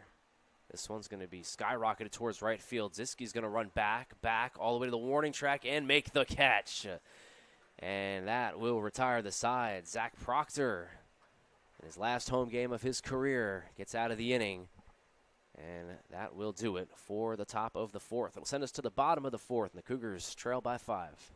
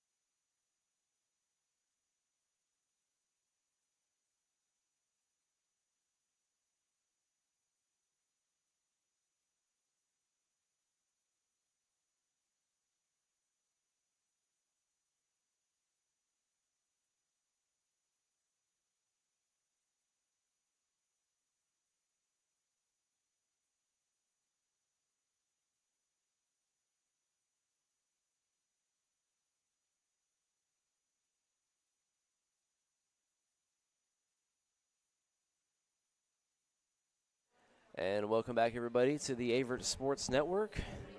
Tyler Lem and Thomas Heaney the third here, bottom of the fourth, almost halfway through at Owen Fulton Field, in the last home game of 2025 for Averett before they travel for their first round playoff matchup. Whoa, that one way up there to Tyler Wilson. And we're underway here in the bottom of the fourth. Could that be the first sign of tiring? The normally sharp breaking ball, he fails to finish it there? Yeah, Alec Riles now in his fourth inning of work. Gets that one over for a swing and a miss. It's been pretty unhittable so far, and 0 earned runs, a walk, and 3 strikeouts. And only 2 hits. Tyler Wilson takes a breaking ball there on the outside corner for a strike, and now it's 1-2. Coming up on 50 pitches here for the starter, Riles. Riles' pitch count starting to become a factor. See how long he goes. 1-2 pitch here to Wilson. Will be in the dirt. So that's a plate here for the Cougars. It will be Tyler Wilson, Luke Harris, and Caden Grider. Luke Harris looking for his first hit. A couple of guys in the lineup here today with a really good opportunity to get their first hit of the season. As Wilson swings through that breaking ball, and it's swung on a miss for strike 3. And so 1 away, and it'll bring up Luke Harris. Now batting for the Cougars, number 28, Luke Harris. To the serenade of Big Papa. It's all over the place, Matt. Part of a good team, if you want to make the playoffs, you got to have good walk-up songs, and I think Averett has definitely answered the bell when it pertains to that this season. Oh, Harris gives this one a ride towards deep left field. Is that going to be fair? All the way towards the wall, and that is going to be a foul ball. Whoa. Well, ambush there. Just a bit early on that one. Mm-hmm. Wow, a good poke, though. They sent that one for a ride, but like you said in the last inning, it's just a loud strike number 1 for Harris, who enters the day 0 for 1 on the season. I'm going to get a big hit right here. Just missed that last one. Takes that one inside. Cougars, no runs on 2 hits and 3 errors. And the 3 errors all committed in the infield.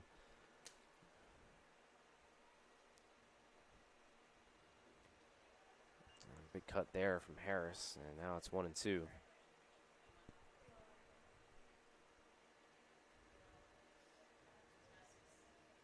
Riles looking to continue his excellence so far. He's been pretty much untouchable up to this point. Harris fouls that one down the left field line. One thing I've been noticing about Riles, he gets the ball back and is looking to work quick, and that's normally a sign of a pitcher that's in a groove. Mm-hmm. Yeah, you're in a rhythm. Compare him to Nathan Comer on our team. Averett Comer is just known for working super fast. You blink and his inning is over as Harris misses, or Harris takes outside rather. But yeah, anytime a pitcher is just in that flow zone, just taking the ball and spinning it, it's tough to get him out of his groove. One of the ways you can do that is drawing a walk or even just getting a bloop single, try to get him going with a runner on base. Oof, that one misses badly again, and now it's 3-2. Or even in a bat where you have a couple loud foul balls or just foul tips that evade the catcher can start to get a pitcher like this out of his rhythm. Yeah, 100%. Right now it's 3-2 to Tyler Wilson, or Luke Harris rather, getting on base, and he does just that. Draws the walk, and there's a runner at first now with 1 away. So nice work there from Luke Harris. First time he's been on base this season. It'll send up Caden Grider. One of the top performers for the Cougars from game 1. Yeah, 3 hits, a single, a double, and a triple. That triple knocked off of the wall and nearly missed a home run.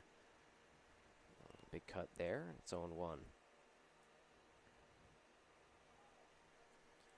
Big Grider, and then waiting on deck is the freshman out of New Jersey, Josh Herner.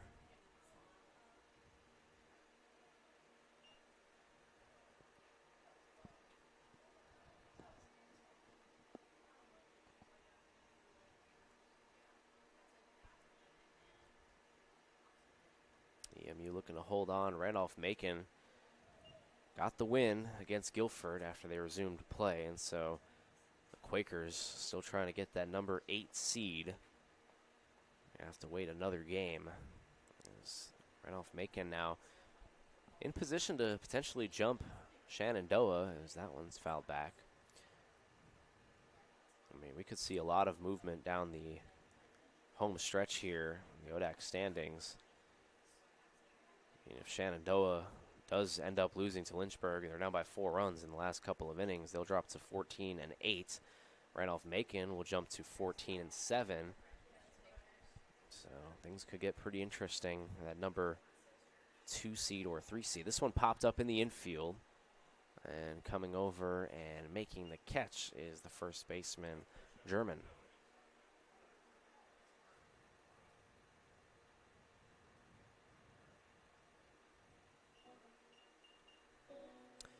And so 2 away now.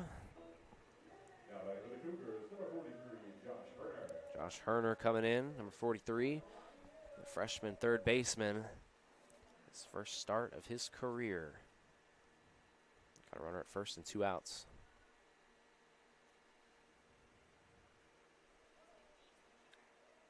Good take there from Herner. Check the swing. Appeal down the first. He says he did indeed check his swing.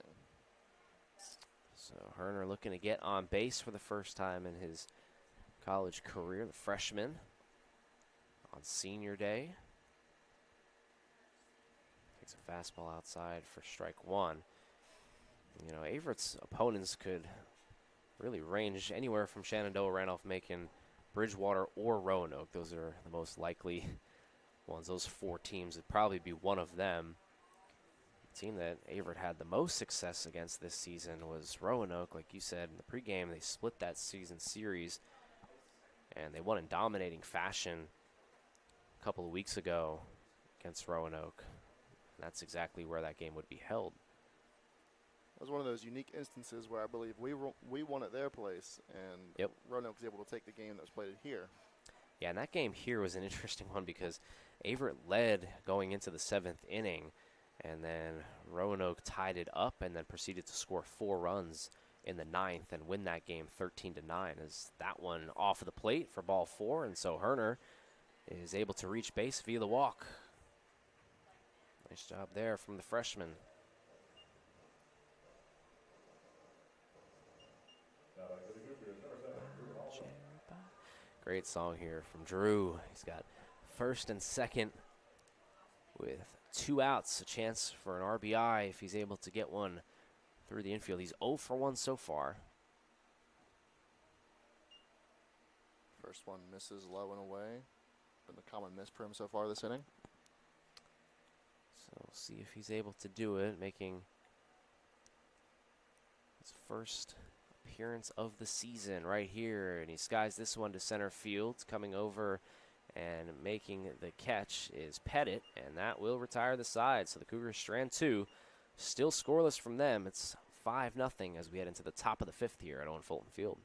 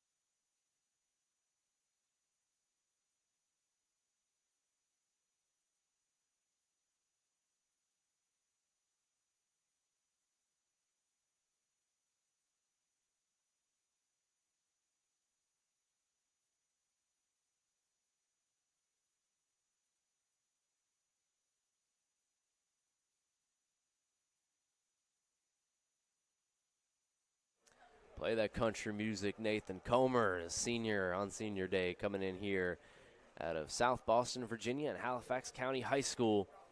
He'll be making Another appearance, his 7th on the season. He started that game against Ferrum. It was his first start of the year coming off of Tommy John surgery. Trying to ease him in. Posted a 4.50 ERA this year. And opponents are only batting .240 off of him. He's got 1 strikeout in 6 innings, been pitching to contact. And, you know, Tyler, one of my favorite stories of the season before that Ferrum game, Comer came up to me and told me after we had a class together, he said that he demanded the ball for that Ferrum game. He wanted to pitch that game. He wanted to start in that game. He said that it felt like having that senior leadership and presence after a 4-game losing streak would help the team. And he went out there against Ferrum and pitched a really good game and ultimately clinched the playoffs and got the win. And so just shows you a little bit of insight into the mind of Comer. This is a guy that wants the ball, is happy to take the ball in tough situations, and he'll be coming in here in a 5-0 game. And as a coach, seeing that kind of want to has got to make it so much easier to turn to him in a situation where you're looking for someone to spark your team right now. You need a quick inning. Exactly. Let's see what Comer can deliver here. Exactly, and he'll be coming in here facing off against the bottom half of the Royals lineup. Trevor Jorman, the second baseman, and then Jason Dwyer and Drew Pettit, 7, 8, 9 for EMU. But yeah, I thought that was a pretty cool moment in the season. Averett kind of spiraling, and you know the playoffs getting tighter. They got mercy rolled 3 straight games. Shenandoah and Guilford matchups, but Comer was able to come in there and serve as the fireman and kind of put the smoke away for the Cougars. Ultimately clinched that playoff berth. It's a strike right there, and it's 2-1.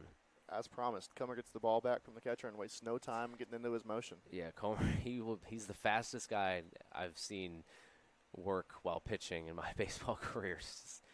Especially when he starts to roll, he just gets it right back on the mound. Doesn't waste too much time. So Comer, the 3-1 count here. Big swing and miss. Swing and a miss right there, and now it's 3-2.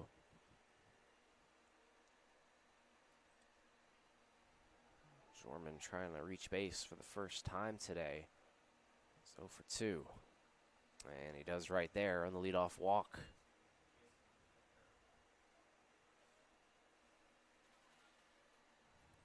So Jason Dwyer, who's kind of the hero right now for the Royals, came into the game 1 for 14 on the season and posting an .071 batting average, but he came up with the bases loaded and 2 outs and delivered a big hit in left center field. Kind of broke this game open a little bit.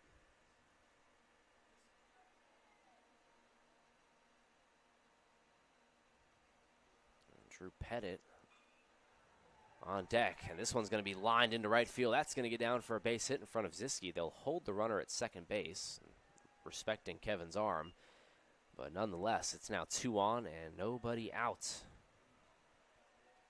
Curious hold there with as aggressive as EMU's been throughout most of the day. You almost wonder if maybe the runner seen ball in the air, maybe half step, half shimmy back towards first on that one. Yeah, that was interesting too. I think it just comes down to one of those situations where you know you have the lead and you're not trying to run yourself out of an inning. But to your point, they've been very aggressive and haven't really seemed to care too much about running themselves out of innings. So a little curtain call here for Dwyer after that base hit. Going to be pinch ran for. Dwyer comes out, the senior, and again, it's just one of those really cool things you see at the end of the season. Some of the seniors, I know I've felt it too, watching some of the guys, knowing that, you know, this is the last time that, you know, we'll get to see them at home. And it's such a special day. In that instance, you see Dwyer get the hugs and the curtain call as he's pinch ran for. And Comer finds the outside corner for a strike. As one Dwyer exits the game, we have another come into it as out goes Jason Dwyer, the senior out of Fairfax, and in comes Jacob Dwyer. That is pretty cool. That is awesome. I would imagine that they're related in some way, maybe brothers. As that's a swing and a miss, but that's quite the way to exit your college career and giving way to your brother at first base. That's pretty cool for EMU to do that.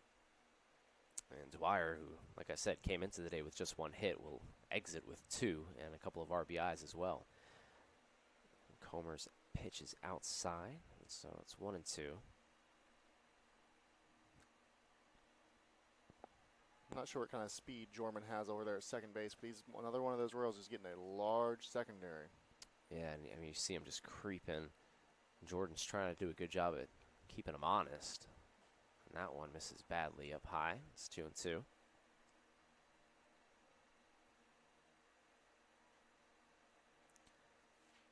Waiting on deck is Nick Arnold, the leadoff hitter for the Royals.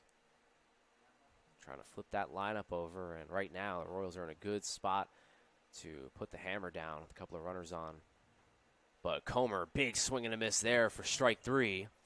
And that's the first out of the inning. Nice pitch there from Nathan Comer.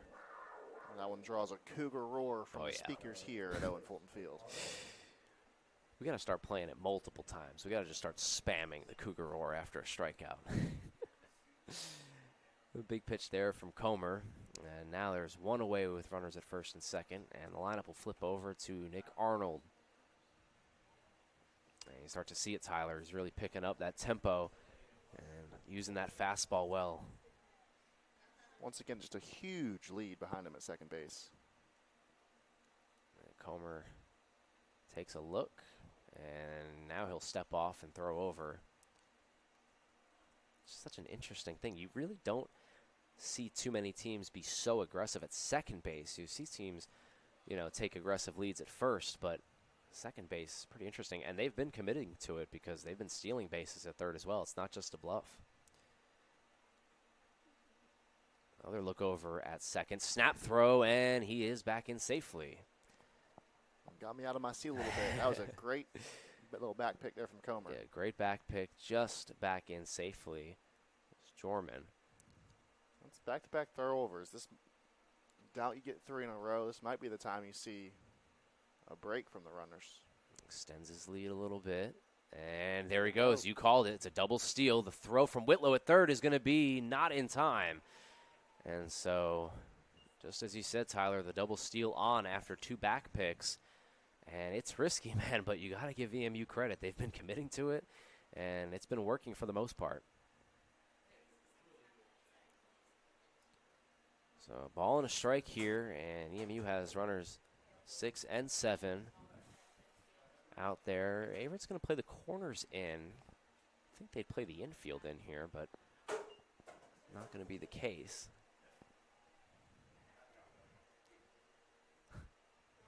Some extracurricular activities going around in our press box over here. I'm just hoping there's no more wasps. I don't want the wasps anymore. I've had enough of those. Comer's pitch here is swung on and missed for strike 2. Oh gosh, is there a wasp? He's on the outside. Don't worry. He needs, he needs to stay out there. I'm good on that. 2 balls and 2 strikes. Comer looking for a big strikeout here with 2 runners in scoring position. And whoa, that one gets past Whitlow. The play at the plate is going to be non-existent because it's going to be a run off the wild pitch.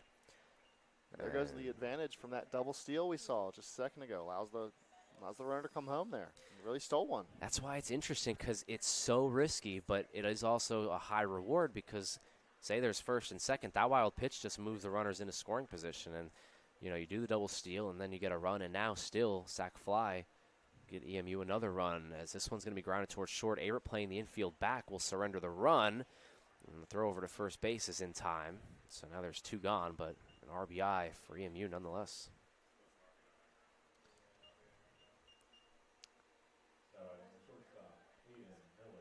Good strong throw there from our shortstop, who I believe is a new entry into this game. That's 39. Is that Kramer? Could be. Yeah, Brady Kramer. Oh, wow. Interesting. I thought it was Grider. That's pretty cool. Brady Kramer coming into the game.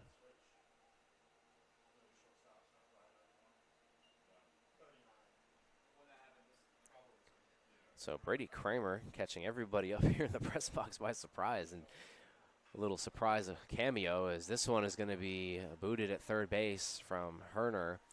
Rounding first and heading towards second, and getting in there safely is Aiden Miller. It was an easy switcheroo they pulled on us. Kind of a similar build, similar hairstyle. Yeah. It's funny.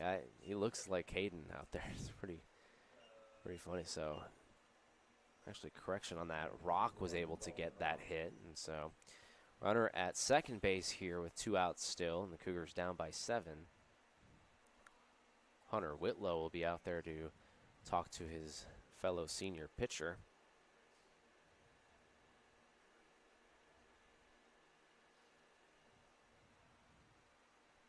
Miller did get that double, so I was right the first time. Rock now up.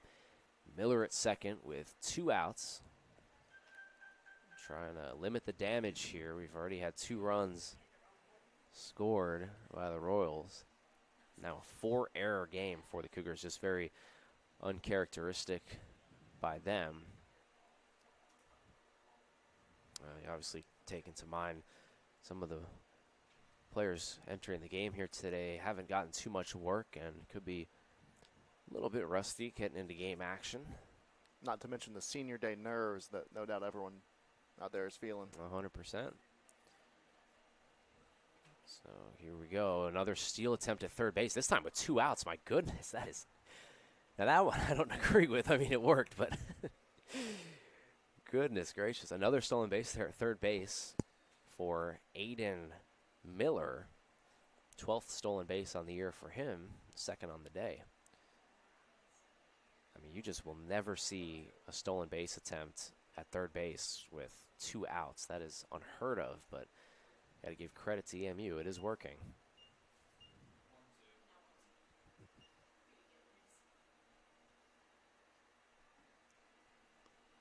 It's just been fantastic jump after fantastic jump from the Royals on the base path. 100% is now the 1-2 pitch here from Comer is going to be a dirty breaking ball that is fouled. Oh my goodness, thought he got him there. It's about as good of a pitch as you can throw. Comer was trying to make a bid for his second strikeout of the inning.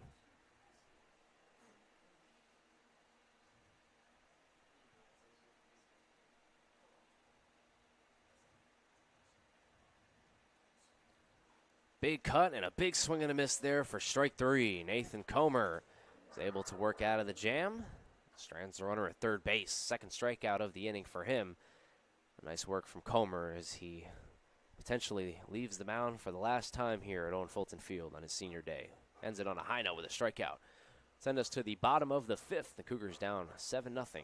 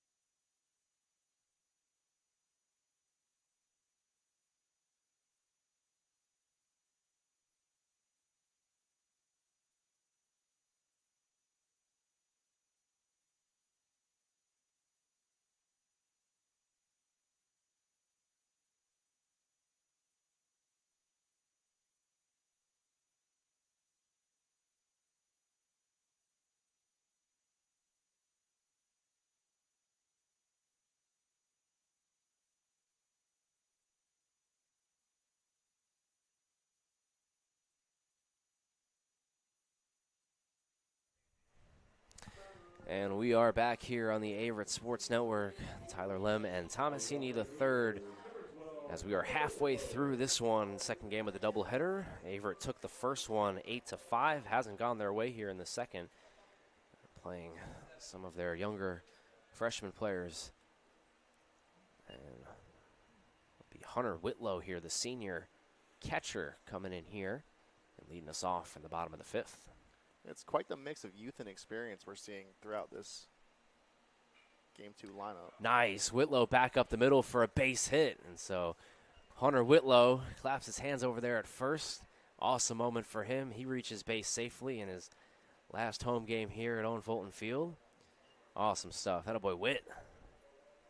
Now back to the Cougars. Number 6, Maddox Jordan. First hit of the season for Hunter Whitlow. And he leads the Cougars off here with a single in the bottom of the 5th inning.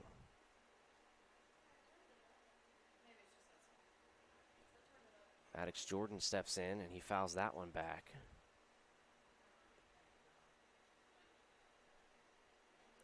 Still Alec Riles out there. He's pitched 4 innings so far, 4 strikeouts, 3 walks, and no earned runs.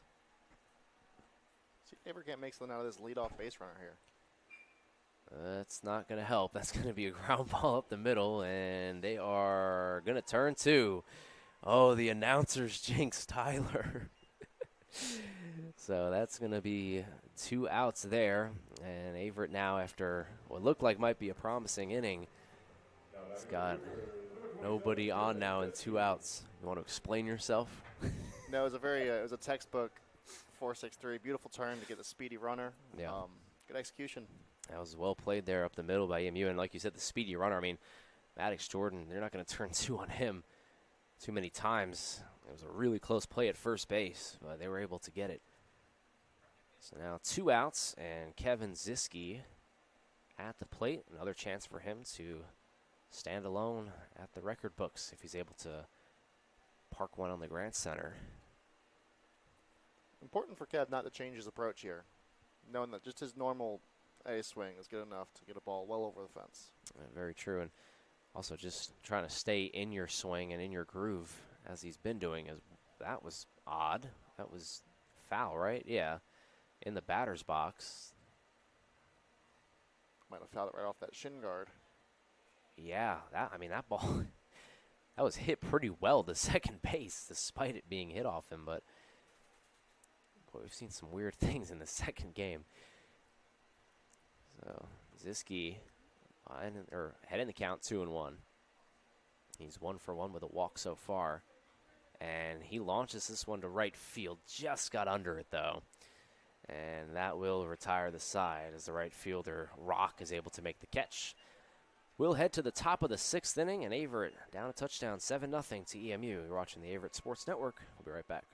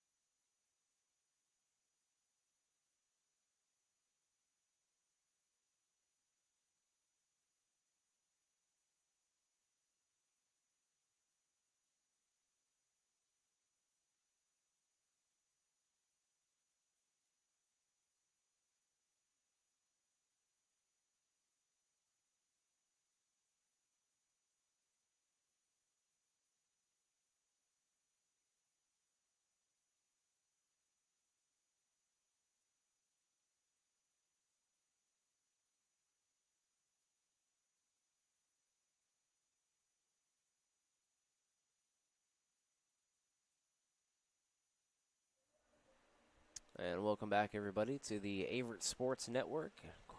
We'll have Corbin Mickle on the mound for Averett, coming in here in the top of the 6th inning. They trail by 7, trying to mount a comeback here. Take a look at some of Mickle's stats this year. 15th appearance, he's made 4 starts. He's got a 7.18 ERA and a 1.93 WHIP. 36 1/3 innings of work, as this one's going to be grounded towards Herner at third. He makes the play, and there's one down.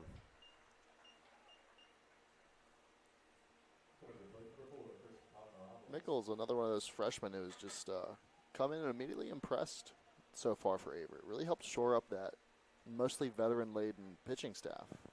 Yeah, Mickle, the freshman out of Charlotte, North Carolina, him and Saban have been so huge out of the pen. And then you also look at, of course, Ian Amerson, as this one's going to be fisted over towards first. Wilson can't make the play, and he's going to be safe at first. It's going to be an error on Tyler Wilson, the fifth, I believe, on the day for the Cougars. It's been a tough second game out there in the field.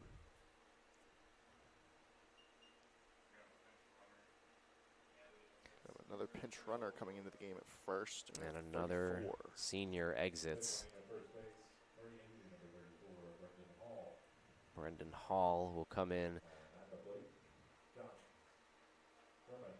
And we'll get some hugs down. I mean, that's just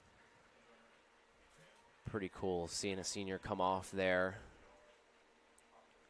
A good way to end his college career. That's number 4. Chris Polymeropoulos. So he exits the last time. His team up 7, pinch runner at first base.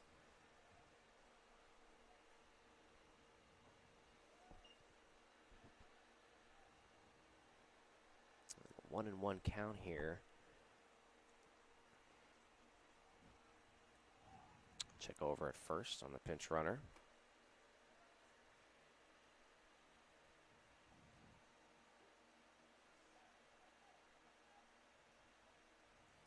Lynchburg finished out that game against Shenandoah. This one hit towards left field, coming over and landing foul in front of Haltom.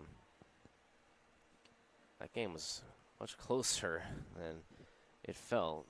Shenandoah scored 5 runs in the last 3 innings to make it close, but ultimately fell to Lynchburg. And so, again, those standings just get tighter and tighter up at the half. We know that Lynchburg is going to be the number 1 seed. Just a matter of who's going where in the first round. Anytime you claw back so much after giving up 9 runs through the first 3 innings, that shows you all you need to know about the makeup of the team with Shenandoah. 100%, yeah, and they just, Shenandoah now. So we have the runner moving over to the second. I'm not quite sure what that was. Could be another catcher's interference call, perhaps? Perhaps. I mean, I looked down for 2 seconds, and now I got a guy at second, so I'm not entirely sure. Either catcher's interference or a balk, not entirely sure. Yeah, one of those two. Regardless, the Royals now with 1 man in scoring position. Yeah, that's what that is. Take a look over at second, and he's back in safely. And again, if you just go off of how this game has gone, you would imagine that he might be running. If you've just joining us, EMU has been running all day from second to third, and something that you just don't really see at the college level too much. Mickle delivers. This one hit back up the middle. Maddox Jordan makes the play, throws it over to first. Wilson's got to dig it out, and he does, and now there's 2 gone. Runner will advance from second to third base. That unknown reason for the runner advancing takes away a potential perfect double play ball there. 100%, yeah. So that could come back to be a big factor in this one. Yeah, that would have been a nice, easy 4-6-3. Instead, the runner moves to third, and now he got 2 away. EMU making a bid for their 8th run of the day if they're able to get one through here. Ooh, check swing sword from Mickle. So 0-1 here. Confirmation that was indeed a balk. Interesting. Trevor Jorman stepping in 0 for 2, an RBI and a walk. The runner at third base trying to get him in.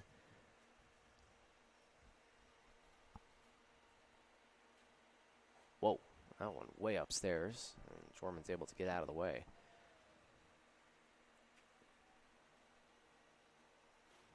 With a big chance to strand a runner at third. And this one's going to be hit towards left center field. It's going to get down for a base hit. And so the Royals have yet another 2-out hit, this time off of the bat of Trevor Jorman. And now EMU leads 8-0.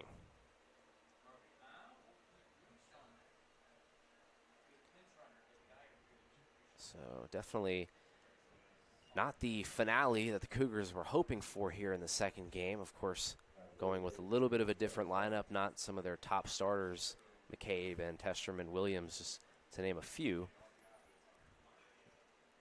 As that one is fouled back. But EMU, you got to give them credit. We talked about it in the pregame. This is a team that doesn't want to just go down on a low note. They want to finish off on a good ending, and right now they're en route to doing so. This one's going to be hit towards short, but nice play over there from number 39, Brady Kramer, make the catch, and that'll retire the side. It'll send us to the bottom of the 6th. EMU gets a run, and they lead 8-0.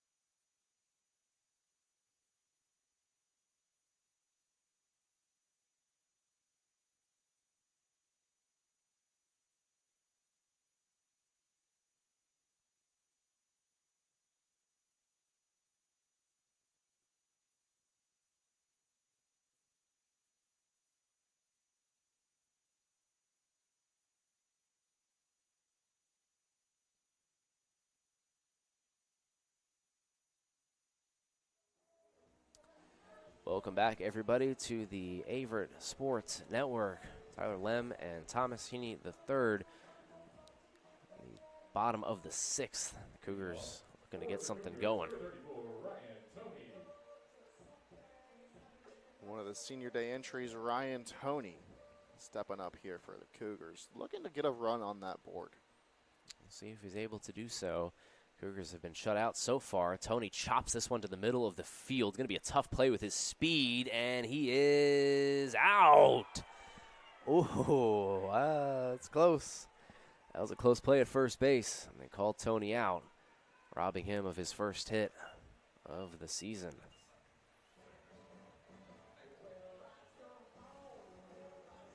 Now back for the Cougars, number 24, Tyler Wilson. Tyler Wilson will step in now. See what he has in store as he takes first pitch. One out in the bottom of the 6th.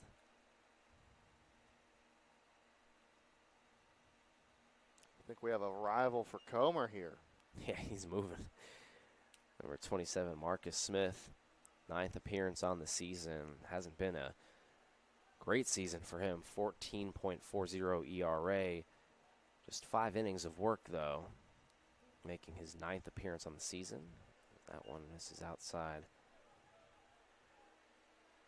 2 balls now to Tyler Wilson.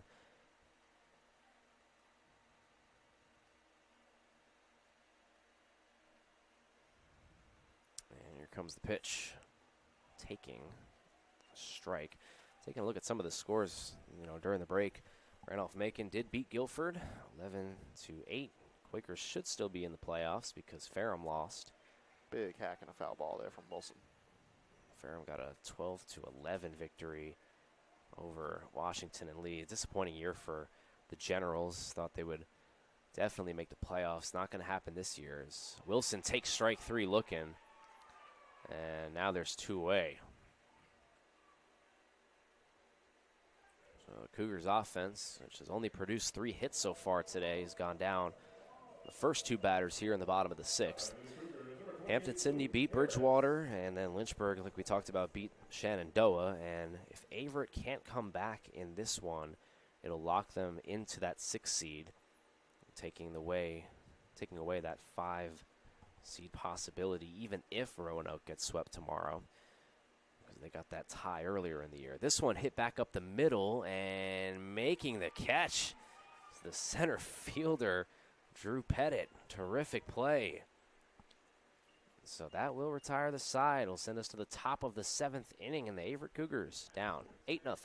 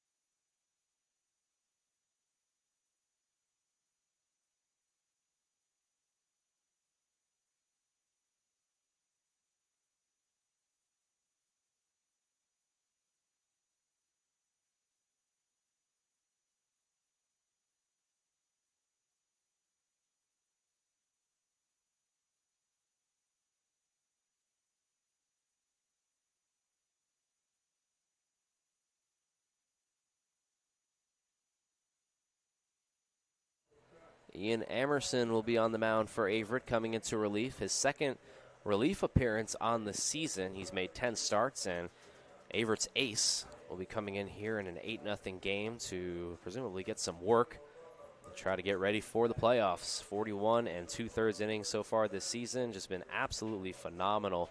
36 strikeouts and posting a sub-4 ERA at 3.89. One of the best freshman pitchers in the conference, Tyler. Yeah, no doubt a tune-up appearance here. Looking to get a feel on some pitches before the ODAC playoffs coming up. But you're right, Amerson has been a terrific snag out of the freshman recruiting class for Coach Kenny Fleming. Yeah, I don't know if there's a Freshman of the Year award or Rookie of the Year award or whatever in the ODAC, but if there is, I would be sure that Ian Amerson has got to be up for nomination in that, because he has just been outstanding on the mound, especially earlier in the season, as that pitch is fouled back, but it's been pretty consistent. For a freshman too, you worry about higher than normal workload, but Amerson has stayed relatively steady outside of a few outings. Yeah, he got hit a little bit in his last one against Randolph-Macon, 4 runs, but really his best start of the whole season was that game against Lynchburg that Averett ultimately ended up winning on the walk-off by Kevin Ziske. He pitched 5 2/3 innings in that game, as he gets a strike right there, of no-run ball against the number 2 team in the country, and a team that is coming off a recent national championship a couple of years ago. So, it didn't get any more big time than that, as that's a good pitch down low, just misses.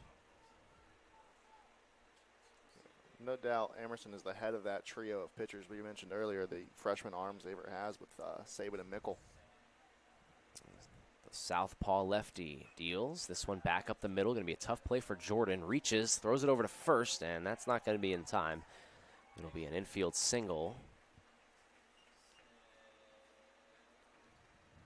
But it was so paramount that he came in there in that start against Lynchburg and came up big. You have no trouble giving him the ball in a playoff series.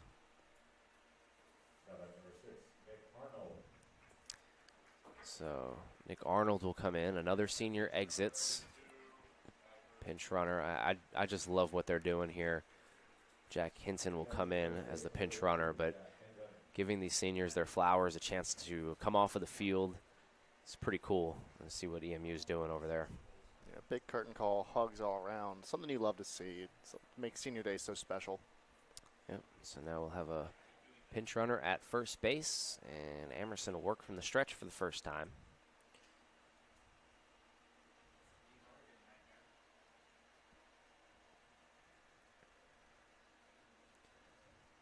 But it's so tightly competitive in the ODAC standings right now. You've got 3 teams almost virtually tied. All of them have the same amount of losses at 7.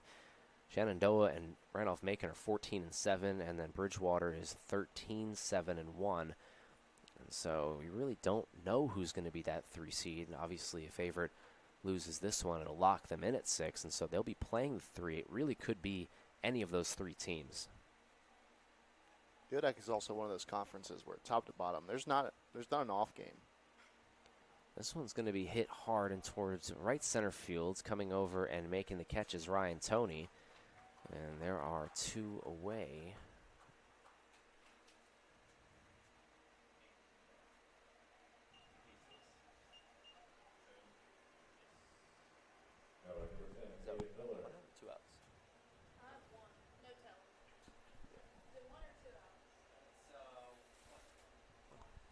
One out, my apologies. 1 out here for Amerson, the runner at first base.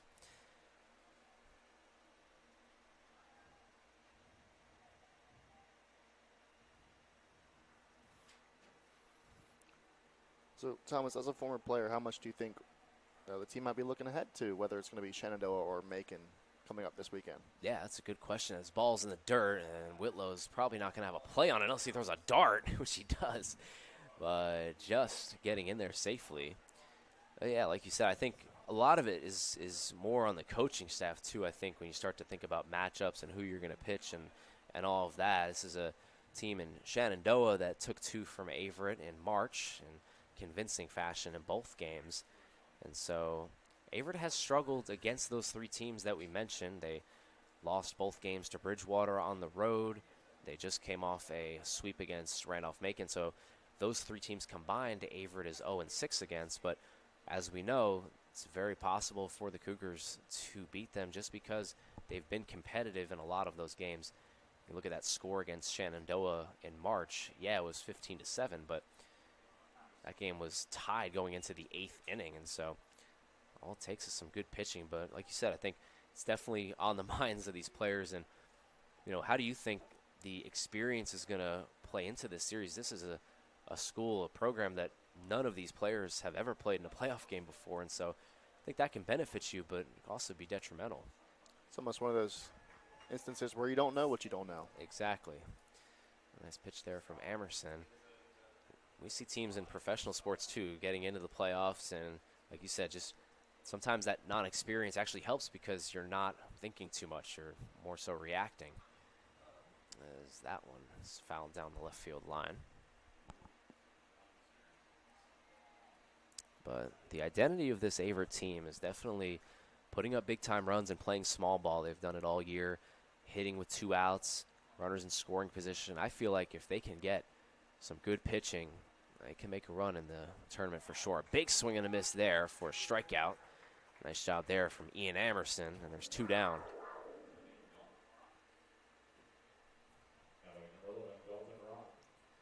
Dalton Rock steps in now with a runner at second base and 2 gone. If EMU is able to score a couple of runs here, it would be a potential mercy roll in the bottom of the 7th, but they would need to Get 2 runs with 2 outs. Rock trying to do that right there. This one's hit towards left field, and that's going to get past Haltom at left field, and that's going to be a double for Rock.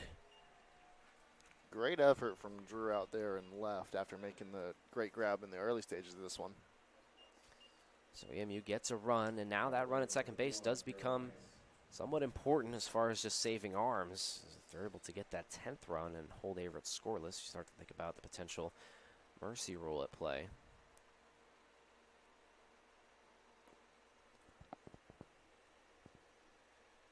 So 8 hits today in the second game for the Royals. Really come out with some firepower in the second. There's another stolen base attempt at third. Whitlow bobbles it. I think he might have had him if he could have gotten a grip on the ball. It's a tough play there. And another stolen base. EMU clearly found something they like with that quick jump over to third base with the righty in the batter's box in the way of the catcher. Yeah, and, you know, it's one of those things, too, where, you know, these coaches on all these teams are aware of everything. And you might see the Randolph-Macon Yellow Jackets or Shenandoah Hornets watching this tape and this film and seeing that. That's an adjustment that Averett's going to have to make. This isn't just, you know, it's unfortunate, you know, you're down 9-0 right now, but you got to make sure that doesn't happen in the playoffs because, like I said, coaches are watching everything, and you know, you want to make sure that you're keeping tabs on those runners at second. So Emerson, that 10th run at third, trying to strand him. It's going to be a walk. The runner will take first base. It'll be runners at the corners now with 2 gone.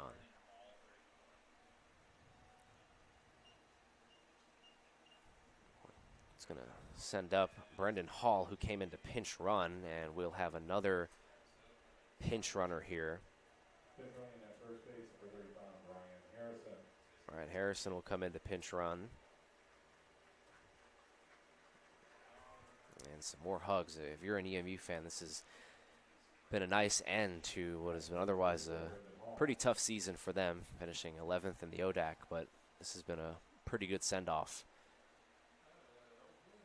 Check over at first, but nothing doing.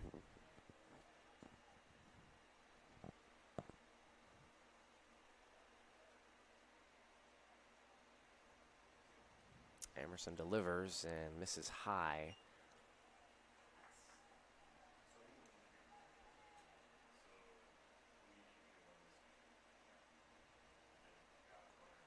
Extending the lead, and a nice fastball in the inside corner there. Emerson working that inner part of the zone.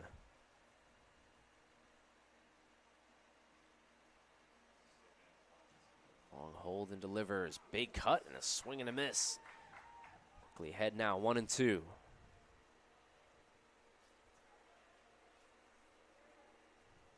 Emerson working fast here. Pitch, nice block there from Whitlow behind the plate to save a run. A terrific block to keep that runner at third, knowing that you don't want to get mercy ruled here. Yep, trying to keep that 10th run stranded at third base. Whitlow's done a really nice job behind the plate. Comes a pitch inside, and that'll be ball 3, and so now it'll fill it up. So the runner at first will get a head start. And Emerson looking to get out of the jam. Here comes the big payoff pitch. And it's fouled back.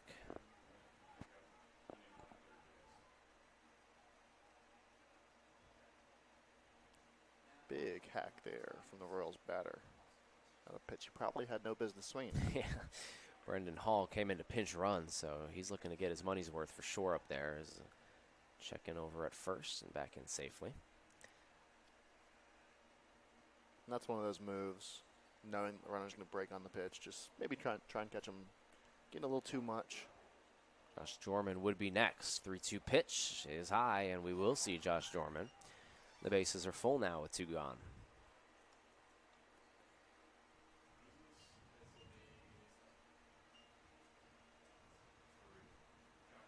So Josh Jorman 0 for 4 so far today.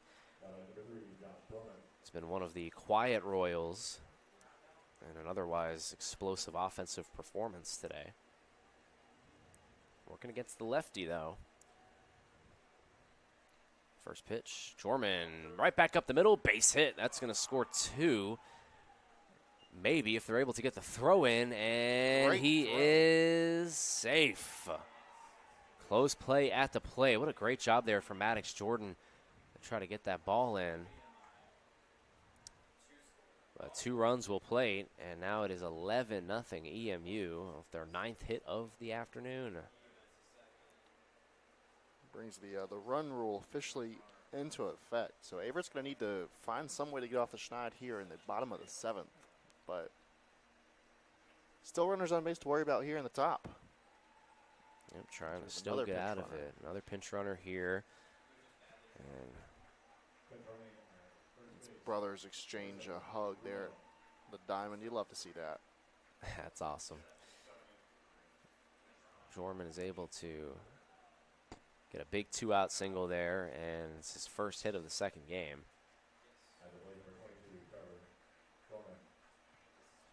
So Emerson has only worked 2/3 of an inning. He's given up 3 hits. A wild pitch, a double, a strikeout, and 2 walks. 3 earned runs. The Cougars have gone with bunch of pitchers today. As Braun started us off, he went 2 innings of no earned run baseball, and then Schwer came in for 2/3, no earned runs, 3 unearned runs. Brock came in, pitched an inning and a third, Comer an inning, Mickle an inning, and now Emerson right back up the middle. That's a base hit, and EMU is teeing off. They're going to send the runner. It's booted out there by Tony in center.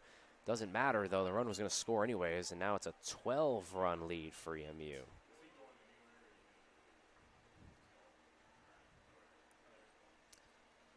So the Royals,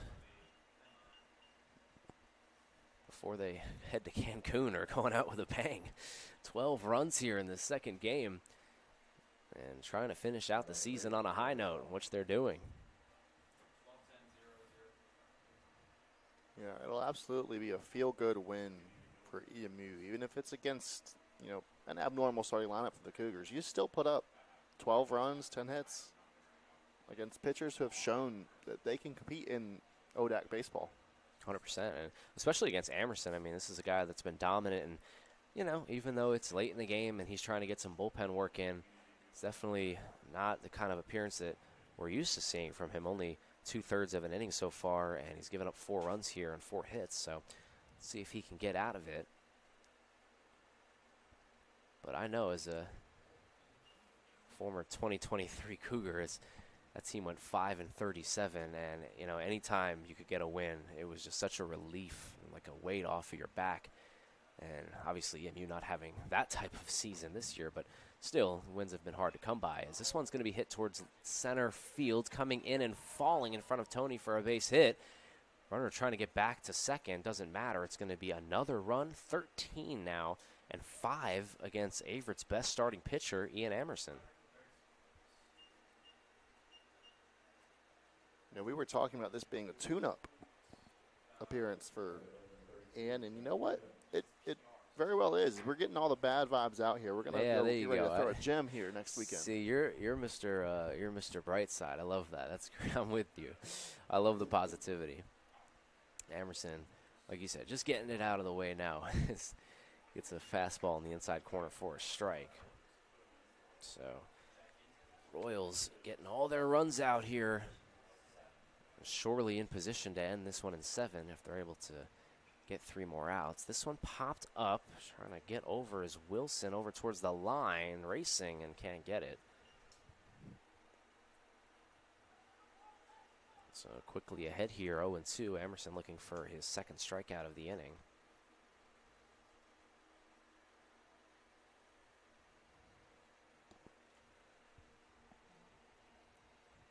So no balls, 2 strikes, 2 runners on, and Jack Hinton, the batter, working against the lefty. Emerson's off-speed pitch. This is outside.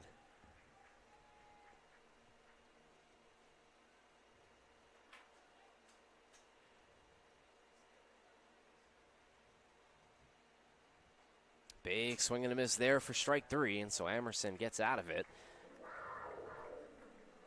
Not before EMU scores 5 runs and extends their lead to 13-0 as we head into the bottom of the 7th, potentially the last inning here at home in 2025.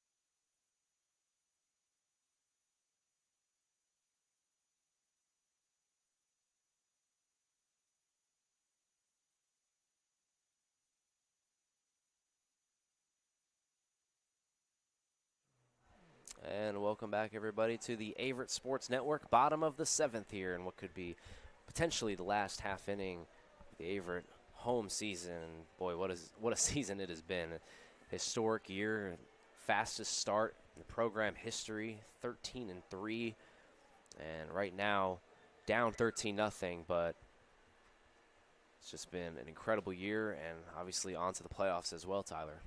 Yeah, don't let the scoreline today distract you. This is a team that can get hot, make a run. It's been a fantastic season. It's been really fun to tell the story. Of course, Thomas over the airwaves, me behind the computer screen where I'm normally hidden. But the stat keeper for sure.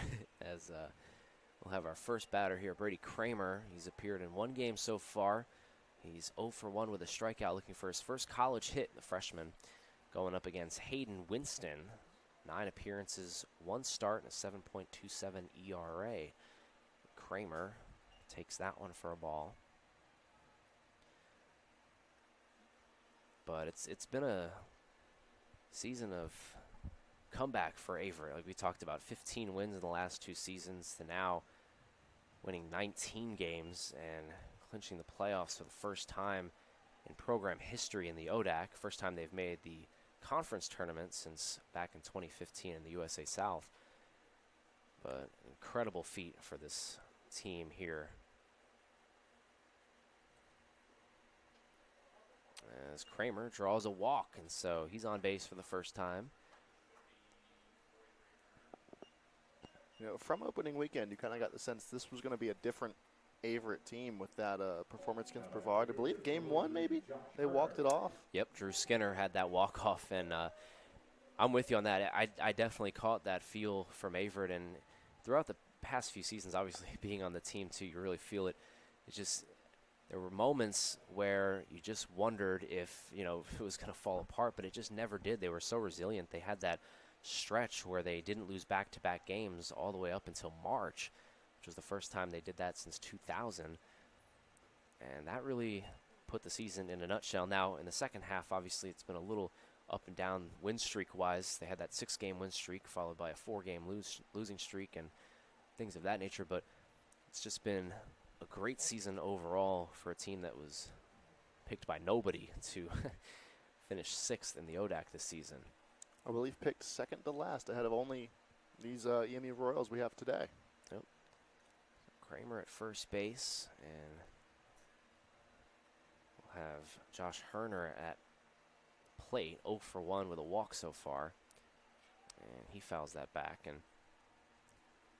it's 1-1. And obviously, just on a personal level too, in these seniors, you know, my class and these guys, 2025, been through the ringer for sure. Like I said, that season 2023, that 5-win year, and just, you know, loss after loss just built. And so when you see those seniors come out there before the game, those are battle-tested guys. It's not been easy for them as far as the wins and losses have gone in their career. And so, I mean, it's just so cool to see them get what they deserve this year and finally see all that hard work pay off as they head into the playoffs. As Herner takes a strike 3 on the outside corner. And that's the first out here on the bottom of the 7th. Or not. Or is it? We got a balk. And so, Herner, come back here. You're not done yet. Runner at second now. Second life here. Yeah. See if he can make it work for him. That would be pretty sick. Here comes a 2-2 outside. So Herner, who has truly been given second life here following the balk, trying to make the best of it and get his first hit.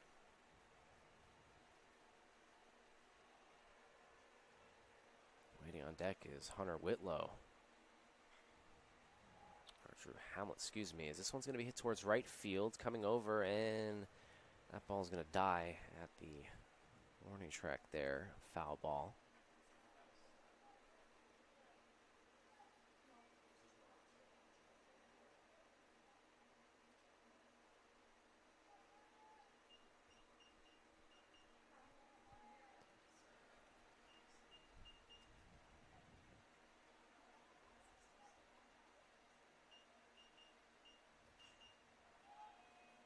Herner fouls this one back again, trying to come over and make a play, but again, goes out.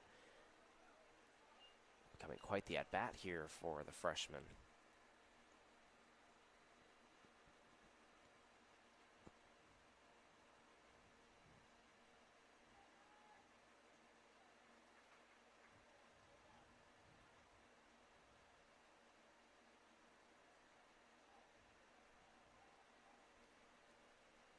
So 3 balls, 2 strikes here. Herner swings and strikes out.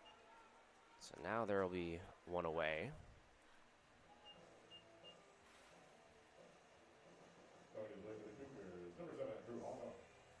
Drew Haltom steps in. Runner at second base. Cougars looking to break the scoreless streak that they have been on here. Try not to get shut out. Good chance to do so here with Drew. See if he's able to provide. Nice breaking ball there from Winston. Sizable lead out at second. See if we might take a page out of the Royals playbook here today. That would be pretty bold. 13 runs. You know, with the 1 out, though, it wouldn't be the craziest thing in the world. He's doing an awful lot of dancing out there. I'm not too familiar with Brady Kramer, but does look fast, so we'll see. This one laced back up the middle. That's going to get through for a base hit. Rounding third and heading towards home is Kramer, and he's going to score. It's an RBI single for Drew Haltom. And Averett gets their first run of the game. And Drew's first hit of the season. Awesome.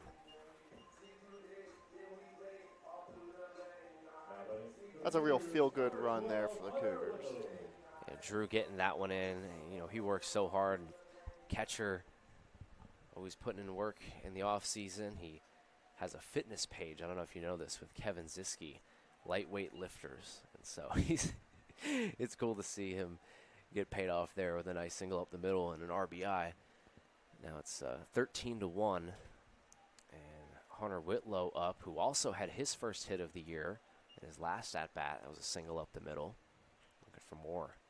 It's a little free promo I just caught over the waves of the Averett You know, Sports Network. I got to hook up the fellas whenever I can, you know. Make sure to hit that follow button for sure. That one misses outside. Cougars' 4th hit of the day. And obviously the first run. Waiting on deck is Maddox Jordan. Would be next, unless Whitlow grounds into a double play here. That one's going to be hit hard towards left center field, driving the center fielder Pettit all the way back, makes the catch, and there's 2 gone, and Averett down to their last out.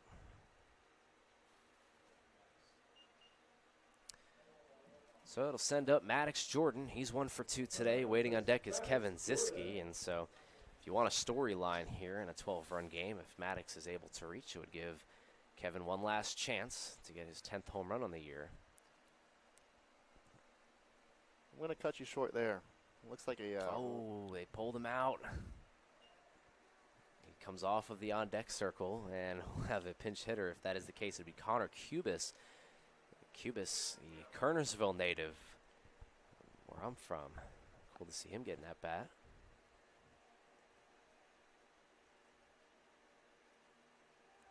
Jordan swings through that one, and Averett's down to their last strike. So EMU has come in here today in the second game after dropping the first and put together a really good effort, and they're 1 strike away from getting the win over Averett. Here comes the pitch. It's swung on and chopped foul. And so Jordan trying to stay alive here.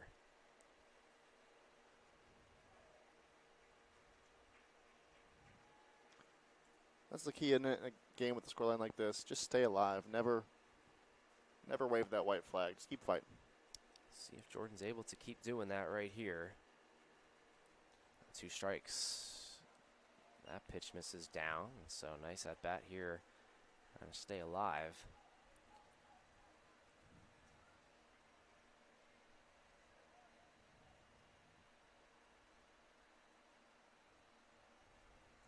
Ball and 2 strikes here to Maddox Jordan, and he swings through it for strike 3.